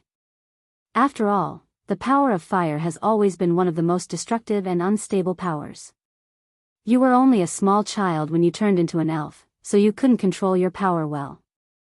The potential factor that caused your spiritual energy to go berserk accumulated in your body, resulting in the side effect of your spiritual energy going berserk the moment you turned into an elf. Wu Yan sighed and waved his hand lazily. Or is it possible that Phantom purposely allowed your sprite to have the side effect of going berserk? Kotori fell silent when she heard Wu Yan's words. Just like what Wu Yan said, Phantom, it's unknown whether it's a human or a fairy, or some other kind of creature. Why would it want to turn humans into fairies? Why would it be willing to use its precious spirit crystals on human girls? These reasons are still a mystery to Wu Yan. Also, why did Phantom choose to bestow the spirit crystal to Kirin? Why did it turn Kotori and Meijio into fairies? Was it randomly chosen or did it have a special purpose? No one knew. Including whether the Phantom was a friend or foe. It was the same. Maybe. Phantom purposely let Kotori go berserk when she turned into a fairy. From then on, he would become a monster that only knew how to destroy. Who knows, maybe he would destroy all of humanity. Or perhaps Phantom would choose to turn Meijio into an elf. It wanted Meijio, who saw humans as trash and toys, to take revenge on humans and influence the world. That's possible, right? There was too little information about Phantom. So far, they only knew that it had a spirit crystal that could turn humans into elves, and it was possible that it was still continuing to turn humans into elves. As for its purpose, it was still a mystery. Even Kurumi, who spent the most time with Phantom, didn't know much about it. It's obvious that Phantom has always been hiding in the dark. It doesn't want others to know what it's doing or what kind of existence it is. It's too dangerous to hide in the dark. It's no wonder Kotori. He believed that if the people of DM knew that Phantom might have more spirit crystals in his hands, then they would definitely list him as a target. Will Scott, who has always been pursuing the power of the elves, will definitely do so. Hey, you two. While Wu Yan, Kotori, and everyone else in the command room were deep in thought, Meijio hugged Wu Yan's arm and puffed up her cheeks.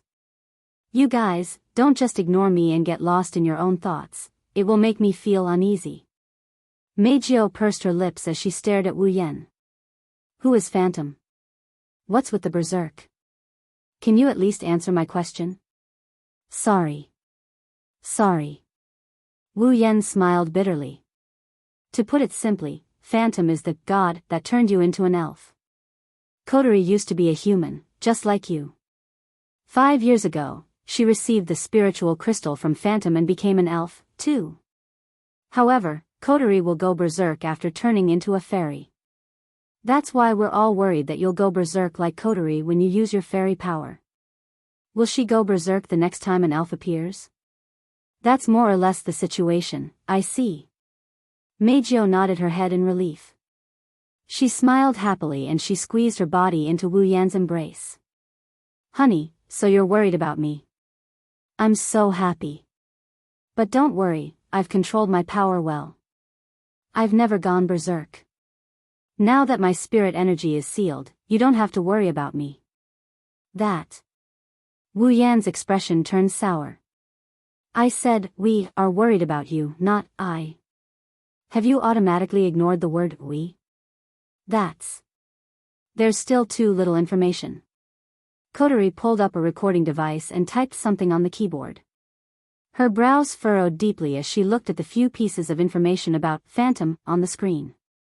If I can see the Phantom directly, I should be able to get a lot of information. Zhang Lixing thought to himself. Save it. Wu Yan shook his head like a wet blanket. We don't know if others have contacted Phantom before, but Kurumi, who has contacted Phantom the most, also said that every time she contacted Phantom, it was Phantom that took the initiative to find her. She didn't even know where she was.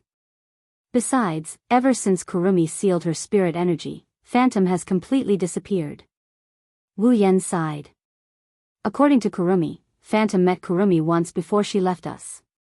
What? Kotori stood up from the podium and glared at Wu Yan. Why didn't you tell me something so important? If it was that important, I wouldn't have kept it a secret. Wu Yan curled his lips. When she contacted the Phantom, Kurumi said that it only brought her 2 pieces of information and then disappeared without a trace. She didn't even know the purpose of giving her the information. Do you think it would be useful to tell her such a thing? Useless? How could it be useless? Kotori slammed the armrest of her chair, her face full of anger. If we can find out where Phantom met Kurumi last time, we can send someone to investigate. Maybe we can find some clues. Come on. Wu Yan disagreed. Counting from the time when you were turned into an elf 5 years ago, the Phantom has been active in the Heavenly Palace City for at least 5 years, right? It's been 5 years and only a blurry surveillance video of you being turned into an elf. Obviously, it's very cautious. Plus, Phantom must have known that Kurumi is on our side, but she still contacted Kurumi. She must have been very, very careful. It's impossible for her to leave any traces behind. Kotori choked and she glared at Wu Yan. Then, she started yelling again. Who said that Phantom didn't leave any traces behind? Isn't it here? Kotori pointed at the stunned Meijio. Phantom erased my memories when I was turned into an elf. It might have manipulated Meijio's memories. Kotori looked at Meijio with a malicious expression. If we can do a thorough check on Meijio, we should be able to find something, right? Cold sweat trickled down Meijio's face. Wu Yan's heart skipped a beat when he saw Kotori in a dark state. He could only pray for Mikoto. Chapter 12:12. Thanks to Wu Yan, Kotori, who was pretty much broken by Wu Yan, conducted a thorough examination of Meijio in the Fraxinus. In the end, they didn't manage to find anything. Meijio's memories were intact, and there was nothing missing. There were no signs of tampering, and there were no clues at all. This made Kotori extremely disappointed, and Kotori was furious. By the time Meijio was released from Fraxinus, the sun was about to set. Meijio was about to collapse. Wu Yan didn't know whether to laugh or cry when he saw Meijio leaning on him with a tired and fearful expression on her face. Are you all right? I'm fine. I am fine. Meijio tried to squeeze out a smile, but no matter how hard she tried, she couldn't. She could only sigh. But I'm so tired, I want to fall asleep on the bed. I think so too. Wu Yan bitterly smiled. Kotori is really something. All I did was refute her. Did she have to torture you like this? Wu Yan looked at Meijio. He couldn't bear to see her tired expression. You look really tired. Why don't I send you home, really? Meijio's eyes lit up, even her expression brightened. She threw herself into Wu Yan's arms. She rubbed her face against Wu Yan's chest like a puppy. Moi, my dear, you're so considerate. I say, are you really not worried or are you faking it? Wu Yan quickly hugged Meijio as she threw herself at him. He had a bitter look on his face.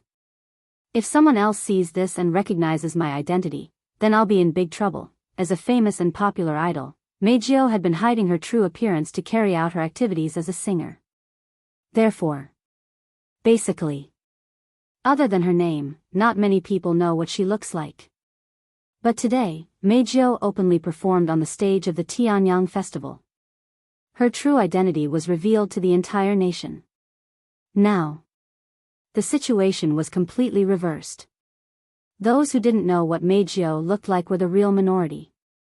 Even though Meijio's auditory drug had disappeared, but her own miraculous voice had completely recovered. Through today's performance, her voice had completely spread throughout the country. In addition, Meijio's earth-shattering beauty was also exposed to the public. At this moment, Meijio's fans were definitely not any less than before. According to Raditasker's intel, even though Meijio's real face had been exposed for less than a day, the number of her fans was increasing like crazy. Some had become Meijio's fans because of her voice, some fell in love with her because of her appearance. In short, even though her spiritual energy was sealed, she still relied on her own abilities to become a singer more famous than Xiao Dai Yuno or even seductress Meijio. If someone caught Meijio throwing herself into his arms, it would definitely be taken in an instant and used as a scandalous photo, making Meijio famous once again. Half a year ago, Meijio lost her voice because of the scandal. She was betrayed and fell into despair. If something like this were to happen again, Wu Yan would have the urge to tear those fans and reporters to shreds. Her bright silver eyes landed on Wu Yan's face. Meijio seemed to be able to see through his thoughts as she revealed a joyful smile. You don't have to care about that kind of thing. Meijio held Wu Yan's hand and pressed it against her face. Even if I am betrayed by everyone again, I won't be disappointed in this world like before. Meijio closed her eyes. At this moment, her expression was very peaceful. At least, I know that if it's you, you will continue to protect me like before when I lose everything. Meijio opened her eyes and stared fixedly at Wu Yan's face. At that time, if no one listens to my singing anymore, I will only sing for you, okay? You. Wu Yan couldn't help but feel a strange heaviness in his heart when he heard Meijio's words. This kind of heaviness was not sympathy, nor was it unwillingness. It was responsibility. All this time, Meijio thought that she had nothing but her voice. This was because Meijio was not good at studying, nor was she good at sports. In other aspects, no matter which aspect it was, she was much worse than others. Ever since she was young, Meijio had received a lot of criticism, but only one person had ever received praise. That was, Meijio could sing. Moreover, she sang better than anyone else. Because of this, Meijio naturally felt that she had no other advantages other than singing. Because of this, Meijio yearned to be a singer on TV. In order to sing, Meijio tried her best to memorize difficult music scores and complicated lyrics. In order to sing, Meijio memorized the performances of the idols on TV every day and made her own choreography. In order to sing, Meijio kept learning how the idols performed on stage and in front of the camera. Gradually, she began to imagine how she would perform on stage and in front of the camera and how she would be popular. It could be said that Meijio's entire life was dedicated to her singing. It was also dedicated to her only strength. Therefore, to Meijio, her voice was her everything. It was the value of her existence. Without her voice, Meijio's existence was worthless. This was the most fundamental belief and understanding that Meijio had since she was young. Therefore, Meijio had to sing. She had to sing to show her value. Heaven didn't disappoint those who worked hard. Meijio's hard work finally paid off. While others were still students, she successfully walked onto the stage and debuted as the idol she had been thinking about day and night. This achievement made Meijio ecstatic. At the same time, she realized the importance of her voice again. However, under such circumstances, a nightmare happened. In the end, Meijio was defeated by the ugliness of human nature. Not only was she slandered, but she was also betrayed by her fans. In the end, even her voice was taken away from her. Without her voice, she lost the value of her existence. Meijio realized this in her heart. One could only imagine how desperate she was at that time.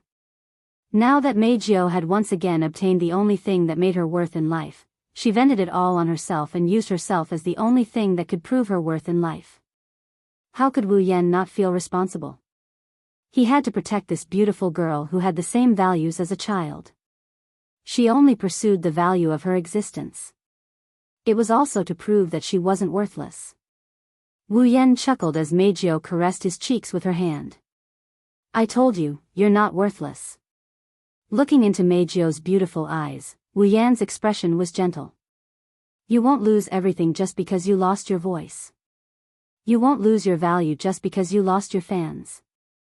Even if you lose your voice and fans, you will still be beautiful. Wu Yan chuckled when he saw the ripples in Meijio's eyes. If there really comes a day when you lose everything again, please come and find me. Not only will I protect you, but I will also listen to you sing. When you lose everything, I will also become your shelter, please. Please. Don't forget. When she saw Wu Yan's gentle expression and heard his warm words, Meijio's heart felt like it was being wrapped by something. It was an extremely hot stream of air. It was so hot that even Meijio's heart was completely melted by it. Suppressing her emotions, Meijio bit her lips and her eyes teared up. She reached out her hands and wrapped them around Wu Yan's neck. She pouted her lips and she pulled Wu Yan's head down. Then, she kissed him without a word. At this moment, no matter how much he said, it was all in vain. This is the only way Meijio can tell Wu Yan how she feels about him. Just like last time, Meijio kissed Wu Yan. The only difference was that the kiss this time was more intense. Under the setting sun, they hugged each other and vented their emotions. Chapter 12-13.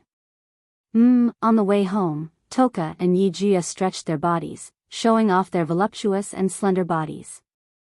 If it wasn't for the Tianyang ritual, they would have attracted a lot of attention.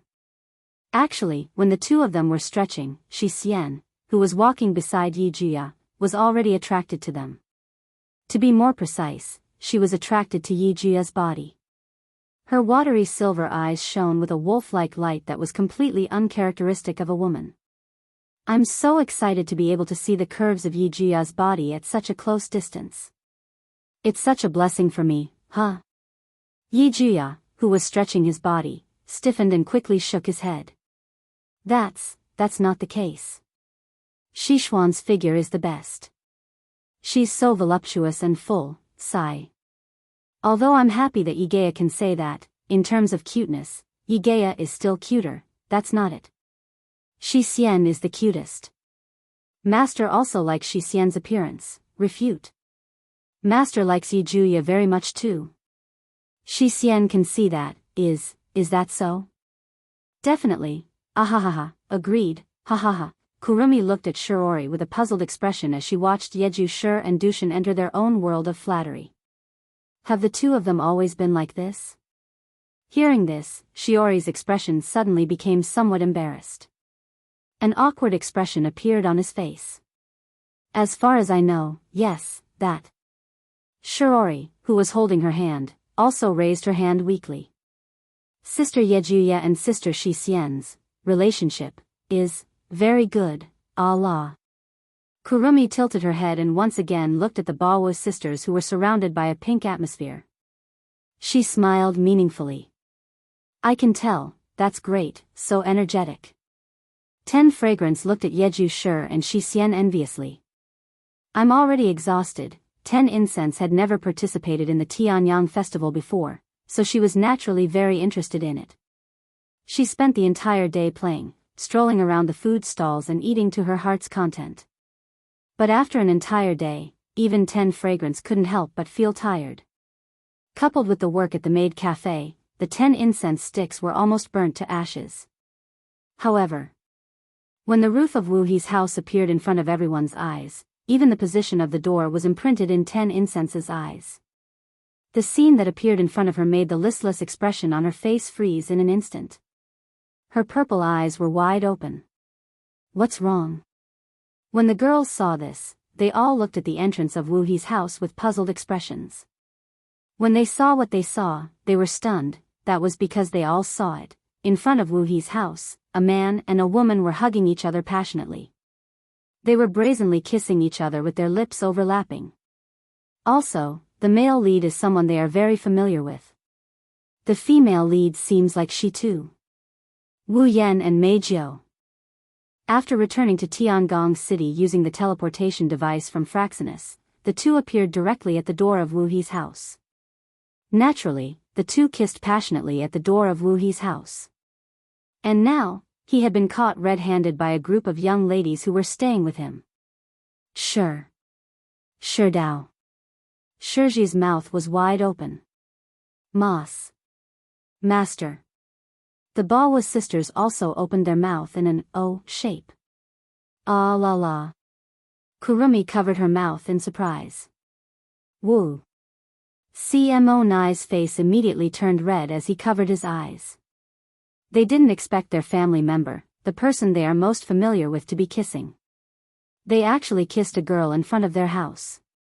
Moreover, the girl is a popular idol, Meijio. 10 Fragrance's hands trembled as she looked at the two people who did not realize that someone was approaching them. An extremely uncomfortable feeling appeared in her heart, causing her to cry out without hesitation. You. What are you two doing? There was a sudden loud cry. The man and woman who were immersed in the heat were so shocked that their shoulders trembled. They quickly separated and turned their heads to look at the source of the sound. Then, the girls' shocked expressions were imprinted into their eyes. Meijio was stunned and speechless. You girls. Wu Yan tilted his head in a daze. Looking at the surprised faces of the girls, a bad premonition rose in his heart. Cold sweat started dripping down his forehead. Did they all see it? As soon as he said that, Wu Yan received angry glares from 10 Fragrance, Yeju Shi, and Shi Xian. Shirji looked at him with disdain. The 4 girls looked at him strangely and Kurumi giggled. They silently told him that they all saw it. At this moment, Wu Yan felt like dying. 10 Fragrance, everyone. Meijio was different from Wu Yan. After being stunned for a moment, she immediately greeted them with a cheerful expression. You're back already? It seems like the first day of the Tianyang ritual has already ended. Faced with Meijio's friendly attitude, Toka quickly walked over and pulled Wu Yan and Meijio apart. She spread her arms and stood between the two of them. She glared at Meijio with eyes full of anger. Meijio, what the hell are you doing? Before Meijio could answer, the identical twin sisters rushed over and stood in front of Wu Yan.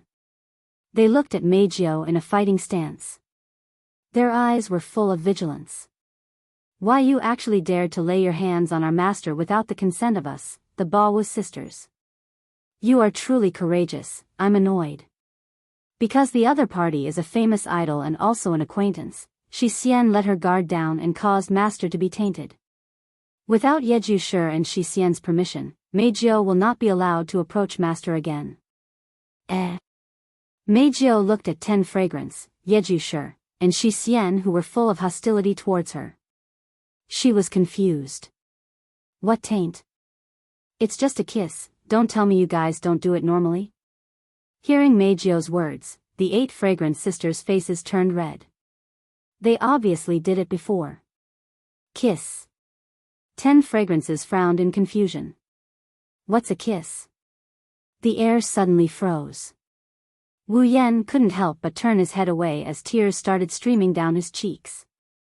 Speaking of which, he really didn't play the kissing game with 10 Fragrance.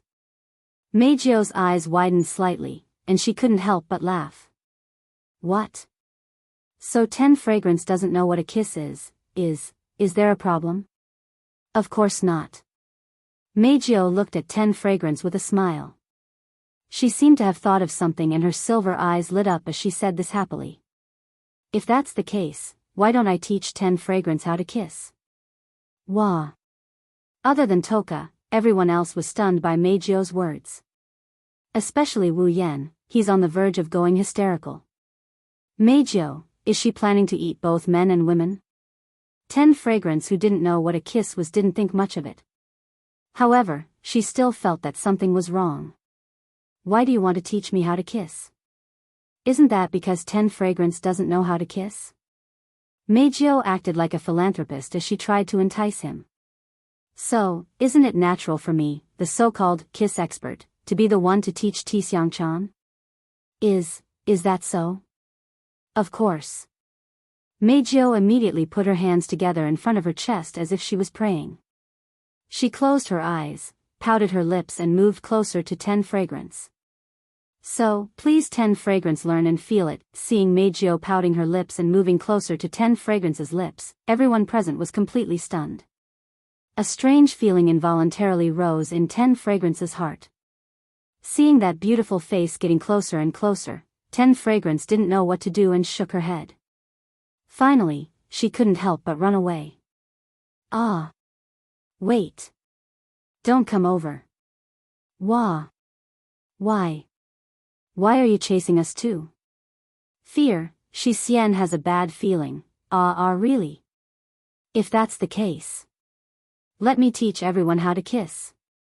Wah, huh. Seeing Meijio chasing after 10 Fragrance, Yogi, and Shi Xian like a pervert, Wu Yan, Kurumi, Yoshino, and Shiori looked at each other and sighed.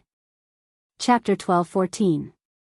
In the sky above Tengu's city, Fraxinus, Kotori was the only one sitting on the platform in Fraxinus's command room. The rest of Ratatosk's members weren't present. Due to the irregular occurrence of spacequakes, the precursors could only be predicted up to 10 minutes in advance. After a certain amount of time, there was no way to predict when the spacequakes would occur. Therefore, as an elven organization, the members of Ratatosk generally did not have holidays. Their goal was to alert the elves of the spacequakes as soon as they occurred. That way, they would be able to monitor the elves in the outer realm and react accordingly. Therefore, if there were no special circumstances, at least 1 or 2 people would stay in the command center of Fraxinus and arrange for night watch and shifts. Today, however, the diva that Ratatosk racked their brains over, the berserker who was listed as the number 1 target to be dealt with, Yakuya and Yuhan, were captured. To celebrate, Kotori gave everyone in Ratatosk a day off and let them get off work early. Of course, if the spacequakes were to occur, the alarms connected to every Ratatosk member's radio would sound simultaneously. Fraxinus would then use the teleportation device to retrieve everyone and deal with the elves. If the spacequakes didn't occur, then, the members of Ratatosk would be able to enjoy this rare holiday. However, even though Kotori gave everyone in Ratatosk a day off, she never thought of giving herself a day off. Sitting on the command center, Kotori recalled the information she got from Yakuya.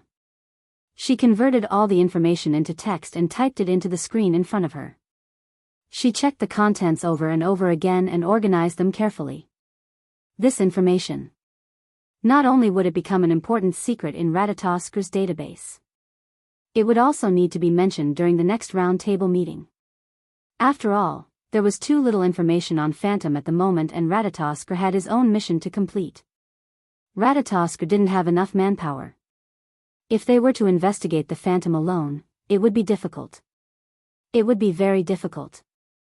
Therefore, Kotori decided to ask the people behind Ratatosk to investigate as well. They were more powerful anyway. They rarely interfered with Ratatosk's internal affairs, so Kotori was more than happy to give them something to do. Originally, the task of sorting out information was usually done by other staff members and didn't require Commander Kotori to do it herself. But now, Kotori had given Ratatosk's people a holiday. She didn't feel comfortable leaving the mysterious Phantom to others, so she decided to do it herself. Apart from Kurumi and Meijio, Kotori was the only other person he knew who had come into contact with Phantom. Phantom had even changed the object of Kotori's existence, so it wasn't a bad choice for her to organize it. On top of that, Kotori was also concerned about the information she got from Meijio, who also came into contact with Phantom and was bestowed with a spirit crystal. Even if the other members of Ratatosk were here, Kotori wouldn't let them handle it. After some time, Kotori finally typed the last character into the screen and let out a sigh of relief. Kotori rested her chin on her hand and muttered as she looked at the information about Phantom on the screen. Yakuya gave Yakuya a purple spirit crystal, and I got a red one. Could it be that the different colors of the spirit crystal are the manifestation of different elves' powers? The spirit crystal was the source of all elves' powers. With the spirit crystal, an elf would be an elf. Even a human would possess elven powers after fusing with the spirit crystal. The spirit crystal didn't exist in any part of the elf's body, but as long as it was an elf, there would be a spirit crystal in their body. There was only one way to make the spirit crystal manifest. That was to kill the individual that possessed the spirit crystal, the sprite. Of course, this was only a guess. No one could give a 100% accurate answer as to whether or not one could obtain a spirit crystal by killing an elf. However, according to Westcott, if an elf fell into despair and entered a reverse state, it was very likely that the spiritual crystal would directly appear. That was why Westcott was so obsessed with killing elves. He wanted to get the spirit crystal that represented the power of the elves. Coterie knew this as well. Coterie narrowed her eyes and sighed. Where did the phantom get the spirit crystal? How many spirit crystals does it have? As soon as she finished speaking, a voice came from behind Coterie as if it was an answer. Could it be that phantom herself has mastered the method to create spirit crystals? Huh? The sudden voice caused Coterie to exclaim softly. She quickly turned her head, only to see a figure holding a lunchbox in his hand.